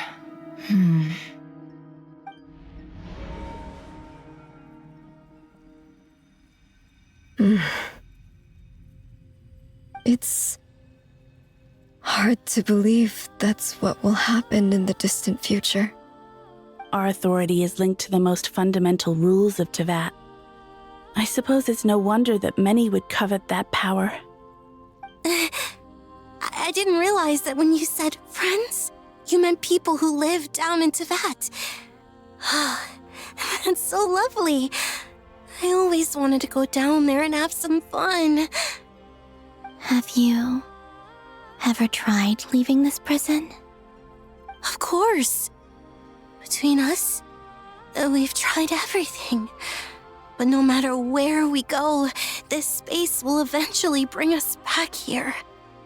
It's like the center of a whirlpool. Everything ultimately converges here, at the moment when Nibelung imprisoned us. In that case, have you tried using any of those pathways that connect this space to the real world? Sorry? What are those? They're passages through which you can make small-scale changes to reality by using Kuvaki. Or am I the only one who can use those passages? Because part of my soul remains in reality. Kuvaki. What is that? You don't know? It's a unique kind of elemental energy found only in Nod-Krai, the land from which the moons arose. Oh. Well, it's true that the moons first rose up from the part of Teyvat you say is called Nod-Krai. But there is no difference in the elemental energy between there and anywhere else. What? Could you show us some of this Kuvaki hyposelenia? Maybe if we see it, it'll make more sense. Okay.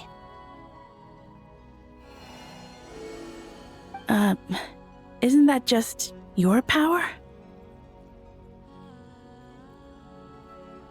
What? But it's everywhere in Nod-Krai. In the air, in the land. Even the creatures who live there have adapted to its influence. How curious. This Kuvaki certainly did not exist anywhere in the world before we were imprisoned. Let alone influence living creatures. So, how exactly does it affect them anyway? Can they float in the air like us? This is so strange. Why would their reality differ so much from mine? Columbina, you're looking for more than just a way out of here, aren't you? Yes. If I am to help my friends, I will need tri-lunar authority on par with that of our foe. You mean... you'll need our power? This sounds extremely risky. The Three Moons' powers are not mutually compatible. Concentrating them into one goddess will be a very painful process. And if anything goes wrong, it could tear you to pieces. I know. But I'm willing to take that risk. Even so, let's say we successfully transfer our authority to you. How will you take it outside this prison? Nibelung constructed this realm specifically to prevent us from using our powers to interfere in his war. No moon goddess can leave this place alive. What if I don't leave alive.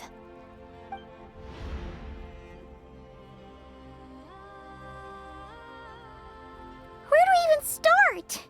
How are we supposed to figure out what we're meant to do to help Columbina?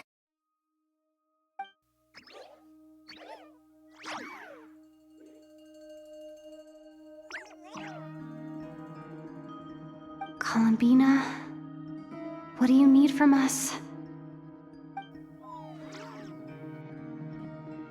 If she really got to the beginning of time in there, how do you think she'd leave us a message?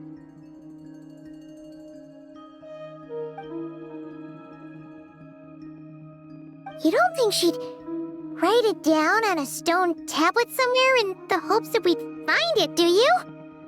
Seems unlikely. Columbina may not talk a lot, but she thinks deeply about issues like this. Let's review what we know. This is the Columbina who fought alongside us against the Rahir of Solnari, and with whom we celebrated Moon Prayer Night. She knows our personalities, our ways of doing things, even our unique strengths and abilities. So, if she wanted to tell us something from a long, long time ago, what would she do? Oh.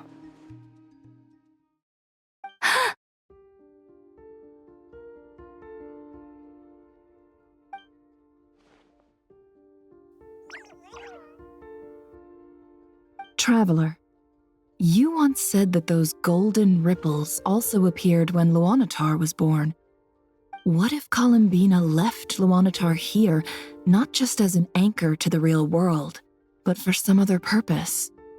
If she is part of Columbina, and Columbina knows that I can see past events through her. Oh yeah! Like when you peeked into Rarir's past through his heart! Nefer, wait. If you're right about this, and you can really see past events through Luanatar, your eyes, they'll... Oh, I know. Looking at Rarir's past in Conria was already enough of a strain on my eyes. Looking this far back into the past, it'll surely blind me. But it's our only chance. This is the only way. Boss. We spoke about this once, a long time ago. Do you remember what I said, Yehoda? The day I lose my sight, the Curatorium of Secrets will be yours to run. But... What's wrong? I'd be overjoyed if I were you. This day's come a lot earlier than either of us expected.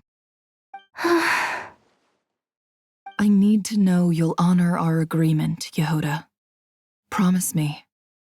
Yes, Boss Neff. I promise. Are you sure you don't want some time to think this through? What is there to think through? I should have gone blind after our battle with Rarir. Frankly, it's almost criminal that I got away with it for this long. Then at least let me take some precautions on your behalf. And if you really do lose your sight, I'll visit your office every day and make sure you're well looked after. Oh, please, anything but that. I was actually ready to go through with this. Are you trying to scare me into backing out? As if I could ever scare you. I'll assume you're just joking to calm your nerves. All right, enough chit-chat. Let's do this.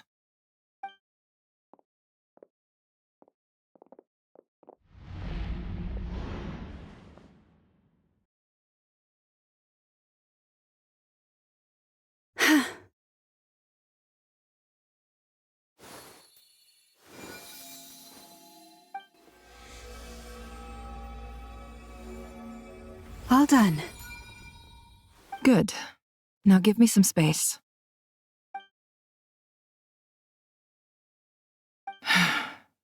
Come on then, little one.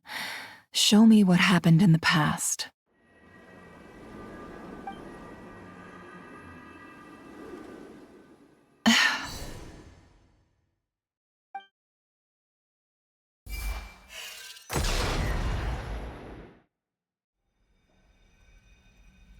Between the Trilunar Authority, Kuvaki, and the soul-surviving moon, the Frost Moon, I think I might know how to get back. But I will need my sister's help. Time to go talk it over with them.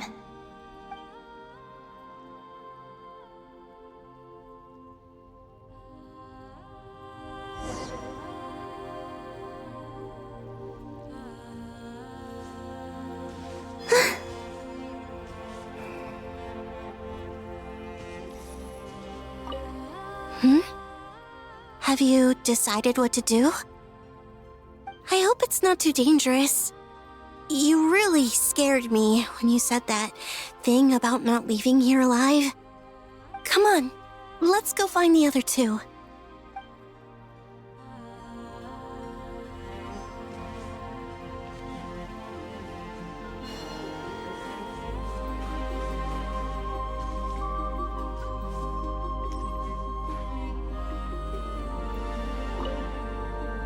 Seems you have reached a decision.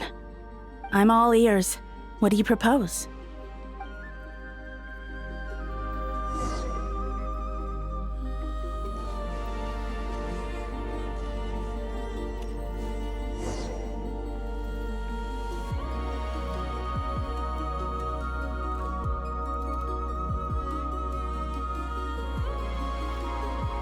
Have you figured it out, Columbina? Tell us. How do you plan to leave this place? I intend to die here, in this moment, and then be reborn in the future with the help of my friends. What? What are you saying? How can the dead be reborn? And how will you inform these future friends of your plans? You can't exactly leave oracles. Nothing can escape this place. Not a single ray of moonlight. And even if you found a way, what if they never find the message you left for them? You'll... No, that won't happen. Come again? They will find my message. I'm sure of it. I'm not following. How exactly will you achieve this? It's quite simple, really. First, I will leave my soul here. I see it. Your soul? You mean your divinity? Yes. I once left a portion of my soul in the future. One so small that this prison barely noticed anything. In this very moment, she can resonate with my soul across time. When the time comes, I believe that she can serve as an anchor to pull my soul from here back to the future reality. Just as gravity connects the world to the moon. Exactly. In the future, where I came from, the moon has been cast beyond the false sky, but I can still feel that it is there. In a similar way, I can feel a connection to the soul fragment I left behind even now. My friends can use it to detect my presence. But how do you just leave your soul here? Is that even possible?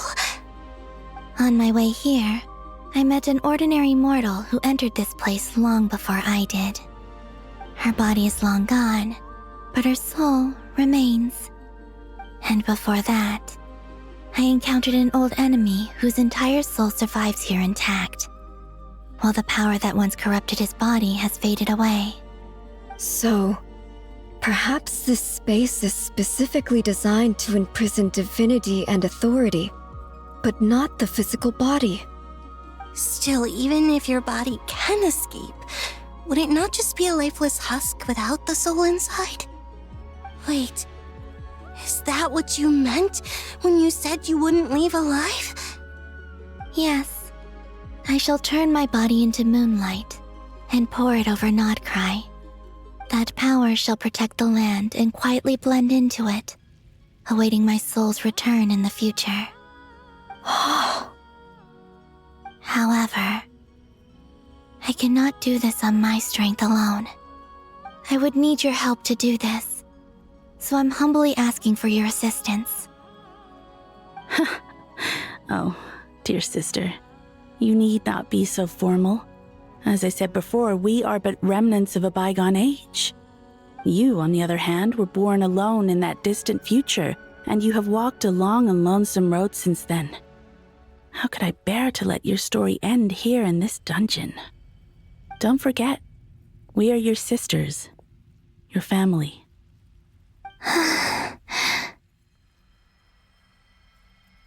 Arya's right. Actually, I've always wanted a little sister. Can you imagine how it's been for me? Getting nagged by 2 older sisters all the time. Now, I finally get to be the big sis. And not just that, but I get to help you return to your world, too. How could I say no to that? Sonnet. Canon?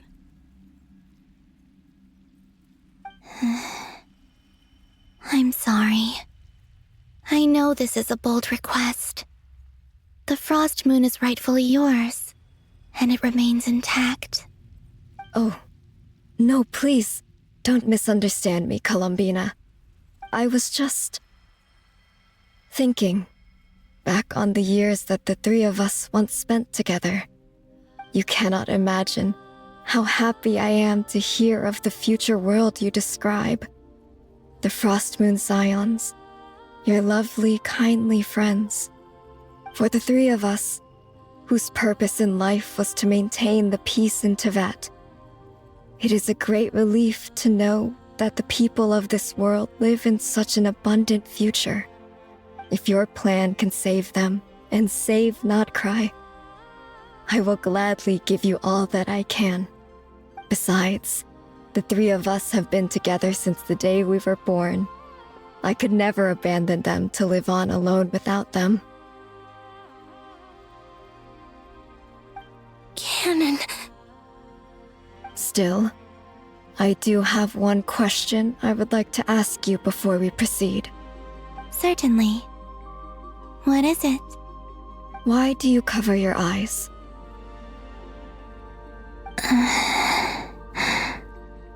Yeah, I was curious about that too. But it seemed personal, so I didn't want to intrude.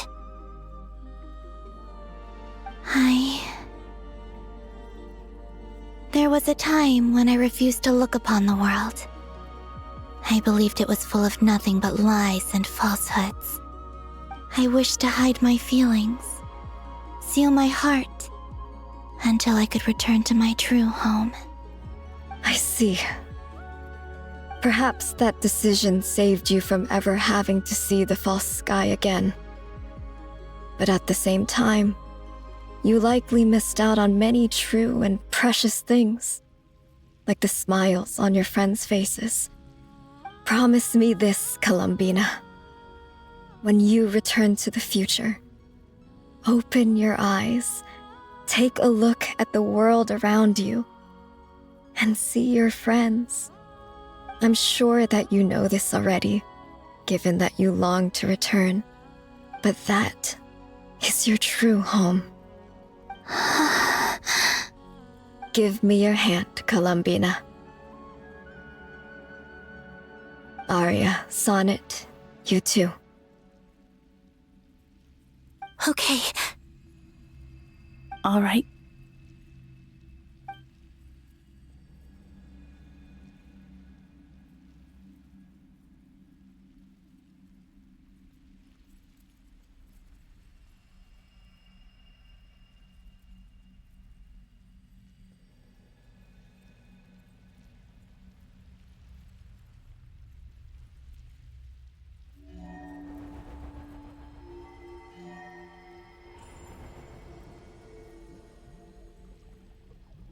We once were the songs sung for eternity, but now it is you who must continue to sing.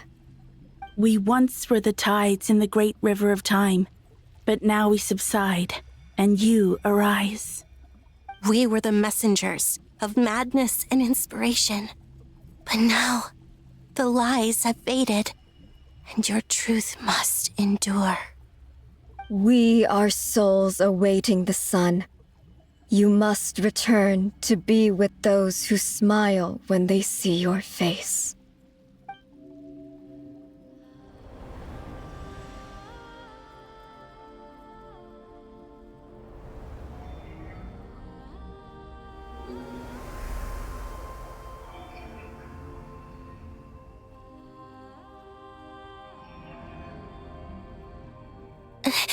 Is it done? Yes. We have transferred the authority over all 3 moons to Columbina Hyposelenia. From this moment on, she is the Tri-Lune Goddess, the one and only moon goddess of this world.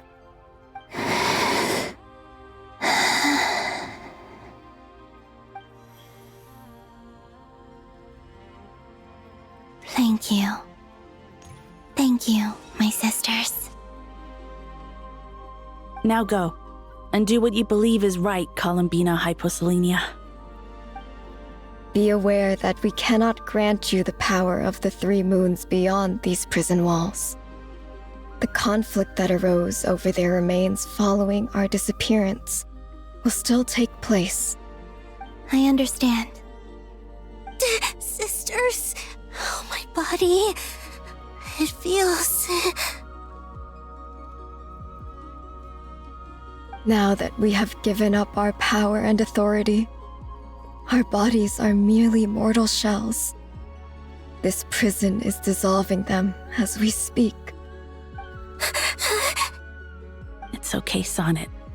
The end must come for every god, just as it does for every human. That's all this is. The final destination of our lives.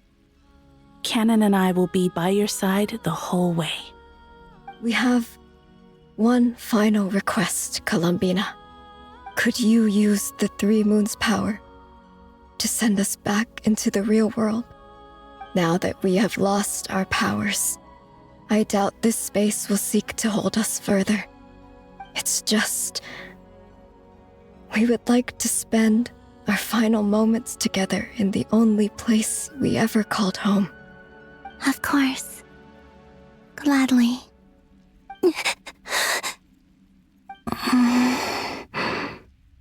Sonnet. Yes. Don't... I wish I could tell her not to give in to the abyss. Not to be afraid. But is this really what I should say at this moment? Don't forget. I'm so glad to have a big sister like you.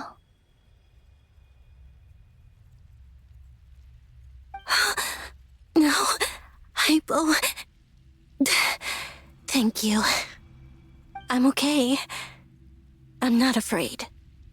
As long as my sisters are with me, I won't be afraid.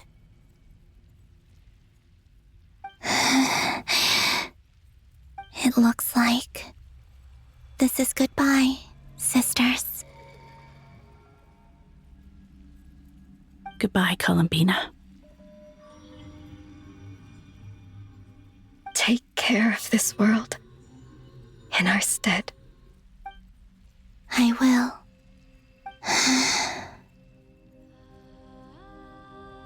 And now, it's time for me to bid farewell to my body, too.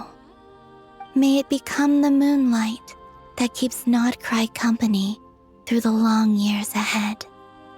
So this is why Nod-Krai was not always home to Kuvaki.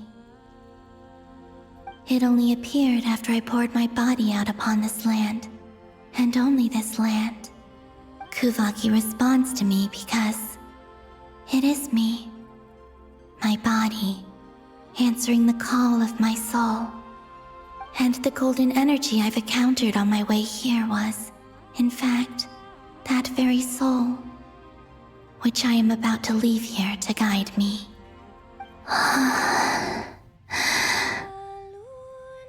O power Tri-Lune, eternal moonlight. I, Columbina hyposelenia, lay aside my body. Let it be cast into the dark night to illuminate the future. May it be a companion to all who dwell beneath the moon.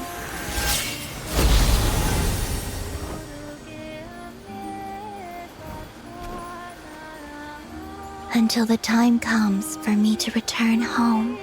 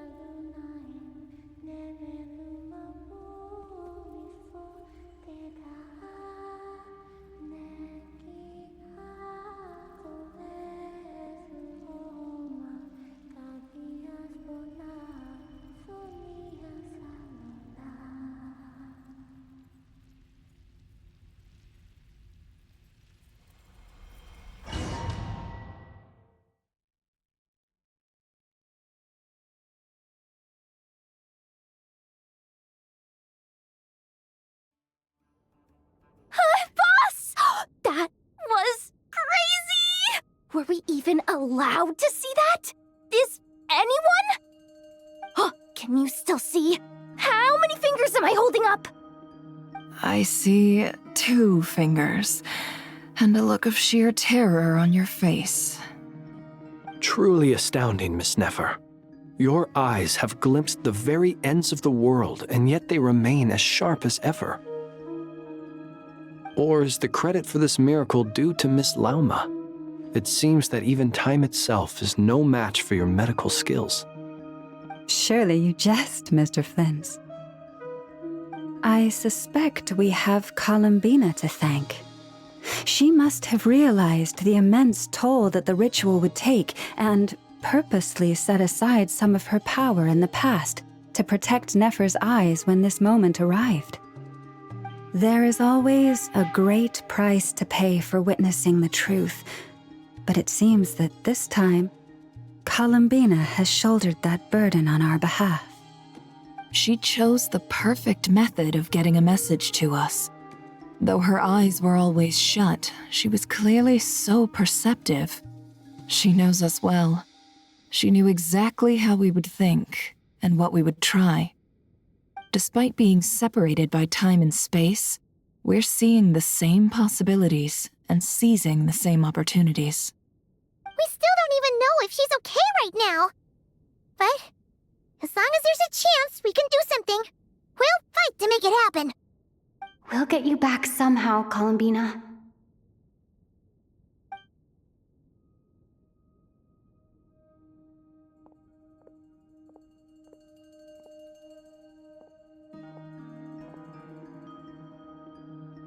Well, based on the information we now have, let's figure out our next moves. Thanks to these gentlemen, we have a much clearer picture of the situation with Dottore. The civilian population has been moved to safety, so we no longer need to hold back. Miss Androne, how are the calculations going? So far, so good. I'll keep seeing how far I can push the system, though.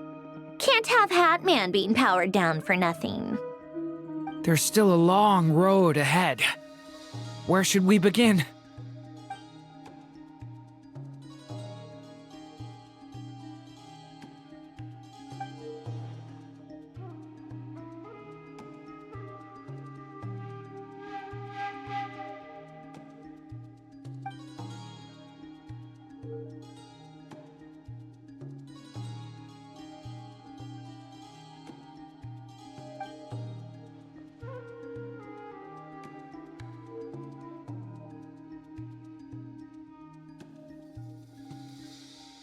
Our plan is clear. Time is short, so let's get moving. There's just never enough time, is there? Time is the bane of my existence. Ugh. Anyway, I'm gonna get back to work. All right, we'll do our part too. Yeah.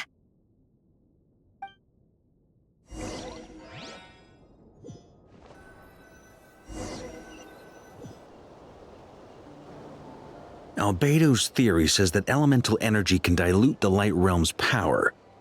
But I'm no expert in building elemental defenses. Sounds like something out of the advanced elemental theory section of the library. Whew.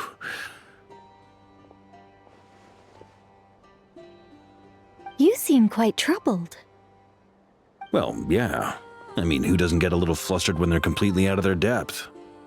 You were the very picture of confidence back when you approached the Hexen Circle. I could have been faking it through that whole meeting for all you know. Who's to say I'm not just a ball of nerves in a charming and gregarious package? Oh gosh, really? I'm so sorry, I had no idea. Well, you're all the braver for it.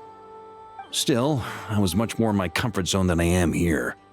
At least in Mondstadt, you can cry for help from a cliff top and actually stand a chance of summoning Barbados himself. Things have never looked bleaker than they do now. If we don't pull this off, Teyvat's doomed, isn't it? Oh, you think so? Actually, yes. Yes, it probably is. It's a shame. Don't put too much pressure on yourself. Teyvat has faced annihilation many times in the past, but it also gave us you, didn't it? Hey, don't give me that. It's not like I'm anyone special. I disagree. Every human born in this world is special. We angels have always believed that. In that case, this humble human being has a big favor to ask of you. I thought you might say that. I'm sure Alice, in her great wisdom, sent you here precisely to help us in this difficult time, yes? Well, that has less to do with her wisdom and more to do with my power. Of course, of course. Well, the thing is, these elemental defenses we're about to build, I don't think it's a question of if they'll fail, but when.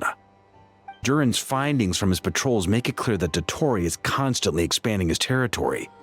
First it was his lab, then the design bureau, and now this. It's not realistic to completely stop him encroaching on the rest of Nod-Krai. Rather, our goal should be to stall him for as long as possible. If Miss Sandroni's calculations are correct, well, they're the closest thing to certainty we have in this situation, so let's assume they are. Anyway, her calculations suggest that our best hope for victory lies in Miss Columbina's return. It's up to us to slow Dottore's advance and buy time for her to make a return. Are you asking me to help you with building the defenses? No. I'd like you to prepare for what comes next. When he eventually reaches us, we will have to fight him. You were an angel once and a mage now. I'm asking you to lend us your protection. Oh. Can I take it that you're triggering the terms you fought for during our three-way talks? Well, technically those terms were about protecting Mondstadt. But if you're happy to agree to the change in location, then yes, let's do that. You're cashing in on this much sooner than I'd imagined. Well, yeah. The way things are going, I might not get another chance. Very well. The mages have heard the knight's plea, and we will respond. To tell the truth, Alice and I had already discussed how we might help you all, so I didn't come empty-handed. I always like to be prepared.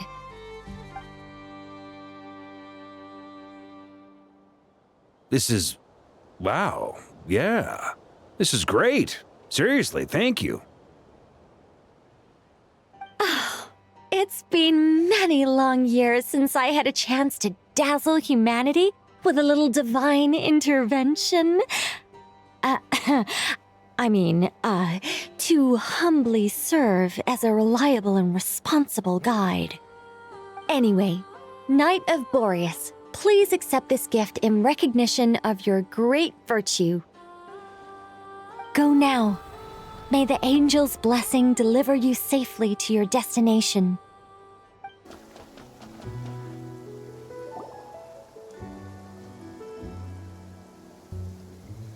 Ah, you're here.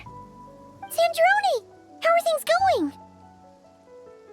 Glad you asked. You two are about to become the first people to lay eyes upon my masterpiece. Or should that be the first person and the first, specter? Hey! Whatever. Come, feast your eyes on this. Wow! We've never seen something like this before! This meter displays the progress of my formula. Currently, it's still making the most important connections. Once it's finished running, I'll deliver it right to your side. And then, we can finally bring Columbina back. What do you mean, deliver it? Can't you just tell us over the Dodo communication device? It'll just be some numbers, right? Ugh, you're such a greenhorn. This isn't the kind of formula you solve in math class. It's a highly complex algorithm capable of constructing a framework of rules. Ugh, whatever. We'll be here all day if I start trying to explain it. All you need to know is the formula must be completed before we can bring Columbina back. I'll share the data with you. Nicole's agreed to let me use her information channel, so we just need to use the Dodo communication device like so, and... there. Now you can check in on my progress. Wow! Look at that! You're amazing, Sandrone! About time you recognized my genius. Took you long enough. Anyway, that's all for me. You should check on the others if you have time. Make sure we don't have any weak links in the chain. That might sound harsh to you, but close supervision is a common practice in a Fatui. Not looking to catch anyone out. I just care about everything going smoothly. That's all. I'm kinda stuck here while the formula's running, so I need you to be my second pair of eyes in the meantime.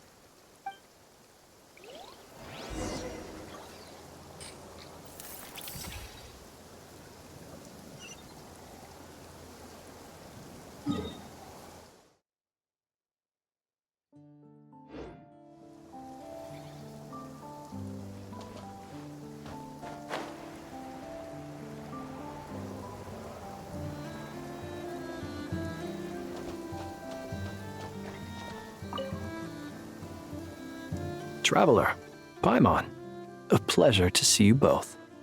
Flans! How's everything coming along? Fairly well, if I do say so myself. Personally, I am ready to confront Dottore head-on.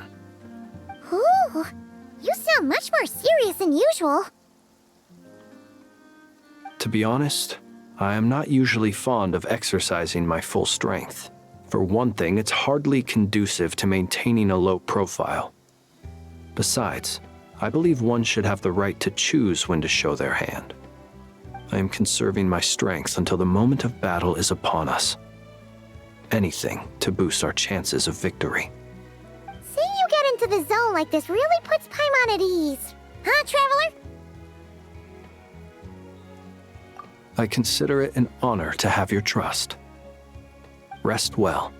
I look forward to seeing you both in your element during the battle.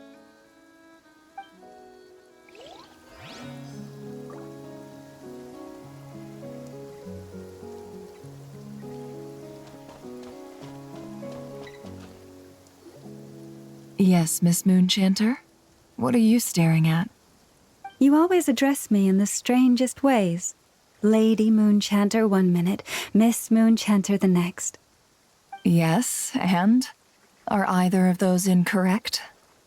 Not as such. It's just that I simply call you Nefer nowadays. Uh-huh. That's my name. What's your point? The point is I don't add any honorifics or titles. Meaning what? That maybe we're on friendlier terms now than we used to be. Is that how you see it? And I thought I was the one with eye damage. Never! Wilma! Paimon, traveler. Just swinging by to check in on you. How are things going? Did you manage to get some rest?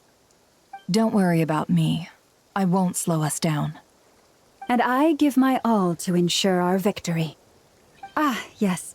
Allow me to give you two a quick checkup. All done. You're both in good shape. You're welcome. You'll have your work cut out for you in this battle against Dottore, so make sure to get some rest in first. Paimon will keep an eye on her. Don't you worry. I'm glad to hear it. Take good care of yourself, too, Paimon. Sure thing.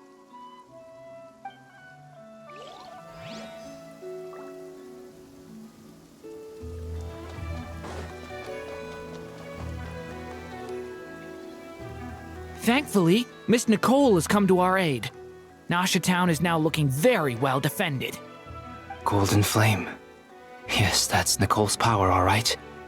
Based on the latest message from Grandmaster Varka, it sounds like they've reached an agreement. The situation should be more stable with her assistance. Everyone will have at least some degree of protection. Albedo! Durin! Hello there, you two. Are you well rested? That's good to hear. As per the plan, Albedo and I will be in charge of Nasha Town. As Dottore's energy field expands, it's creeping ever closer in that direction. But we will do our best to hold our position. We fought side by side many times before, and always with great success. I believe this time will be no different. So don't worry about us. Focus on fighting Dottore.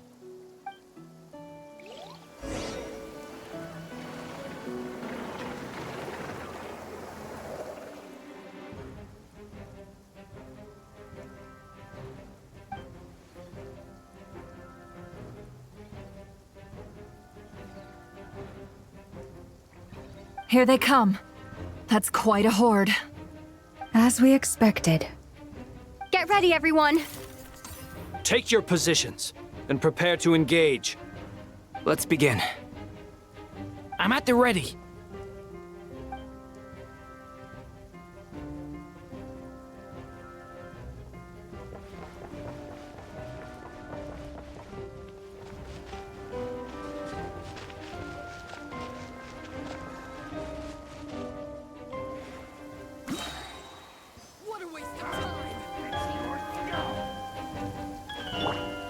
Close your eyes.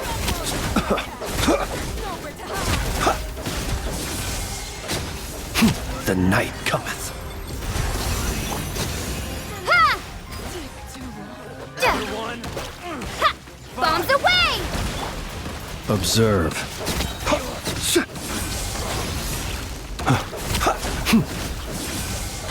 Be silent.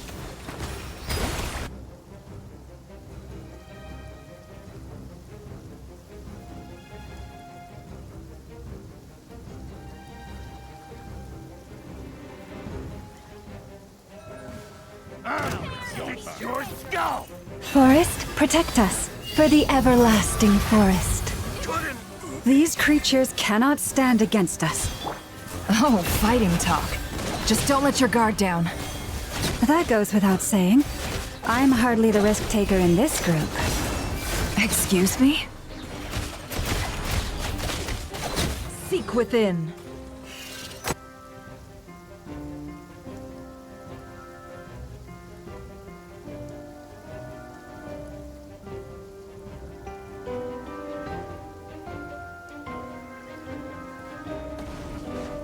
Come into being! Feel this ancient power!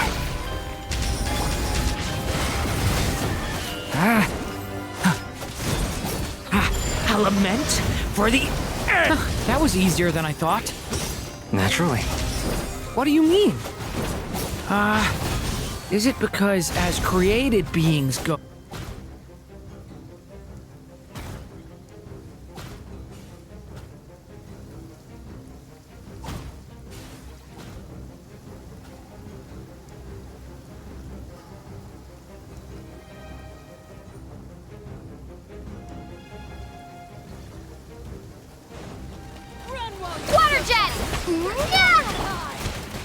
You poor lost lamb. With one heart, we pray. The mystery unravels. People have always used fire to drive away wild beasts. Wouldn't a lantern work just as well? You read my mind, my dear friend. I was just about to say that. All right then, dear friend. Bring the light.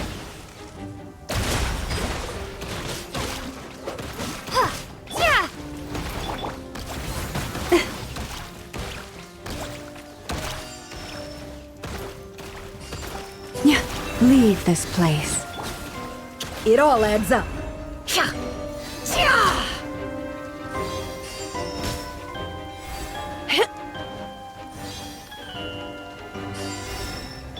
Close your eyes. Observe.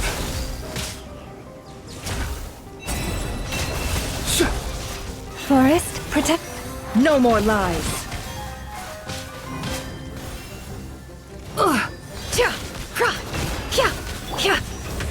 Be silent. To dust.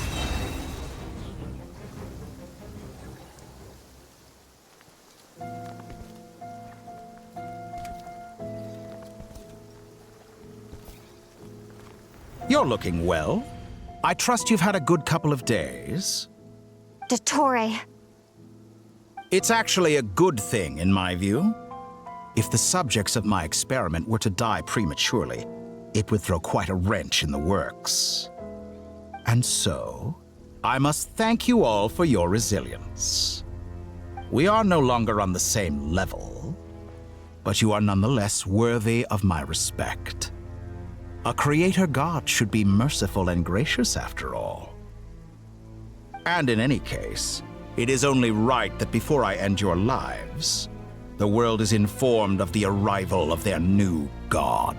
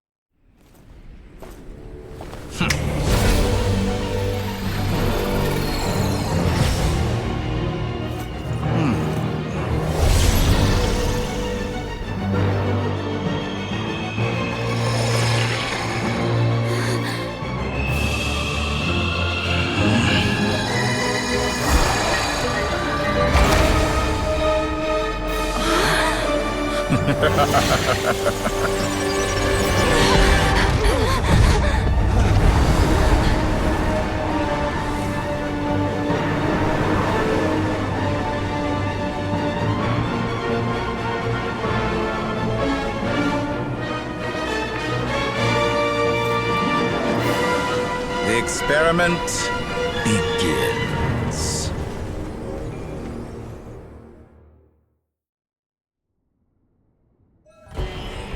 With the marrow of the three moons in my hand, behold the false moon's fall!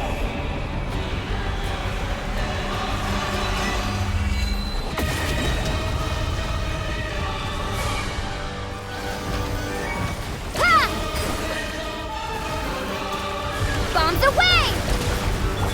Seek within. By the frost moon of old. The long sleep beckons. Close your eyes. Be silent.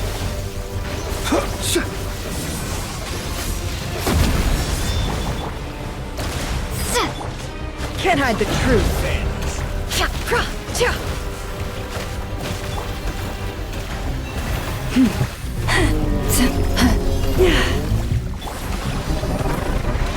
Are you quite finished? Observe. Be silent. To dust.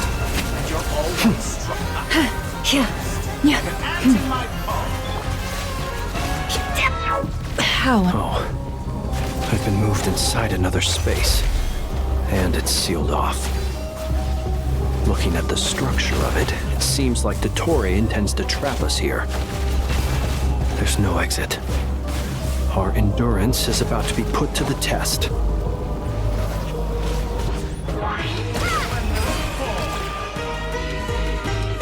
Water jet!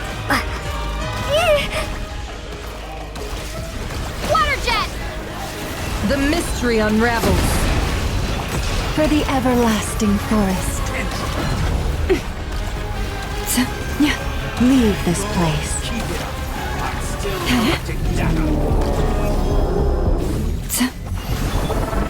Water jet!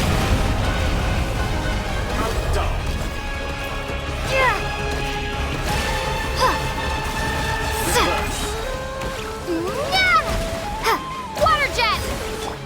You poor lost lamb. Can't hide the truth. Seek within. By the frost moon of old. A grave transgression. Did you honestly think that would hit me? Forest, protect us. Wipe out! Water jet! Looks like Dottore has opted for a divide and conquer strategy. But we will not allow him to triumph. Now, I shall pray for our victory.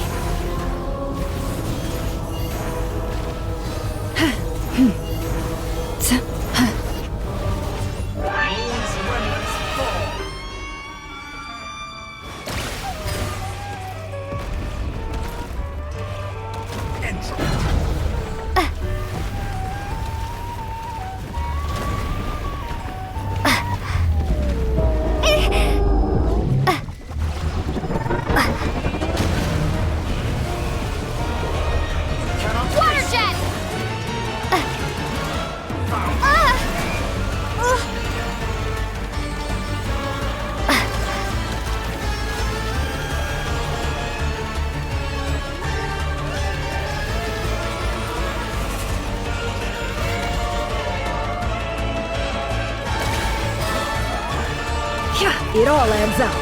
No more lies. Water jet!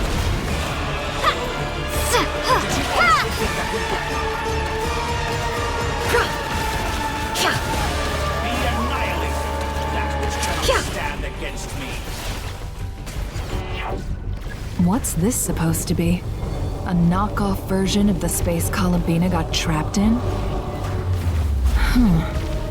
There really is no way out. We'll see about that, Dottore.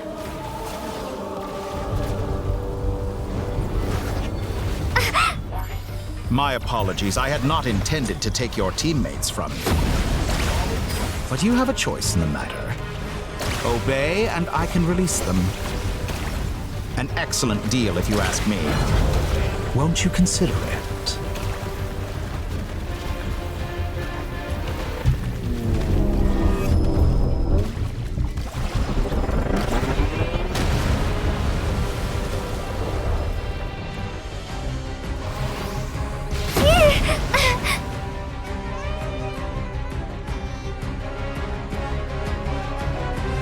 I'm aware you've been working on some little tricks to surprise me with, but it appears that none of them have come to fruition.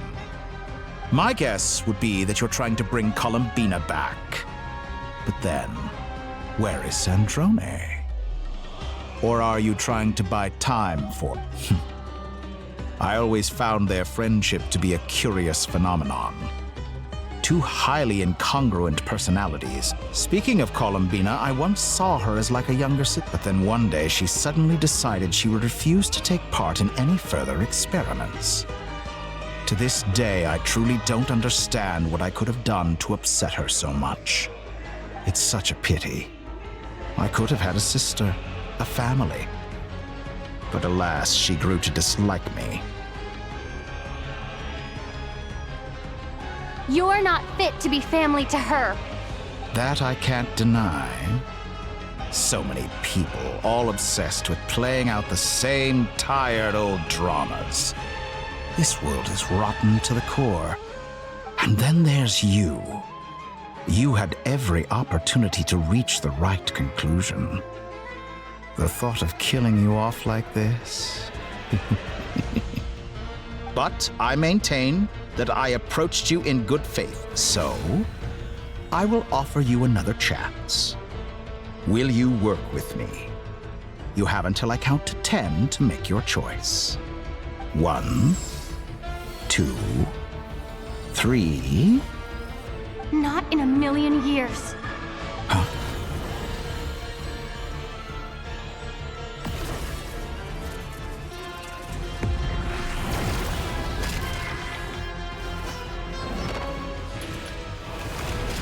Sandrone, what a pleasant surprise.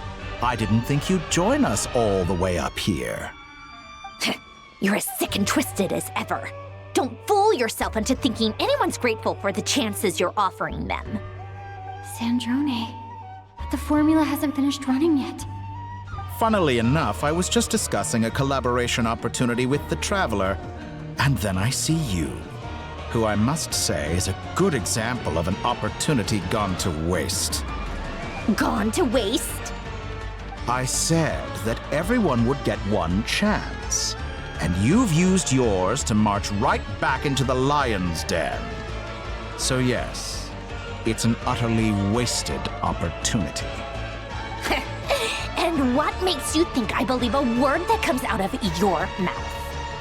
I was planning on disposing of your little formula after wrapping up more urgent business here.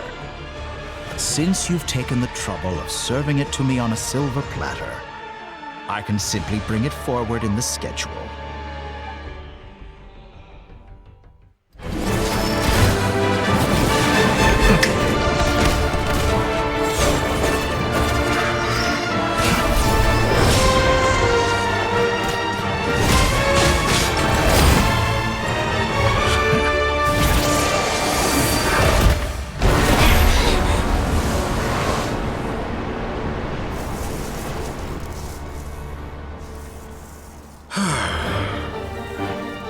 Is this your life's work? This piece of trash?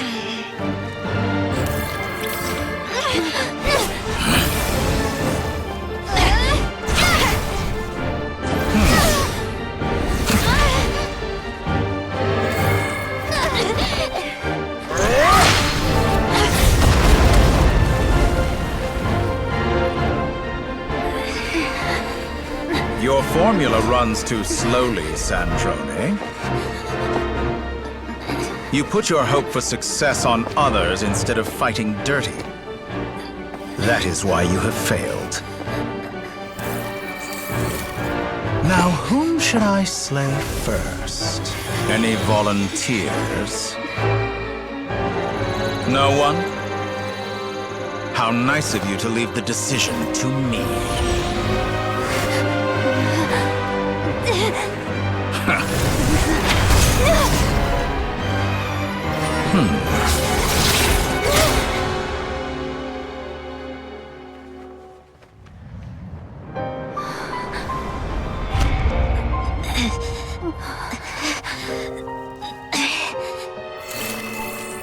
Oh, how unexpected. Sandrone, any last words for me, comrade?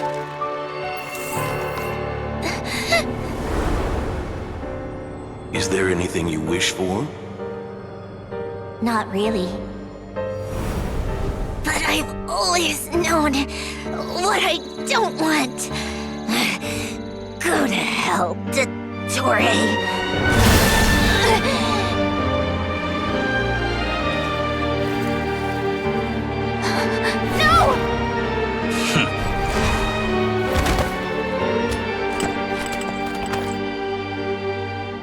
And now, you have failed.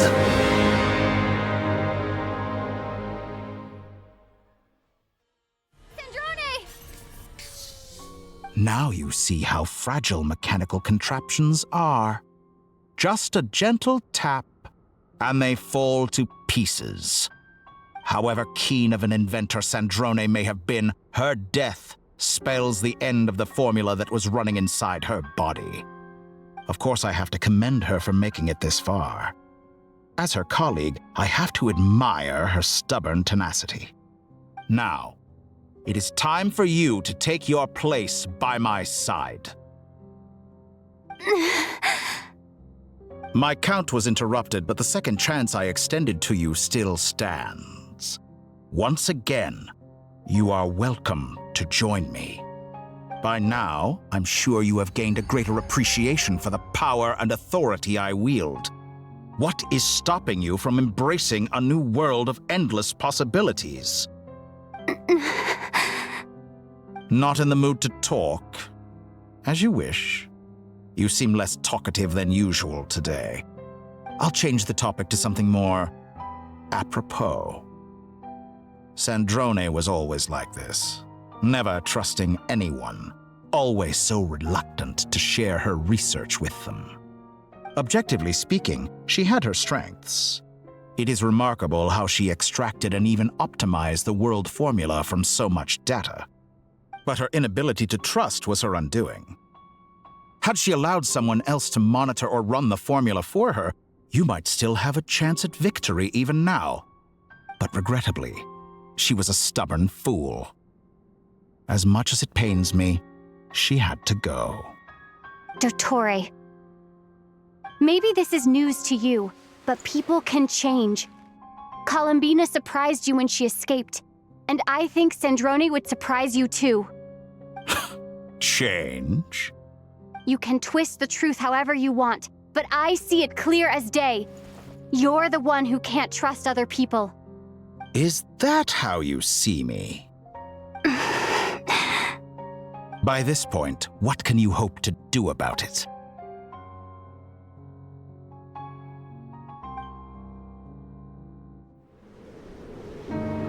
It is pointless to fight on. You've already lost. Wrong. You can't win this, Dottore.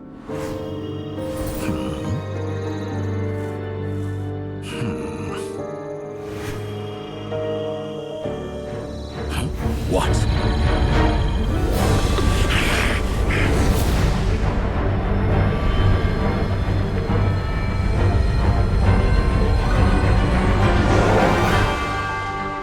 My formula can get us 90% of the way. It will connect you to Columbina. Then, I will bring the formula's output to the Traveler's side. For the last 10%, do whatever it takes. Just bring the moon down.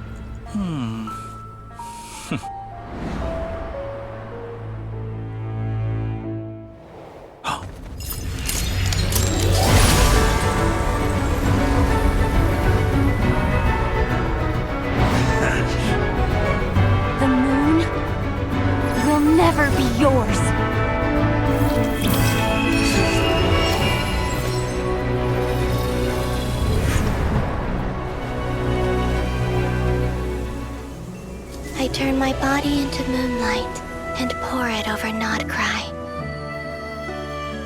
My soul, I leave here to inform my future friends.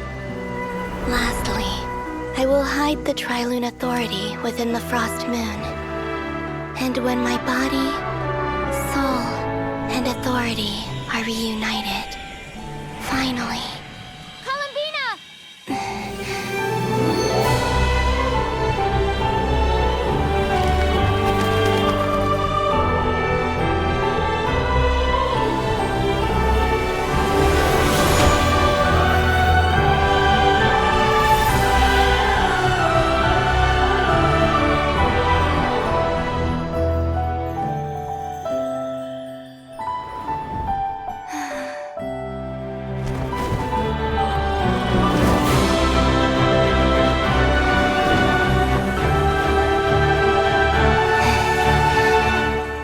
It's been too long.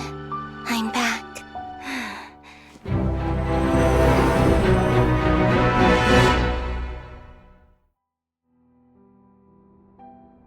Stay Stay focused on the battle, Traveler.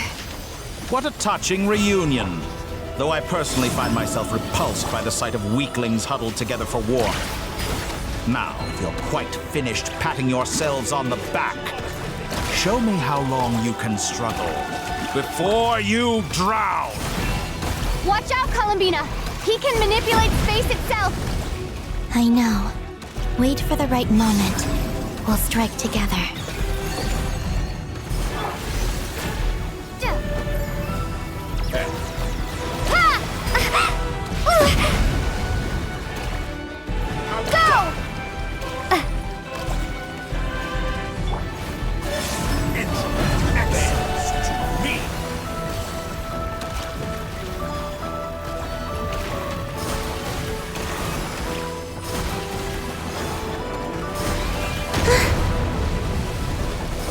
Moon's remnants fall.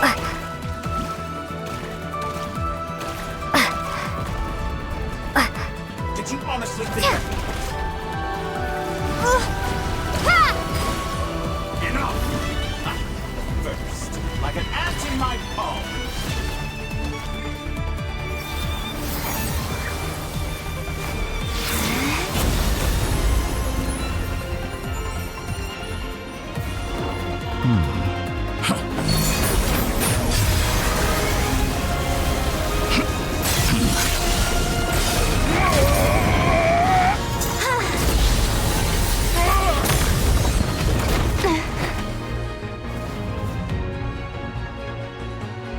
I grant you the new moon's blessing. The new moon shines upon you. I am growing weary of your It's over, Dottore!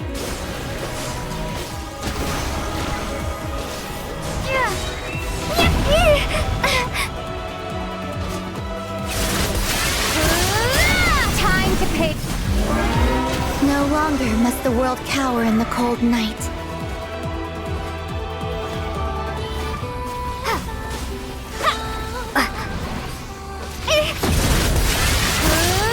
Our future! Let the moonlight dispel the darkness.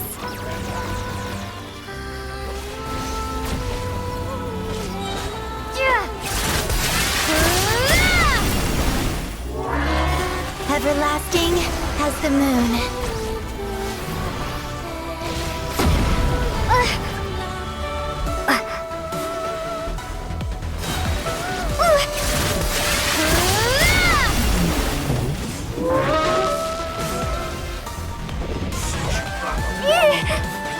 Rotten, decaying world!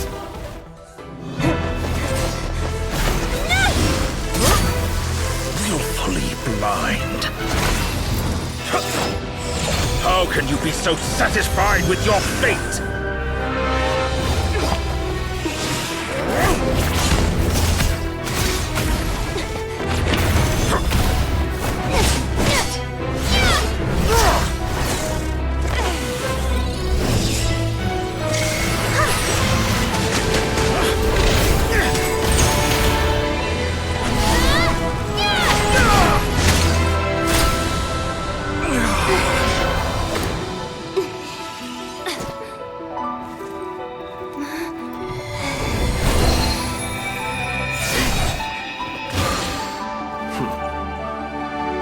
This battle was never about fate. It's about friends, family, and the home you stole from them. So dull. Only the weak rely on each other for comfort. You shall see. Once I transcend fate, you will be nothing but fodder for my grand experiment! That will never happen.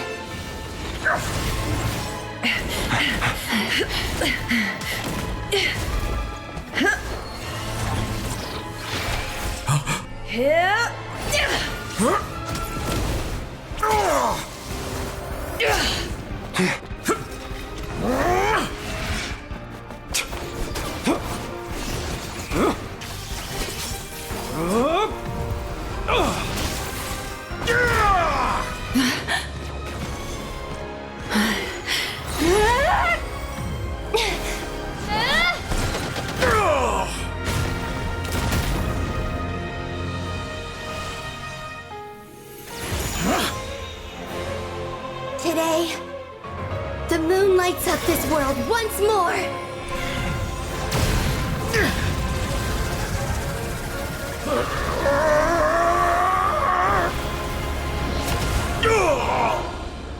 This loathsome world.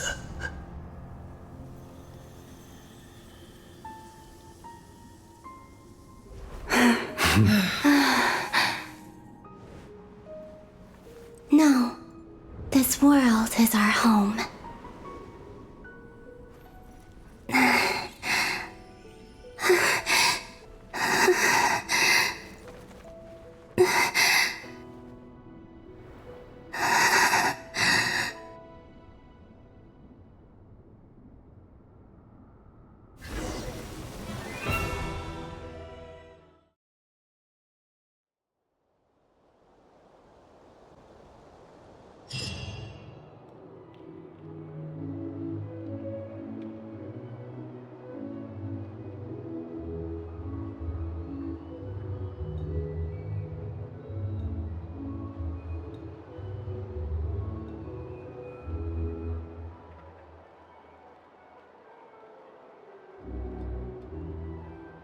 No, you're doing it wrong.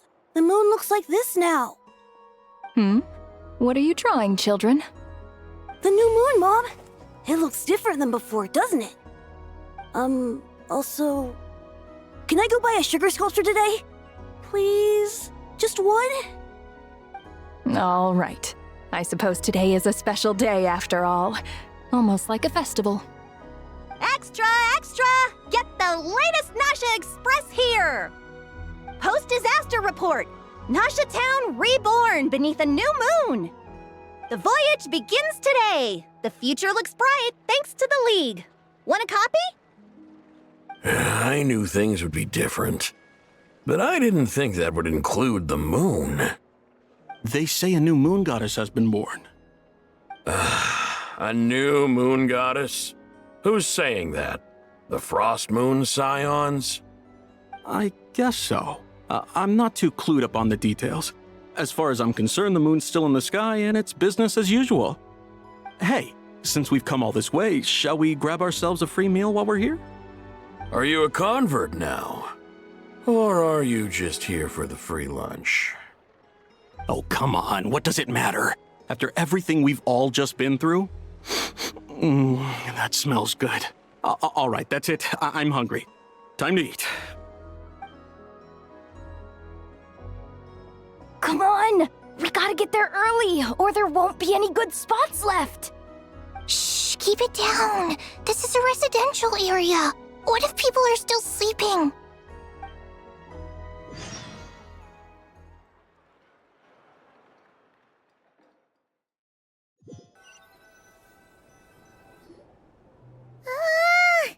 Why is it so noisy outside?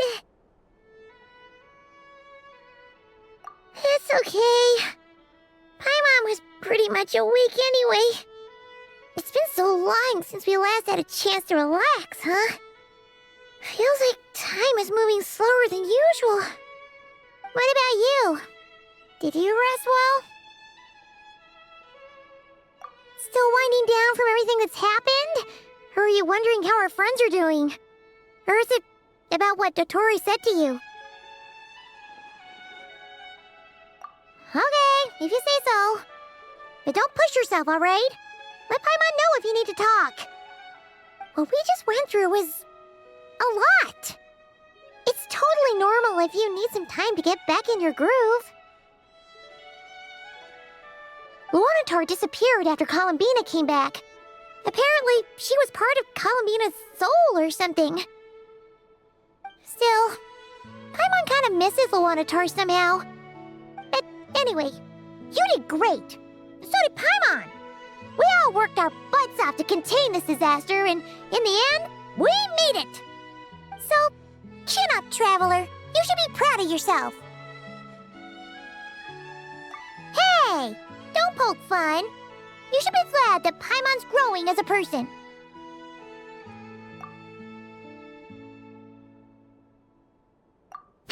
Paimon didn't think you'd mention it.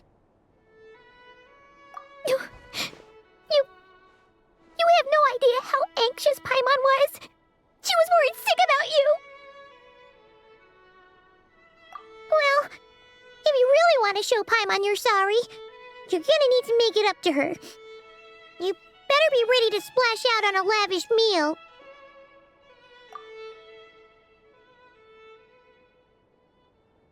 Phew. Okay. Paimon's full now. Huh? Oh, well...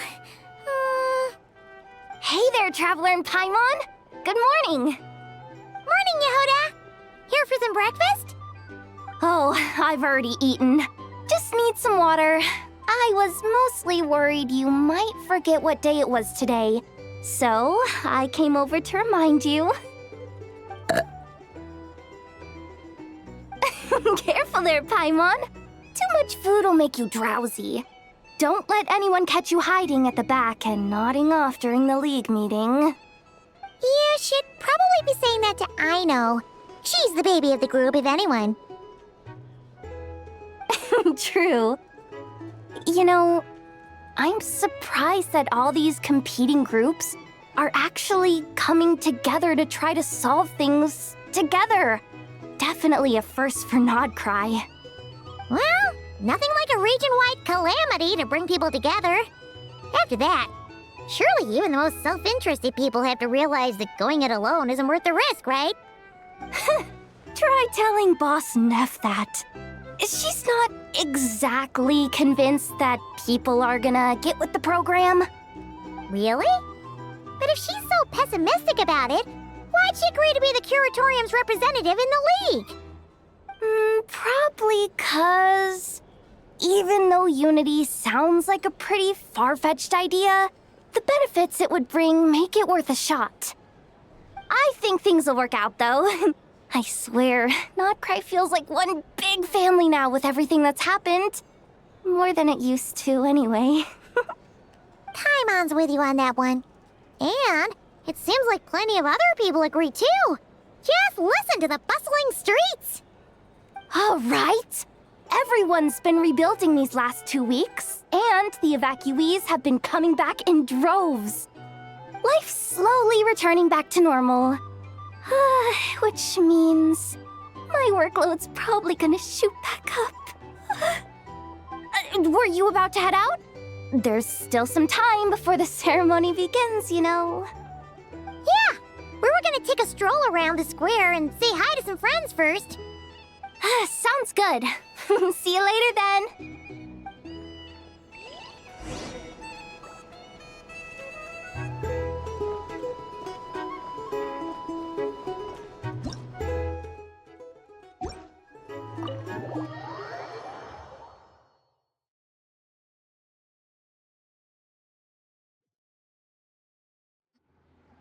Please accept today's boon. Have a nice day. Are Paimon's eyes deceiving her? Or is that Inefa handing out food for the Frost Moon Scions? Hello there. Would you like a feast of the moon, along with some snacks of the day? So, what's new, Inefa? It was only a few days ago when we last saw you, but it looks like you've joined the Frost Moon Scions in that time. And Aino too? What are you talking about, Paimon? We're just here to help. Duh. In the wake of the disaster, it's all hands on deck. We responded to Lama's request for support. At times like these, the smallest good deed can inspire others and help them through the hard days ahead. And we're using eggs and heating tubes to make that a reality. In true Kromkake Crab Shop style! Inefa! Did you hear that? The Traveler said I did good. The Traveler! That's because it's true, I know. Proposal. If you can resist eating today's dessert, I will provide you with compliments, too. No way! Well, that proposal got shot down quickly. I need something to get me through the hard times too, you know. Mom! Yes, dear. Go right ahead. Excuse me. Could I take a photo with the robot lady? She helped us get safely out of Nod-Krai, and she helped us get back home too. She's the best. Of course she is! And since I'm the whiz kid who built her, that makes me even better than best, right? But you stole my snacks, though. Oops. Shall we move to the open space near the center? The view there is better. Thank you!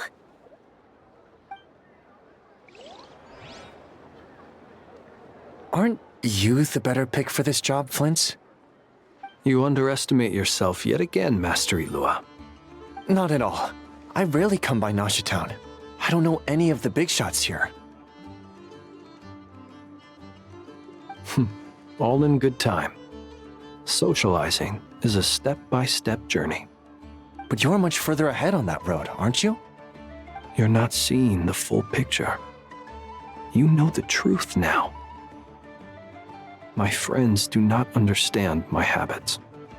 There is no question about it. The Lightkeepers need a representative in the League. Someone who is upright, cares about other people, and can realize their self-worth through group action. You say it like you wouldn't make the cut. I am most flattered that you think I would. Sigh a little less, Master Ilua, and have more faith in yourself. All the Lightkeepers agree that you're a very promising young man. That is precisely why Starshina and Nikita felt safe delegating such important work to you. I'm sure we all also agree that we would sooner die of dehydration than manage to wrangle anything out of you in a discussion.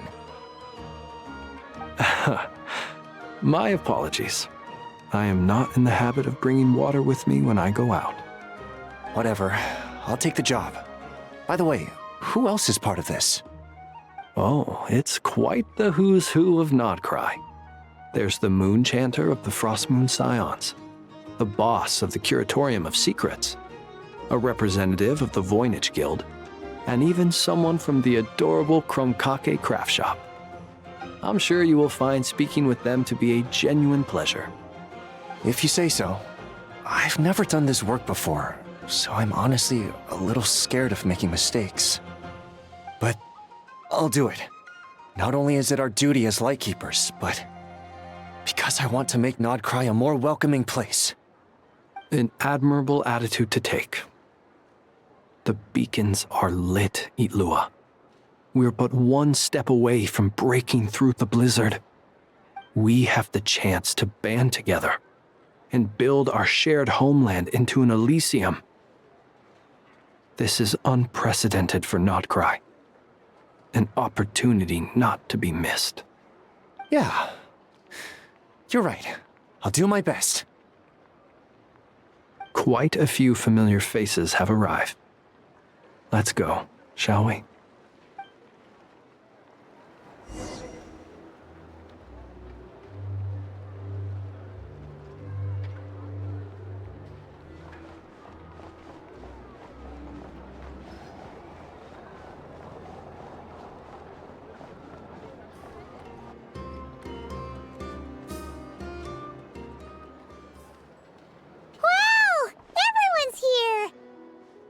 You seem well rested.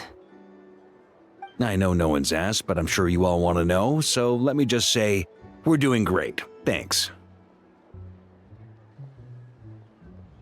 Well, great, but not perfect. I'm starting to lose my mind from boredom. Can't drink a drop of alcohol while I'm waiting for my wounds to heal. I'm sure you had a sneaky swig or two. Wait, how'd you find out? I'm sure you must be missing Mondstadt after all these years away, Grandmaster. Yeah, you could say that again. Every time I get news from Mondstadt, it makes me want to go back and see the place for myself. Honestly, once things are wrapped up here, I think it'll be time to head back home. Hey, looks like someone's taking the stage. Can everyone see okay? Anyone need a boost?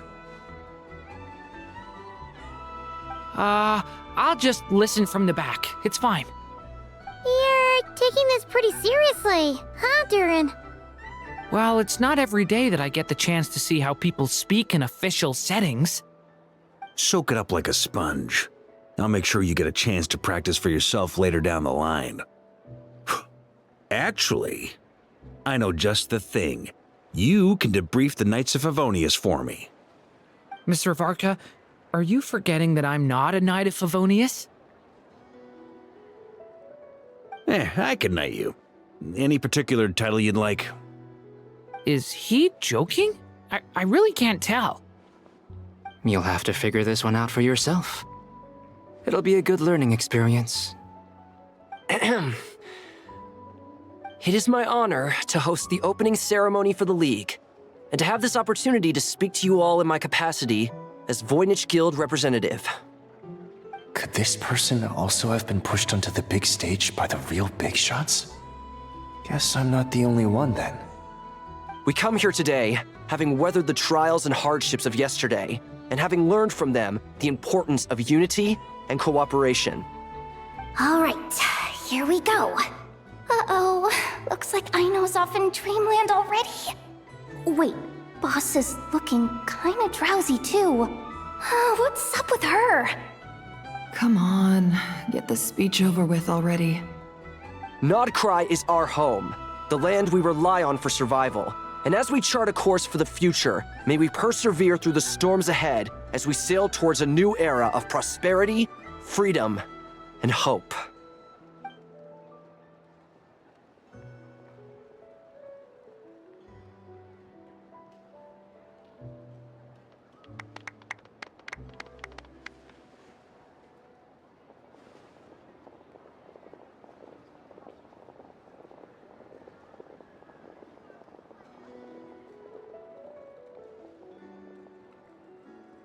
Looks like we'll have more opportunities to travel in the future. I'm sure you'll cope, Lady Moonchanter, given how fleet of foot you are. Unfortunately, I suspect I'll be too busy at the curatorium to act as your host. We have a busy schedule, not to mention an international network of contacts to manage. It'll be all right. I'll just check your schedule with Yehoda well in advance. And if she's not available, I can simply ask Ashru. You... So giving my employees extra workload isn't enough for you? You're really going to drag my cat into this too? I thought you'd approve. Aren't you forever increasing your employees' workloads? That's a bold statement. Are all the Frostmoon Scions feeling more audacious now that your moon goddess has returned? Columbina's return has brought joy to all who care about her. That includes both you and me. As for the Frostmoon Scions, we are learning how to thrive independently, without relying on the moon goddess. It is up to us to make our home a more livable place.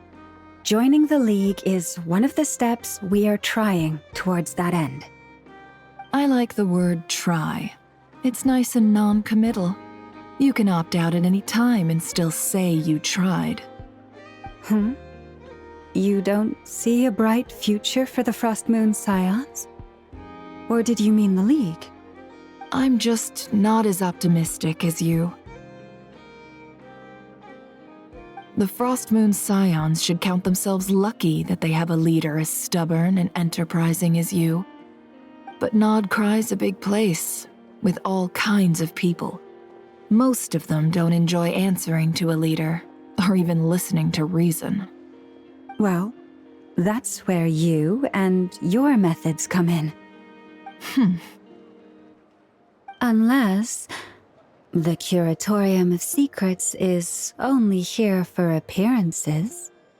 For now, yes. And that won't change until this venture becomes worth my while. What would make it worth your while? Getting out more than I put in. Right now, I'd barely break even, but I'll grant that it's a good start for Nod-Krai. Then maybe it's worth a try. All right, you can stop now. Or do I have to join the Frostmoon Scions before you'll get off my back? You'd be very welcome to join us. on all your hard work. What are you chatting about? Nefer was trying to dissuade me from adding to her employees' workload. Also, she's considering joining the Frost Moon Scions. Sorry, what? Your conversations are always the most interesting. Would you two care to join me for some tea before heading to your next destination?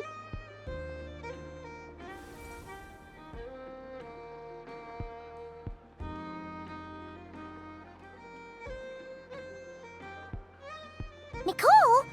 Wait, where are you? Aren't you gonna show up today? Sadly not.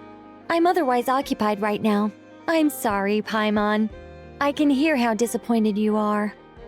If it's any consolation, let me say that how things appear on the surface is a far cry from what they are at their core.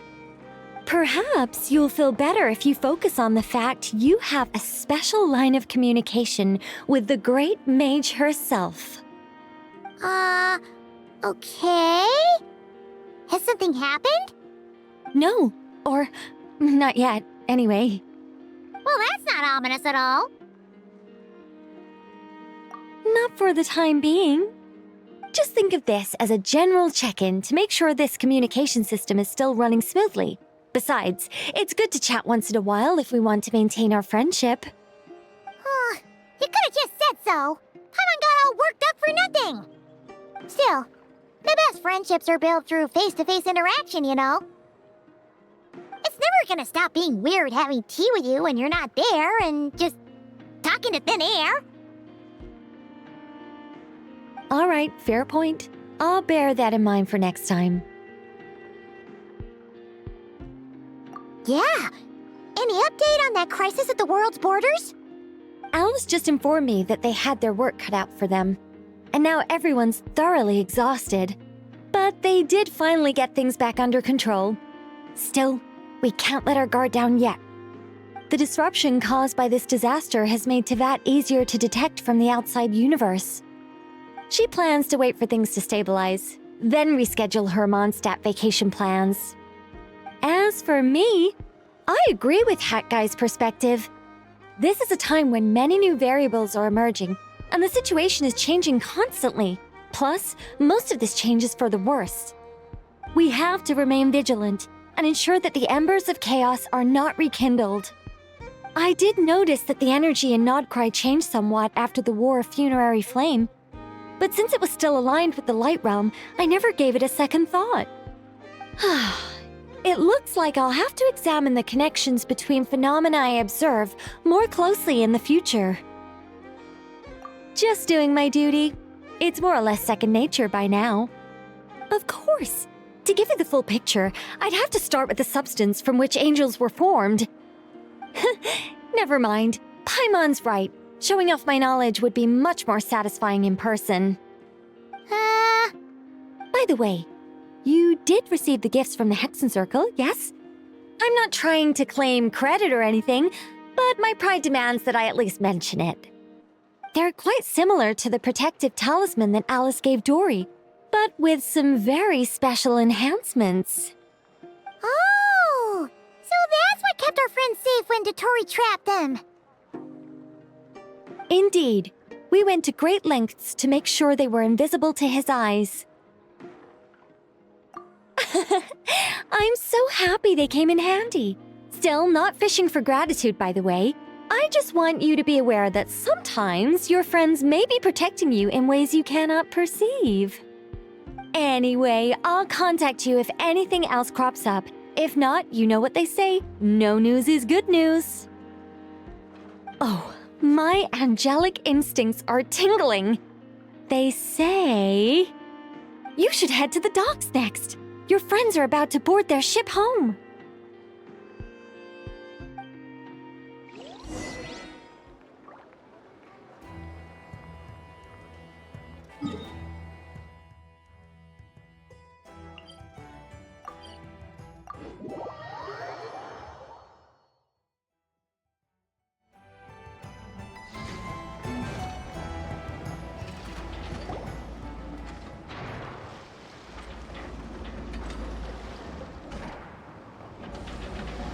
You're here.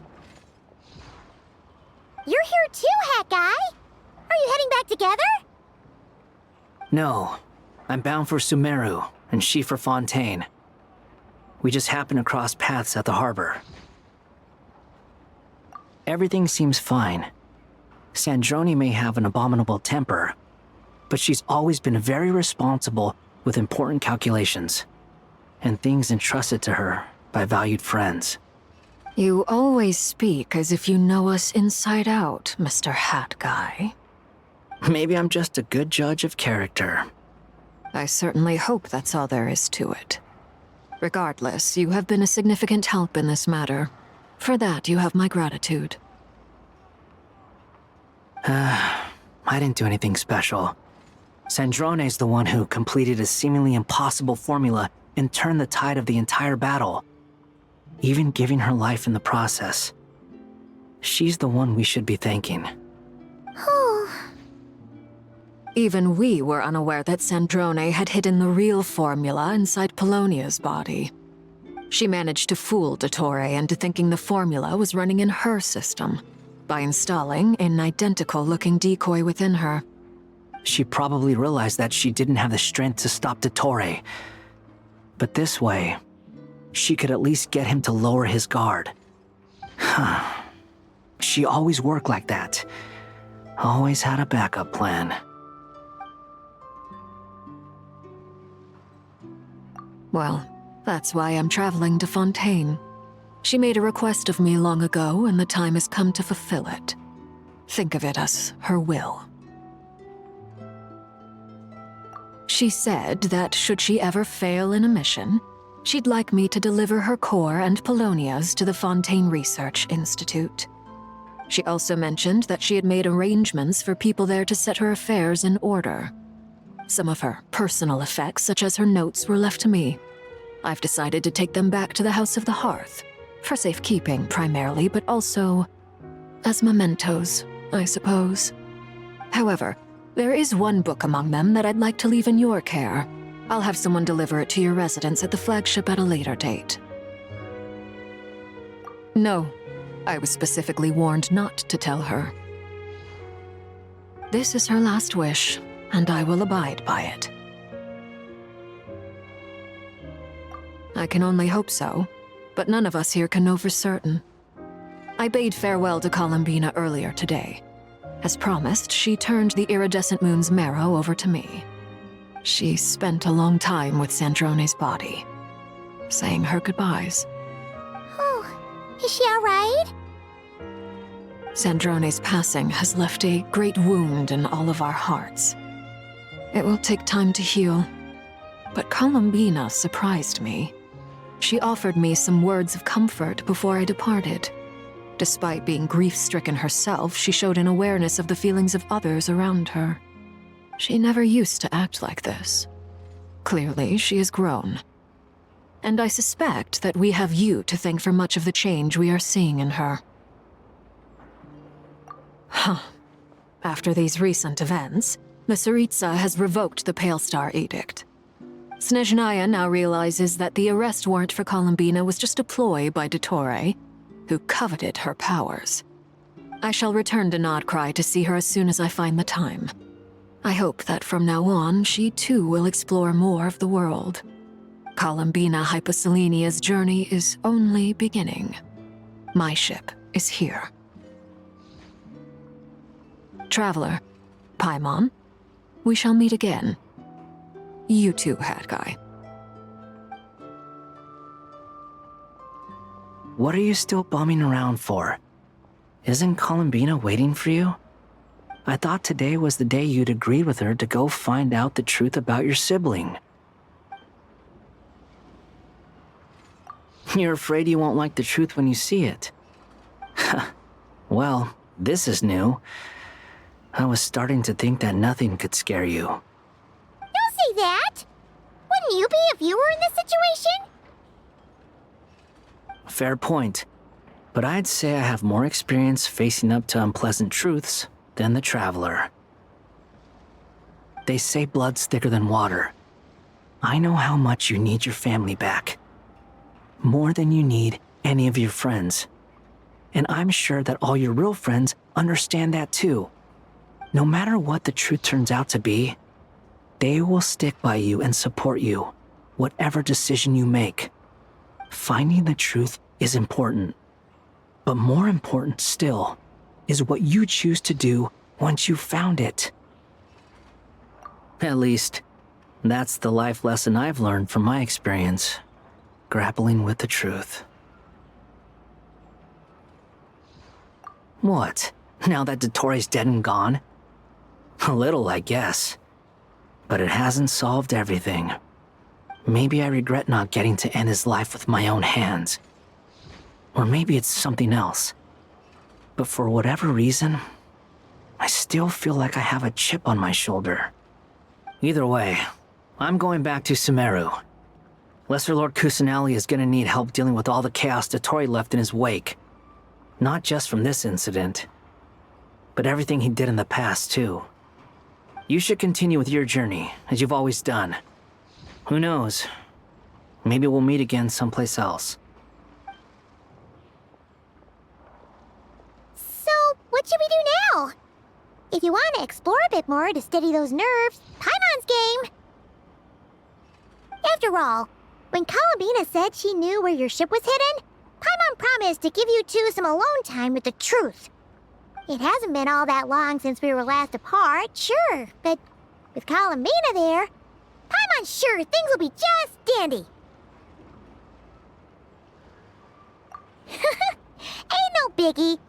Paimon might be all about that food and fun, but she knows how to do right by people. Paimon's sure you'd prefer to digest the news about your brother in peace. But, no matter what you see, just know you can share it with Paimon. Of course, as long as it's not super private. If you can't make sense of something, let's give it some thought together. And even if we both can't figure it out, Paimon can at least treat you to a nice meal. Glad to hear it. Feel better now? Alrighty. Next up, time to meet with Columbina.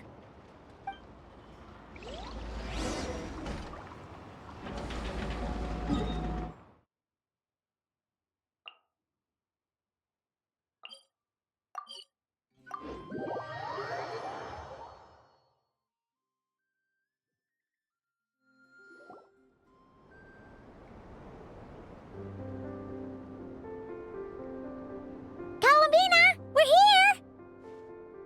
Can't quite believe we're meeting out here. We've gotten used to walking over to Silver Moon Hall whenever we go see you. Well, you're still welcome to go there whenever you want to see me. It's just, now that it's all over, I've decided to make some changes. Try and fit in with the Frost Moon Scions, like Lama suggested. The older generation are still timid around me. They don't dare get too close, and they bow their heads when I walk by. But things are much better with the children. I see more curiosity in their eyes. Hopefully, by the time the next Moon Prayer night comes around, I can enjoy the festival with them as myself, without having to pretend that I'm only dressed up as the Moon Goddess. You'll do fine, Columbina. Paimon's sure they'll realize you're super nice once they get to know you better. You really think so? When we first met, you thought I was a little up in the clouds. Oh, we were just starting out then, come on! So Lama told you, huh? I'm only teasing. I know that I have you to thank for pulling me back down to solid ground. It feels good to finally stand firm on the earth where I was born. Oh, that's great!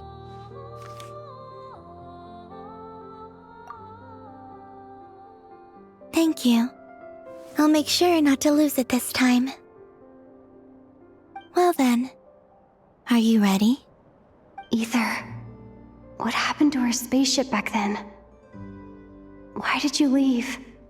It's time to learn the truth at last. I'm ready as I'll ever be. Good. Then let me open the way for you.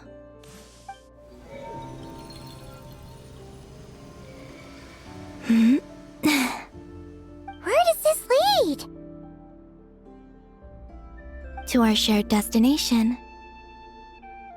Huh? Do you remember me telling you about my missing prologue back when we just met? I said that my story began on the moon. But while I was inside the moon's reflection, I realized that my prologue was really hidden in the future. I just had yet to discover it at that point. The story of the time before I was born was in fact the story of my distant future. It's truly fascinating. But when I obtained the Trilunar Authority and returned to our present reality, I sensed something I hadn't expected. Your prologue. So you mean... Yes, your spaceship. All this time, it has been hidden on the frost moon, which lay beyond the sky. The great ruler of the firmament. The heavenly principles. Wait, them? Why would they do that? I don't know. Perhaps your ship contains something that is incompatible with Teyvat. Or something that cannot be known. Oh, did I pick a bad time to say this? I know it must have been hard to work up the courage to do this. Maybe I should have waited until you were on the moon, with no chance to back out. That would have been kind of mean, you know.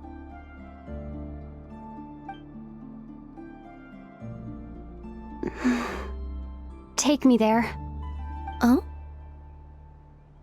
Whatever is hiding in that ship, it belongs to me and Ether. Those memories belong to us. No one else has the right to decide whether I should or shouldn't know about it. Not even the heavenly principles. Very well. Then let's go. You two take care, alright? And don't forget to come back soon! Rest assured, Paimon. We will. Traveler, after you. Thinking about the story that we'll find hidden on the moon? Yes. And hoping that it has a happy ending. Stories like that don't exist, you know? You don't believe in happy endings? I don't believe in endings.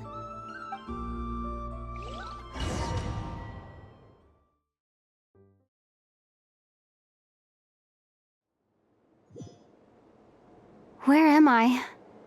This is the pathway I built between Teyvat and the Frost Moon. The moon is very far away from us, so it could be a long journey.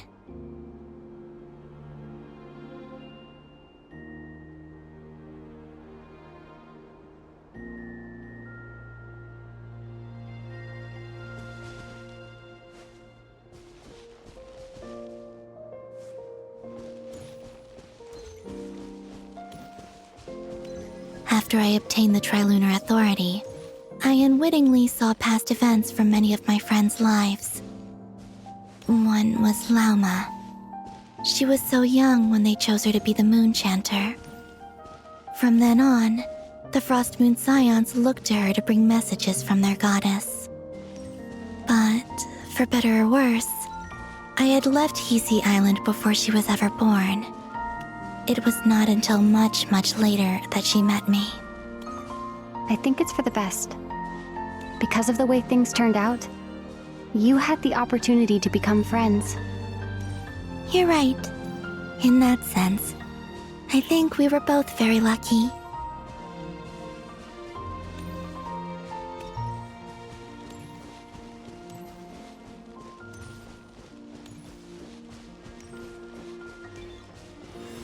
Oh, and about that mage, Nicole. I only recently learned that she has lived in Teyvat since the time of the Three Moon Sisters. The Moon Goddesses always had a good relationship with the angels. I suppose our friendship continues that tradition.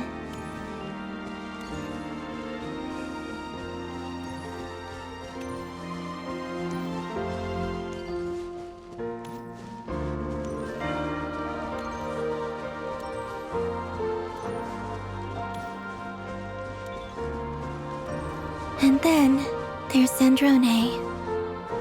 I never knew that much about her, beyond the fact that she was created by someone called the Lord Artificer. She, too, suffered for a long time before joining the Fatui.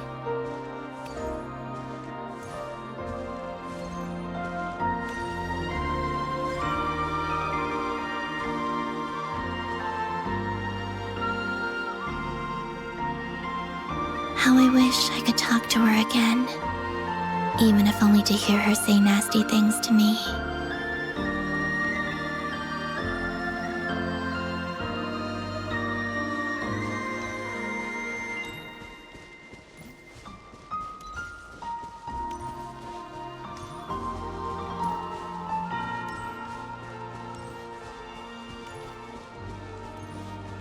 Also, I saw your sibling's story. I'm afraid I didn't see much. It seems that he rarely came to the surface, where the moonlight shines. But I did notice that back when you first set out on your journey, he would often appear nearby, gazing at you from afar with a guilty look in his eyes. Ether. Let us speak no more of the past. I probably shouldn't reveal so much about my friends. It's not my place. Let the moonlight carry us forth. We are very close now.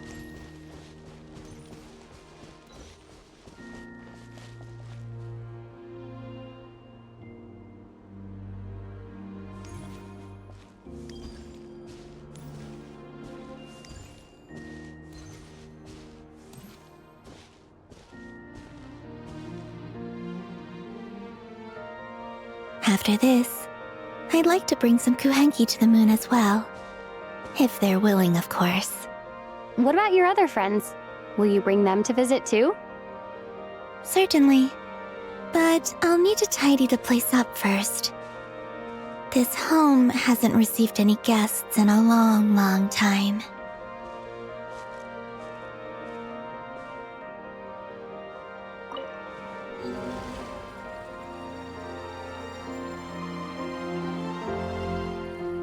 I remember writing something similar with you on Moonprayer Night.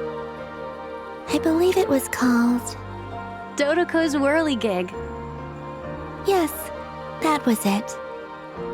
You asked me if I was afraid to return to the moon, and I said that I was.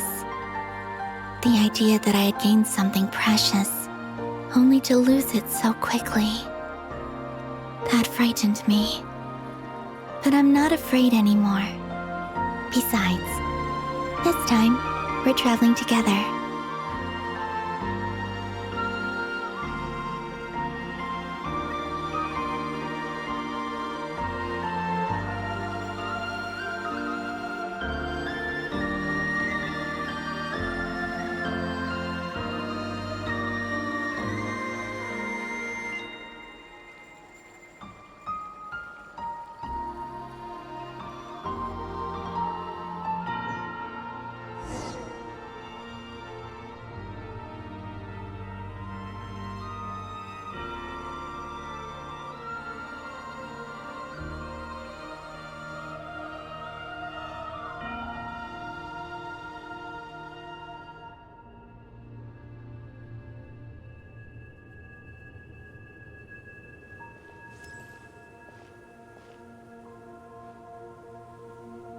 We're here.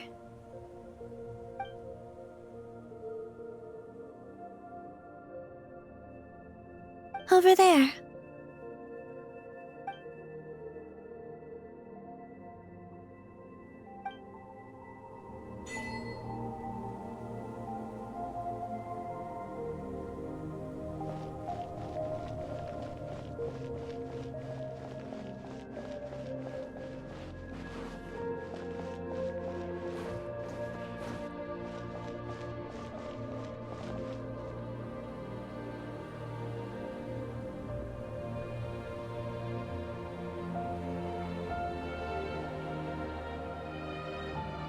Our spaceship.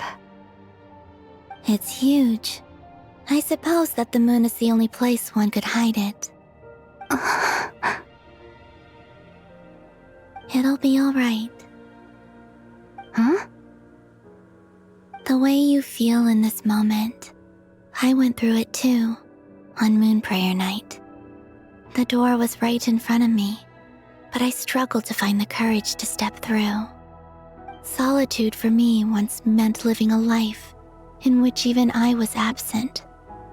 Before I met you, that was the only life I knew. But that night, solitude meant throwing away the life I had gained after meeting all of you. Columbina. Go. Retrieve the part of your life that was once lost. Trust me, you will lose nothing by doing so. Look, Teyvat is right there. All of our friends are down there, waiting for us. You're right.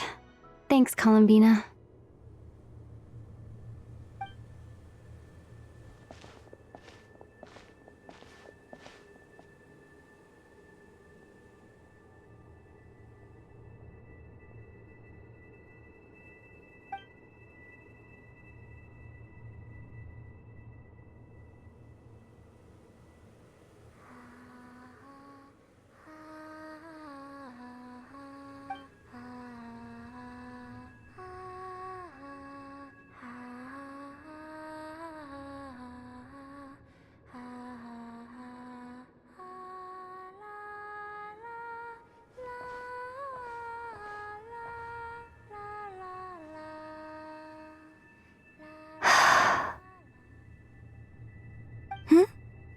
Finished?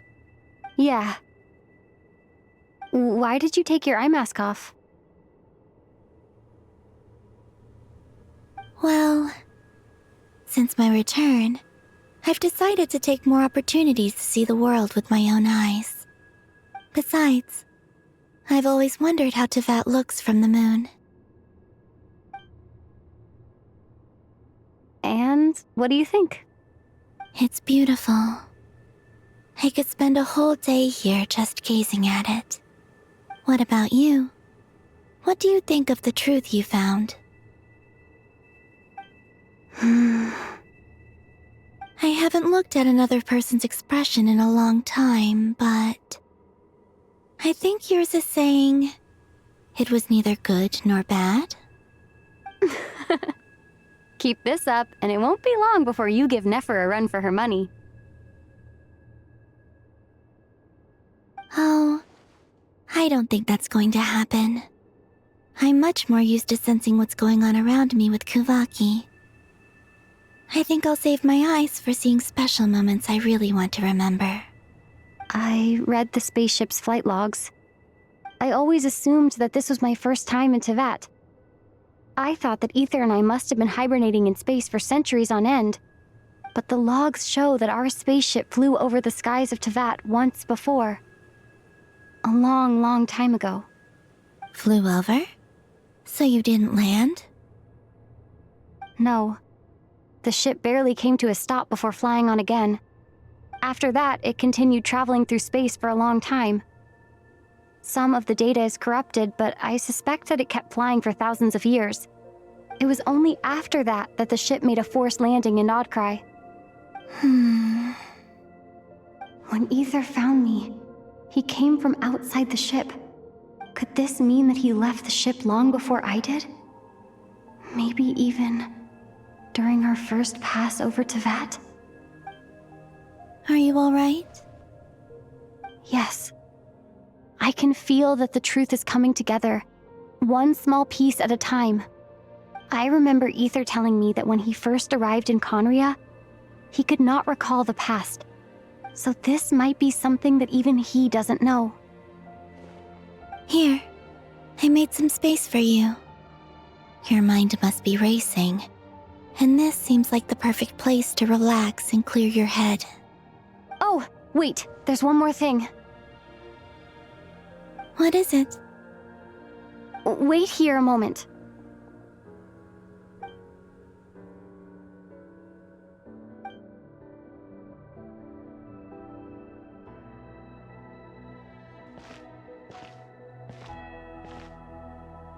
Hey, Columbina.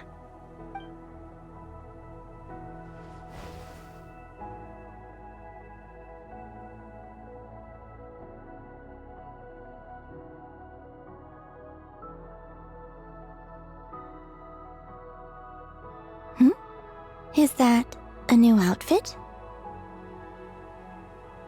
An old one, technically. It's been in a cabinet inside the ship this whole time. It's a matching pair with Ether's. He always liked this set more. Huh. I don't think there's a huge difference. Really? Yes. It's still the same you. You're the same person, no matter what clothes you wear. Only Columbina would make an observation like that. Traveler, do you consider Teyvat your home? Home is wherever Ether is. But then, after all the time I've spent here and everything I've been through, yes, I'd say it's my home. Would you change your answer if Teyvat changed appearance? I mean, if the truth about Teyvat turned out to be different than what you thought. I don't know. But I don't think so. The truth is not what matters most to me about Teyvat.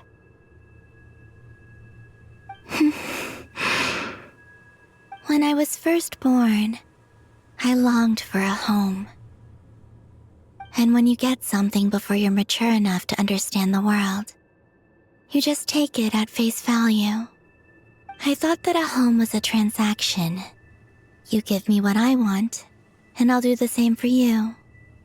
But you and your friends taught me what a true home should look like. You never asked for anything, yet you gave so generously to me. That's because your friendship matters to us. It was worth it.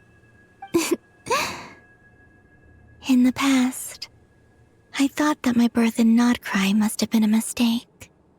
But after journeying to the distant past where the story began, I realized that it was I who chose Nod-Krai to be my future home. Now, I am glad that I made that choice. I'm sure your friends are just as glad. In fact, I intend to make the same choice today as I did back then. What do you mean? Well, I've given the Eternal Moon's Marrow to Lauma, and the Iridescent Moon's Marrow to Arlecchino. And now, I shall return my Kuvagi to Nod-Krai again, that it may continue to protect my chosen home. Wait, but what about your body? Oh, are you worried that I'll disappear again? I won't. Not this time. The Frost Moon has now entered the fall sky, and I am the Tri-Lune goddess. I am only returning to Nod-Krai the part of me that it needs. I am giving what I can, because my home is worth it. Oh, and I have something for you, too. For me? Yes. Come closer.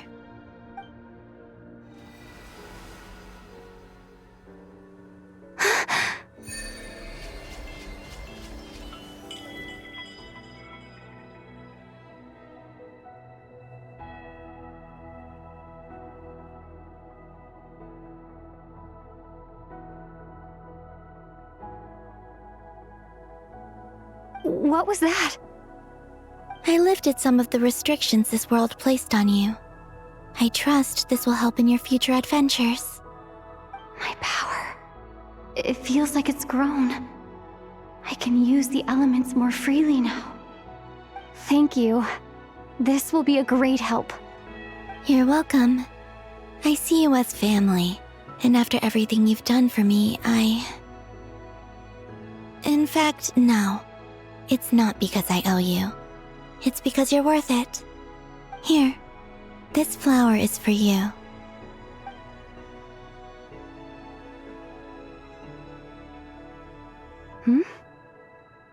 Isn't this a moon prayer blossom?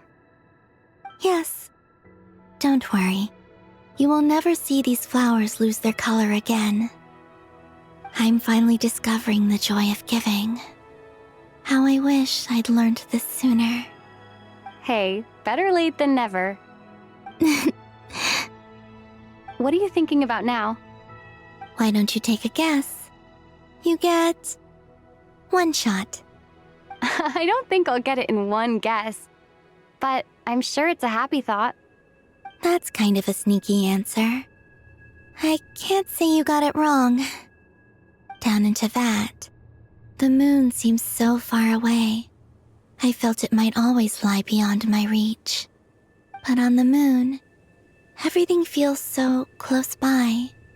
The haze that once enshrouded the skies has finally been dispersed.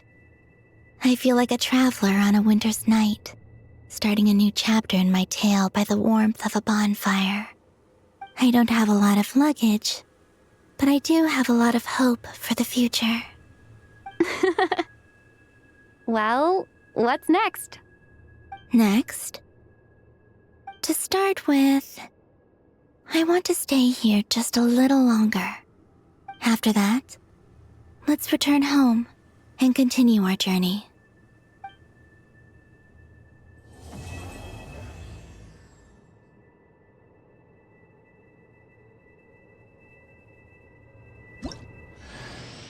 These clothes bring back so many memories.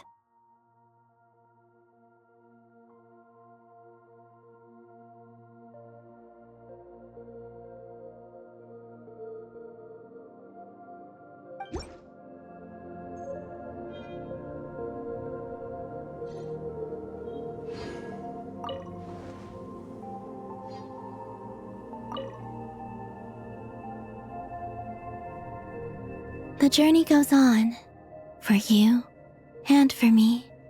Like I said, this is not the end. I don't believe there has to be an ending. Oh, is that your next destination? Most people would probably tell you to pack some warm clothes. But I experience things differently than most people, so I can't know how cold it is. In fact, it is home to quite a wondrous heat source. I think they call it Kreshnik's torch. Every city in Snezhnaya is built around one of those. I sensed the energy it gave off as I was passing by on a railway train. It felt grand and distant. I also recommend the Korolievsky troupe in Snezhnograd. They give performances quite regularly, and entry was free for harbingers. I liked them a lot. Ice cold and sharp. Crystal clear in some ways, yet profoundly unfathomable in others. Like the thick layer of ice on top of a frozen lake. That's just the impression that Tsaritsa gives me. I was never able to glimpse what truly lies beneath that icy exterior. In fact, I don't think the people of Snezhnaya even know what kind of power their god wields. Maybe that's because the Tsaritsa herself has never acknowledged, nor accepted that power.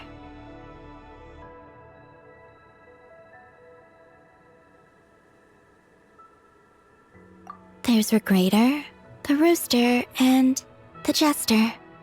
Between them, they control a lot of what happens in Snezhnaya, but I can never wrap my head around how exactly power is split between them. I just know they are each responsible for many specific domains. I noticed that the Rooster and Regrator often appear to get along on the surface, while working against each other in secret, and theirs is not a friendly rivalry. But I wasn't particularly interested, so I tended to keep my distance. Now that I think about it, the term Mistelton often seemed to come up in connection with Project Stuja. Once things settle down in Nod-Krai, I'd like to explore the world beyond Snezhnaya. You've told me so many stories about the other places you've been to, and all the friends you've made there. I'm curious to visit those nations and see them for myself. It would also help me learn more about the journey that has made you into the person you are today. Okay. As you continue on your journey, don't forget to gaze up at the moon once in a while. It is, after all, no longer an illusion. It shall cast down its true moonlight, connecting us in truth.